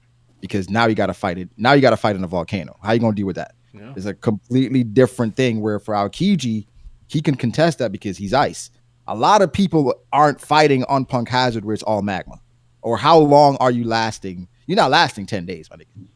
That's not you're not lasting 10 days fighting a Kainu and magma. So, it's that's the beauty of devil fruits, but then it's also tough because Oda doesn't really hone in or focus too much on it. And some people can really get lost if they try to like go too deep and if they focus on it Yeah, way too it's not much. it's not a point of emphasis for him, so it's No. not really something that you can spiral in and zero in on and be like, okay, he did it like this, Yeah. and this is how he always does things. Like, bro, we barely ever get to see something like that. I think power Like, scaling is fun amongst friends. yes, But I think once it goes outside of that, when you start taking it to Twitter and it turns into like a cesspool, and then it's not fun anymore. So I'm just like, nah. It should be a fun discussion among friends. Like, oh, Naya likes crocodile. I like Doflamingo. Naya's gonna spin something as to why crocodile can beat Dofi, and I'm gonna try to do the same. You know what I'm saying? But then you got like this, right? But then you got this random person. FYI, Cracker would body both of them. I'm like, shut the fuck up, bro. Like, that's not even. that's not even what we talking about. Can Cracker fly? All right. Yeah. Hey man, Cracker raw though. I love Cracker. That nigga was nice. I love Cracker. He I don't was want to. finally. You know what I'm saying? I don't want to like downplay that. I really like Cracker. I do. I do want Be to say. thinking them niggas want to fight, bro. Like, bro, the way they be talking, bro. Like, they be talking to you like you're a piece of trash because you disagree with me. Like these niggas, like, bro, they really be talking like they really want to fight, bro. I'm like, bro, relax. Like, Well, I realize, like I said, I think what happened, what makes me feel like it doesn't really matter, it removes emotion, is that sometimes there have been times where somebody's talking crazy on the timeline, and then you just click on their profile. They got an Instagram connected, and I'm like, oh, that's you? You talking? Bro, that happened yesterday, bro. This nigga was talking. Damn. Bro, this nigga talked so crazy. Yo, I seen the craziest comment I ever got yesterday in my YouTube section. But this nigga had his real picture up, and I was like, bro, like, come on, bro. Like, I'll really get the flame of your dumb ass. Like, but the thing is, it's just like, okay, it's all good. It's cool. Yeah. And then so I just paint that brush from like everybody that talks crazy on Twitter. Like, this is your world. This is your battleground. You got it. You win. I'm not gonna fight you on fucking Twitter. It's dumb. So it is what it is. we trying to get them likes, bro. They feel like, yeah, I got more likes than this nigga, so I'm right. Ratio. Congratulations. Ratio. They be like, Zoro's better plus ratio. I'm like, congratulations, pin it. Pin it. Funny as hell, bro. I just go. Here's the attention you so desperately want. Here you go. Right. Yeah, so Nah, sometimes like I be trying to avoid that shit too, but sometimes, bro, you just gotta let certain niggas have it, bro. Like, all right, I'm about to just. Only thing I let them have is a block. every The now only and thing they then, have is you a gotta block show button. them that you're not the one to try. I remember this one time, bro. Me and Brago when we remember we did that tier list, bro. Uh-huh. I seen this comment, bro. I don't know. I hit you up about it. I don't know what the nigga said because he deleted it, but this nigga Brago just said, shut the fuck up, bitch. You just mad because I blocked you. No, bro. No, because the nigga just went on the video we did together, and he can't comment on my any of my shit anymore. So he went on that shit talking shit. I was like, this whole ass. There was some ZKK whatever guys who were doing that. They come up like with the second accounts. Bro. I'm like, bro, just leave me alone. It's not. I'm not even like a big One Piece figure. Leave me alone. What do you want from me? It's just. I think it's just some people just. Yeah. That's their battlefield. That's their battleground. That's where they feel comfortable. Right. And it's just like, bro, I don't got time to be arguing you back and forth about Sanji and Zoro. Nigga, you got it. Whoever you think is stronger, you think is stronger. You live your life. Them burner accounts, bro. Them shits be funny as hell, bro. Niggas be following 13 people with no followers. They made the account 2 days ago. I'm like, oh, this nigga. But the thing is, when they drop, you can tell like when a nigga dropped it in a group chat, like, yo, assemble, boys. I'm like, right. I just block all of you. I just block all of you. Yo, help me ratio, Braco. I don't have time.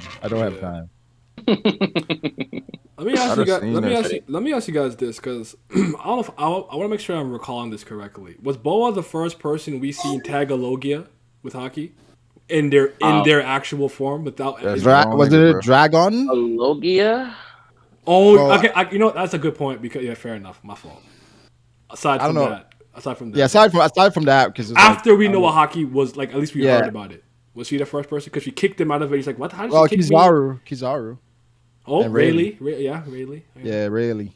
I didn't know. Do you guys remember the sandals? The sea-sewn He sandals? wasn't tangible at that time, though. I think that's ridiculous. I Like, do. Because remember, Pat, he was remember he was about to fly away, and Yeah, then yeah. Rayleigh kind of cut the light, Yeah. and it was like, then Kizaru was like, "What the fuck?" Oh, and then yeah. yeah, so that was like, wait, what is happening, bro? How did he do that shit? No, That you shit guys are right. It wild. was Dragon, then it was Thing, then it was yeah.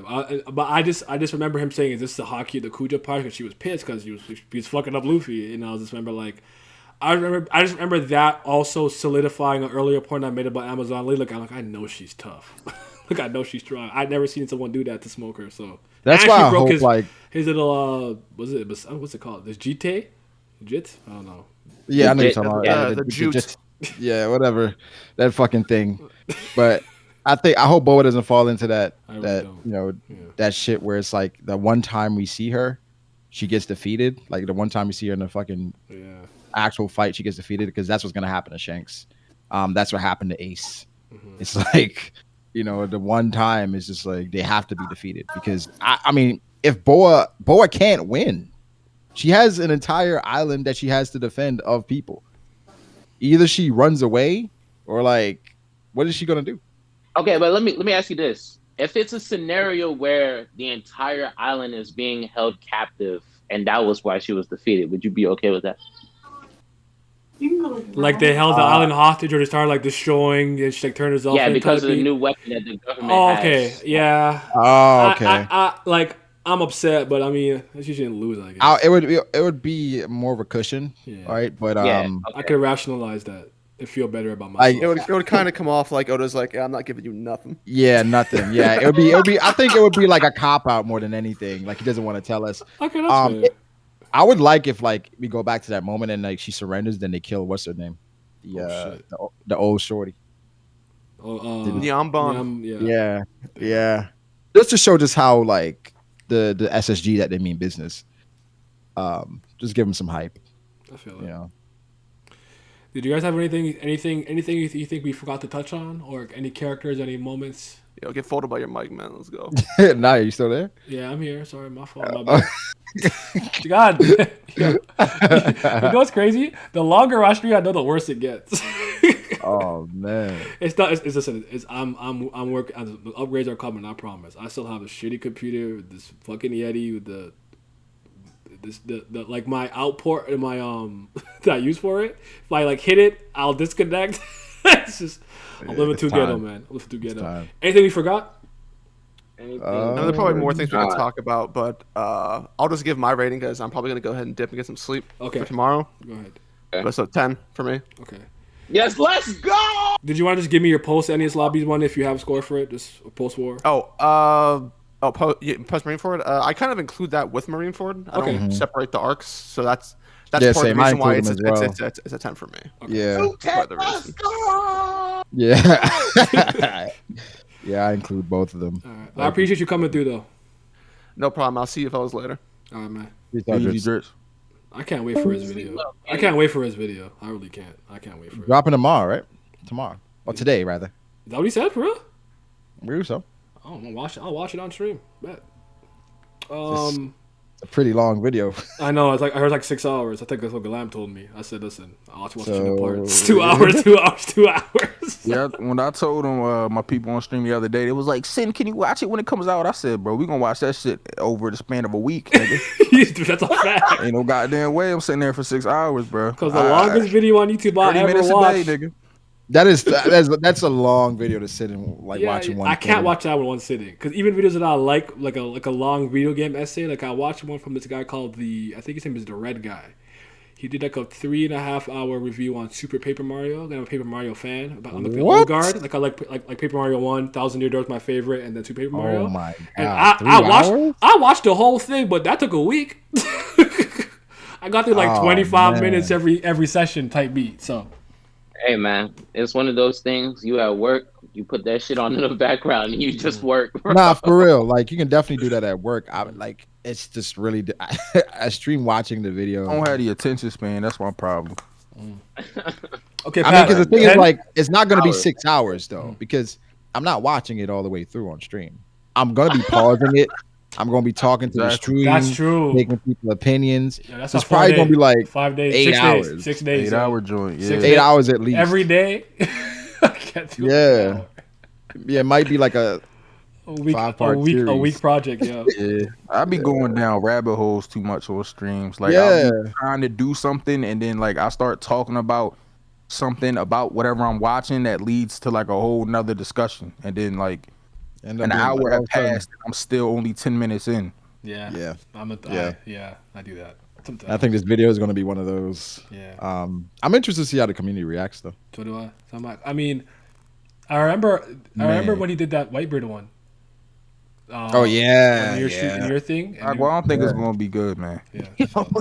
yeah. The Whitebeard one, Bro. that was like a lot of people reacted to that. I think it's gonna be an amazing video. I'm Yeah. expecting it to be great because I know just lot of has a time- lot of knowledge, but the way that the community is, bro, I don't know, bro. They're gonna get the wrong picture from it. they're Yeah. they staying so hard, bro. Like I really don't know.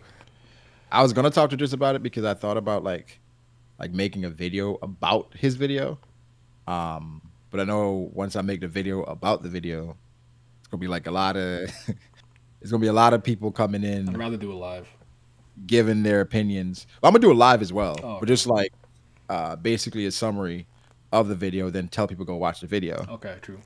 But it probably is gonna lead to a lot of negative opinions on the video because I don't think most people are gonna watch all of it. They're just gonna be like, oh, They're this not. fucking Dritz guy. They're gonna Yeah. hear one or two things they really don't like, and then they're just gonna go off, and that's it. And they're not gonna get the full context of the video. They never do. Yeah, That's kind of why Like I think you- it's maybe that's important for all of us to kind of go through it with them, maybe kind of temper that if we can to some degree. I don't know. I find that the One Piece comments as long as like if I don't attack like the Zoro stuff, they're pretty chill in my comment section more often than not. So. Just people get so attached. It's the to BAM certain fans that hate me. aspects. Bro, People get I so just attached to be certain aspects confused. of like certain characters, certain themes, certain things about One Piece. They're so attached that like it's like, oh, they might watch the video and be like, okay, this is cool, but the moment he like criticizes that one thing that they're latched onto, their whole taste of the video is gonna be bad. You know what I mean? Like because people don't, like I said, they don't ever look at the whole picture, bro. They just hear you don't like this thing that I like. yeah. So I this mean, video's bad. they're obviously biased. You know, they like One Piece, and if anybody's talking bad about One Piece, it's wrong or bad, or like not bad, it's critical. You know, so I think for anything, any medium, any particular thing that you like, you gotta be open to criticism or critique. You know, I think they're definitely toxic things that you're like, all right, I'm not even gonna acknowledge that. 'Cause that's not beneficial at all. But there's some things that people say that you're like, you know what, I see that. You're right about that. You know. Yeah, I'm gonna go ahead and tap out here, y'all. All right, want to give me your score for Marineford and I guess post Marineford too, man. 10 for both. Okay. Yes. So y'all be easy. Pat Marineford 10. All right, good. Thank you for coming, brother. Apex of creativity, hallmark of ingenuity, Can't stand this. the standard for everything fictional. The best. The best. Yo, Simi has to do that shit all the fucking time, bro. Oh, I go the worst. I do either one. Shout out to Simi, man. I love that nigga. Sin, what'd you give it on Marineford? Come on, baby. You know that's a 10, baby. Come on now. Let's go. No, that's a 10, man. Now, talk about too much. watch Naya fuck it up. Hey, man, BDA law. Definitely, I mean, it's a 10, bro. The easiest 10. Let's go. I'm sorry. Alright, It's a you 9.5, got it. nigga. What do you say? It's a 9.5. Nigga, man. I gotta deduct half a point for the hockey. I gotta do it. You saw what Crocodile did, and you said a 9.5. Oh, man. Ruining it. You ruined it. We almost had it. It was ruined. Oh, God. I gotta do it. It's like give it a 10, coward. Oh my god. All right, man. It's a coward. a coward. I'm not a coward. I'm not a coward, man. Yo, somebody in the chat said, I understand why people give it a 10, but I don't agree at all. You don't agree at all. I understand a Bro. 9.5, but saying you don't agree at all, you got to be giving it like a 7 or 6. Yeah. Bro, that was one of the most contradictory things I've heard, bro. He said, I understand, but I don't get it at all, though. No, he doesn't agree. He doesn't agree. He doesn't agree. He doesn't agree. Okay, the post-war arc. This is like the last thing, I guess. Technically, I know I kind of don't separate them either, but Pat, start us off, man. For me, it's hard to separate. Yeah. But go ahead. Yeah, go ahead, Pat. Yeah. So post Marineford, where is a good place to start? I guess we could start when Luffy wake up, because we just had the whole Shanks pull up, like nobody saw that shit coming. So we're already like at an emotional high. We're starting to come down from it, like they like bury Whitebeard and Ace, and then Luffy wake up and he starts screaming for Ace. He just like, fuck. Nigga really died. Like, shit, man. Like you just over here, like, he's freaking out. His wounds are opening up because he's going balls to the wall. Jinbei trying to calm him down. He not listening. And that was the first time the entire series, I think the only time in the series, the man say he can't be the Pirate King. I'm like, bro. Like, hearing him say those words kind of, like, broke something in me. I was like, bro, what you just say? Like, the whole series, he always say, I'm Monkey D. Luffy, the man who's going to be king of the pirates. And this one moment break him, he just like, I can't do it. I'm like, bro, come on, man. Like, that was like Ace dying and then some. Like, another thing died. Yeah. Yeah, part of him died. What I love about that moment, and I still find this to be true about Jinbei. Jinbei is one of the few people who can speak sense to Luffy and he'll listen. Yeah. And I think this is one of the first major instances of that, which I like about it. For some reason, like he'll say to Luffy, like, all right, man, fine. It's happened time and time again. Yeah, like that's so significant to me. Like, yes, he could speak sense to the man, and he'll be like, all right, I want this ape out, fuck, fine, all right. Like, I think that was the first moment, which is why, like, one of the reasons why I love Jinbei so much. But that is, I agree with Pat. Like, it hurts you as the reader to hear Luffy say that this because of how high spirited he's been the whole narrative so far. And for me, it's like a decade of reading at that point or something like that. I'm like, bro, I'm not trying to hear that, man. Cheer up, man. I know it's hard, but like, yeah.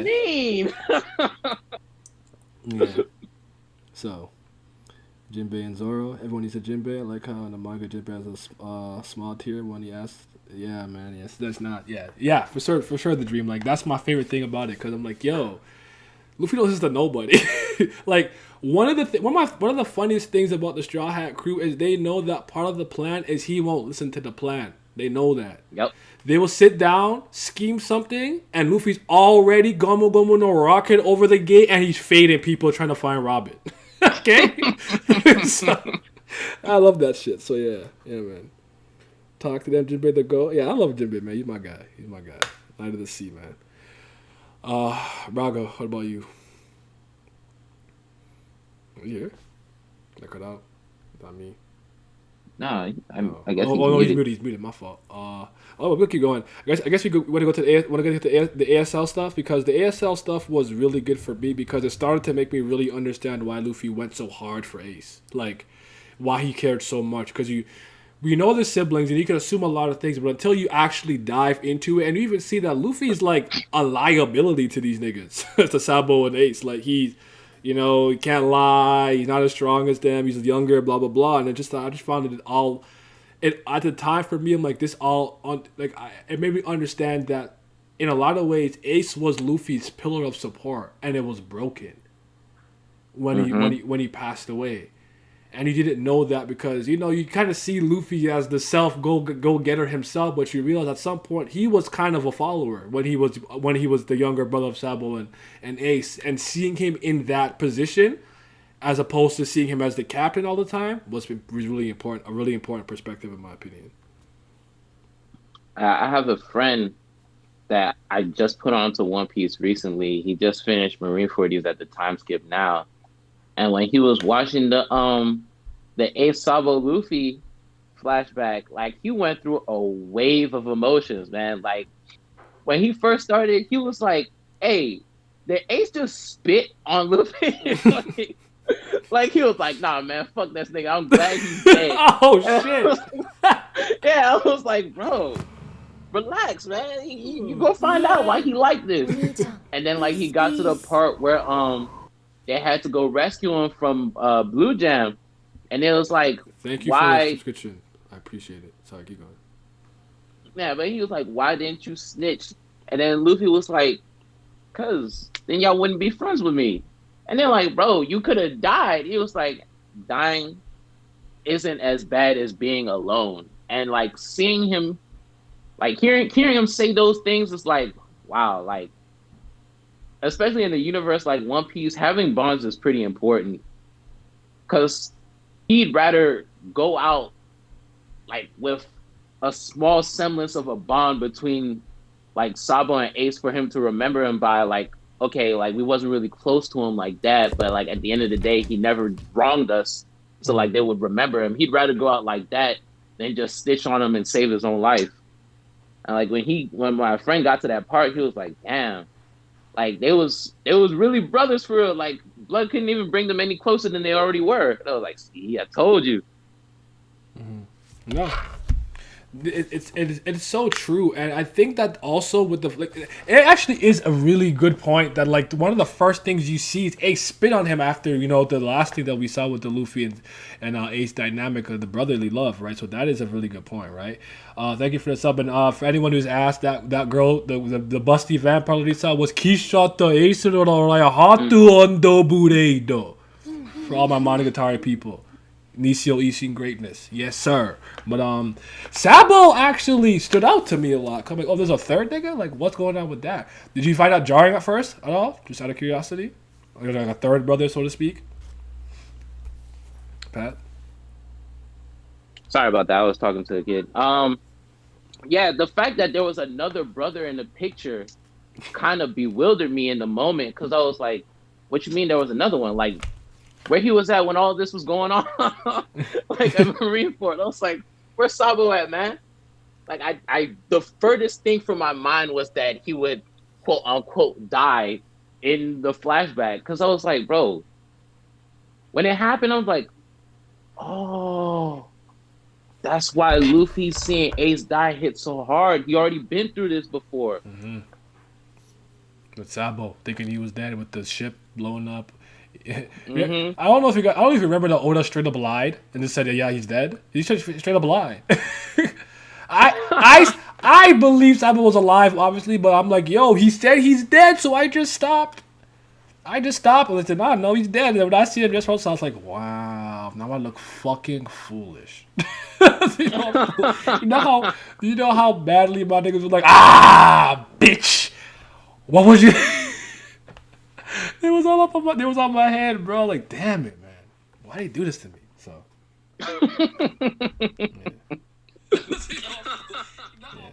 yeah. So, gotta invite me first. Need to run the people. I tell you, man.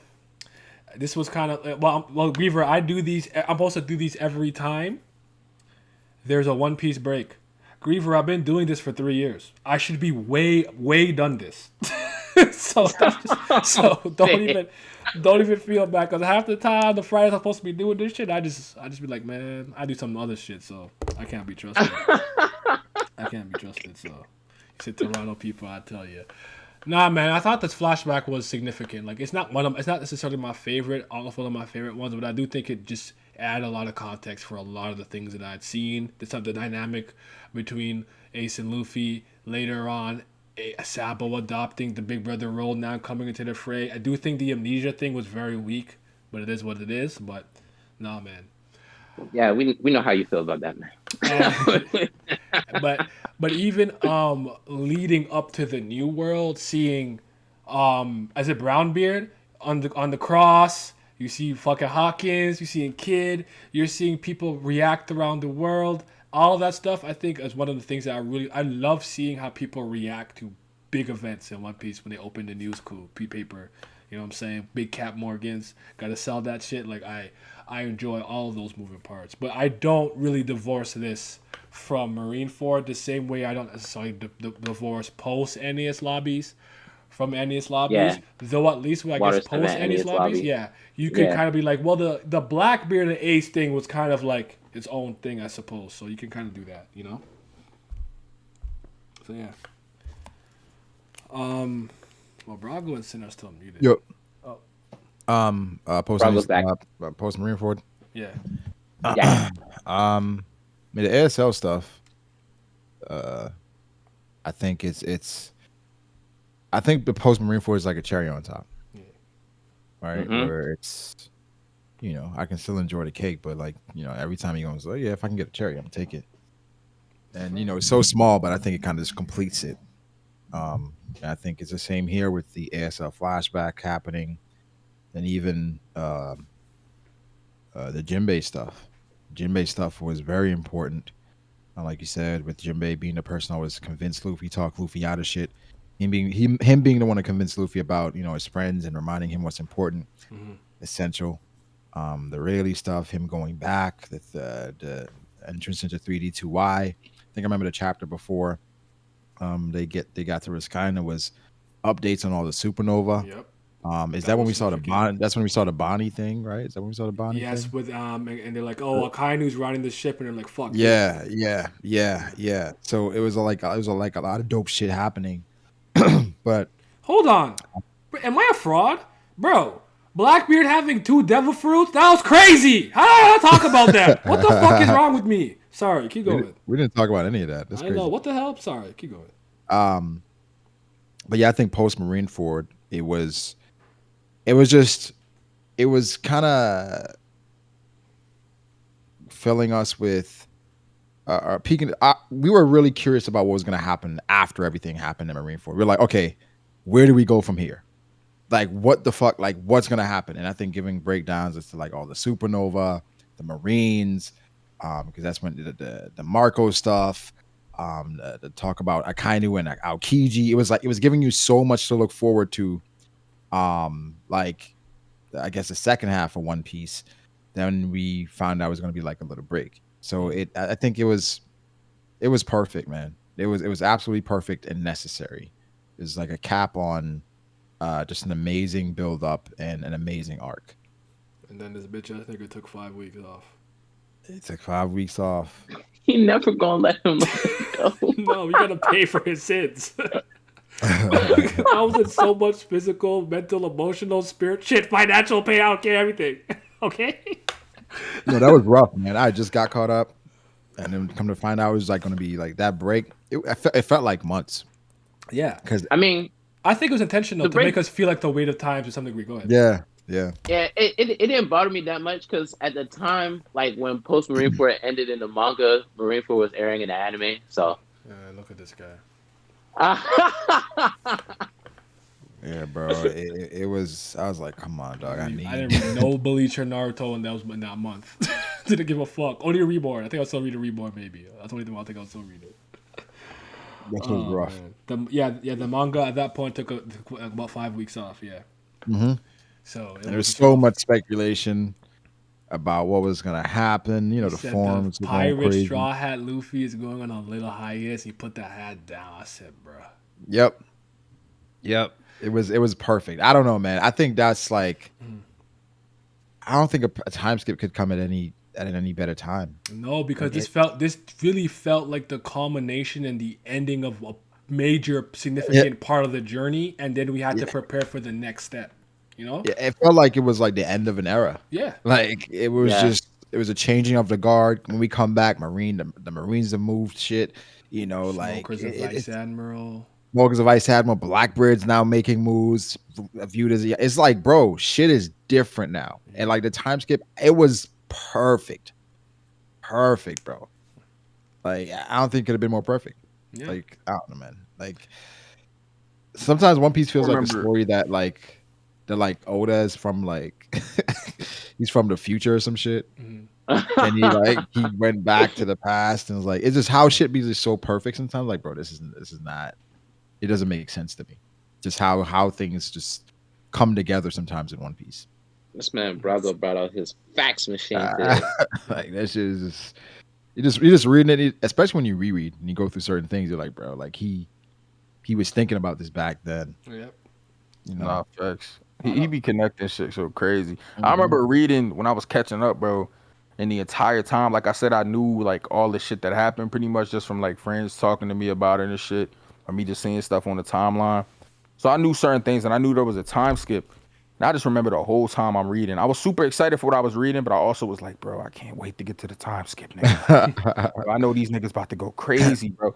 And then like getting to see them, like remembering them getting fucking punished, bro, at Sabaody, bro, by literally everybody, the Pacifista, Sentomaru, Kizaru, like they're all doing them dirty. And to see them come back like the way they did with the fake straw hats with the Pacifistas and just effortlessly bodying them, bro, it hit different, bro. Because I'm just I like, remember that. Yeah, reading the manga was cool, but like I remember the anime anime, episode. bro, crazy.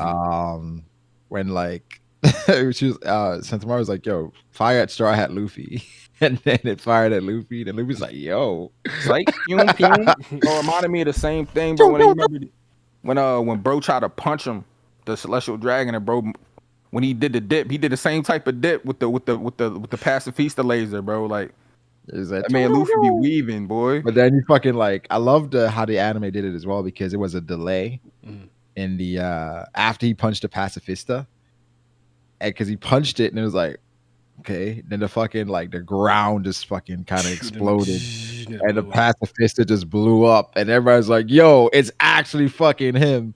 And then here comes Zoro and Sanji, Luffy, we knew it was you. And here comes like the pacifista.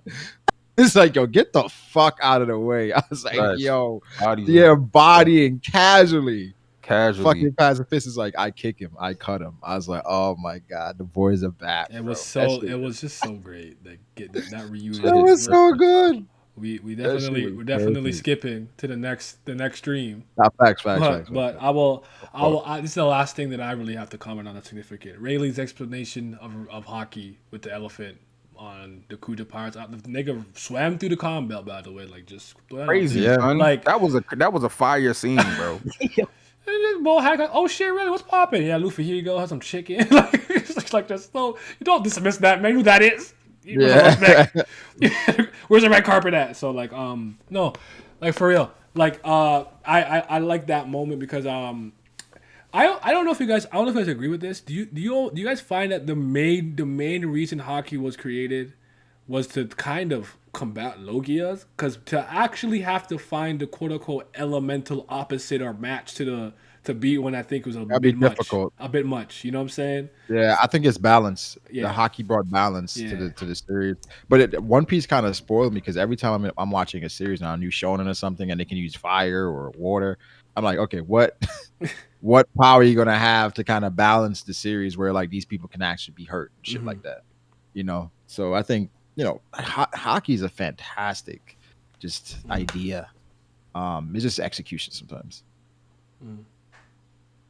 I agree. All right, let's give it a score. It's been 4 hours. My back hurt. I need some chicken wings. I'm hungry. Let's wrap this up. Pat? Tens, baby. I'm just gonna give it a 10. Big Sin. Yes, sir. Man, about tens all day, baby. Brago. Yeah, 10, man. Dritz said 10. Ring for the 10. This is a 10. I gotta keep the 9.5. Ah, here we go. Here we go, man. This nigga. Man. I appreciate Lord of the You gave it Rings. 9.5? Huh? I'll give it 11 to balance it out. Let's go. There you go. George R. Martin is alright. I'm more of a Sanderson guy. I like Murakami. I like Malcolm Gladwell for like nonfiction. Yeah, but yeah, I mean, a lot of those guys are good. I have to kind of try Tolkien a bit. I haven't tried him too much. But anyway, for anyone who came through, like at one point I had like 100 people, which was crazy to me. Thank you guys for coming through, watching. I don't usually stream this long. I have very few 4-hour streams. I'll let you guys know this. I sit here for 2 hours. My back's not acting like I gotta go, but we had to do it for this one, man. The Summit War Saga is special. It's legendary. It's great. which is great. Like, Impel Down is my favorite part of this, all things considered. But it's a great stretch of One Piece in my opinion. The second best in my opinion, but a very good stretch. Any final words? Yeah, man.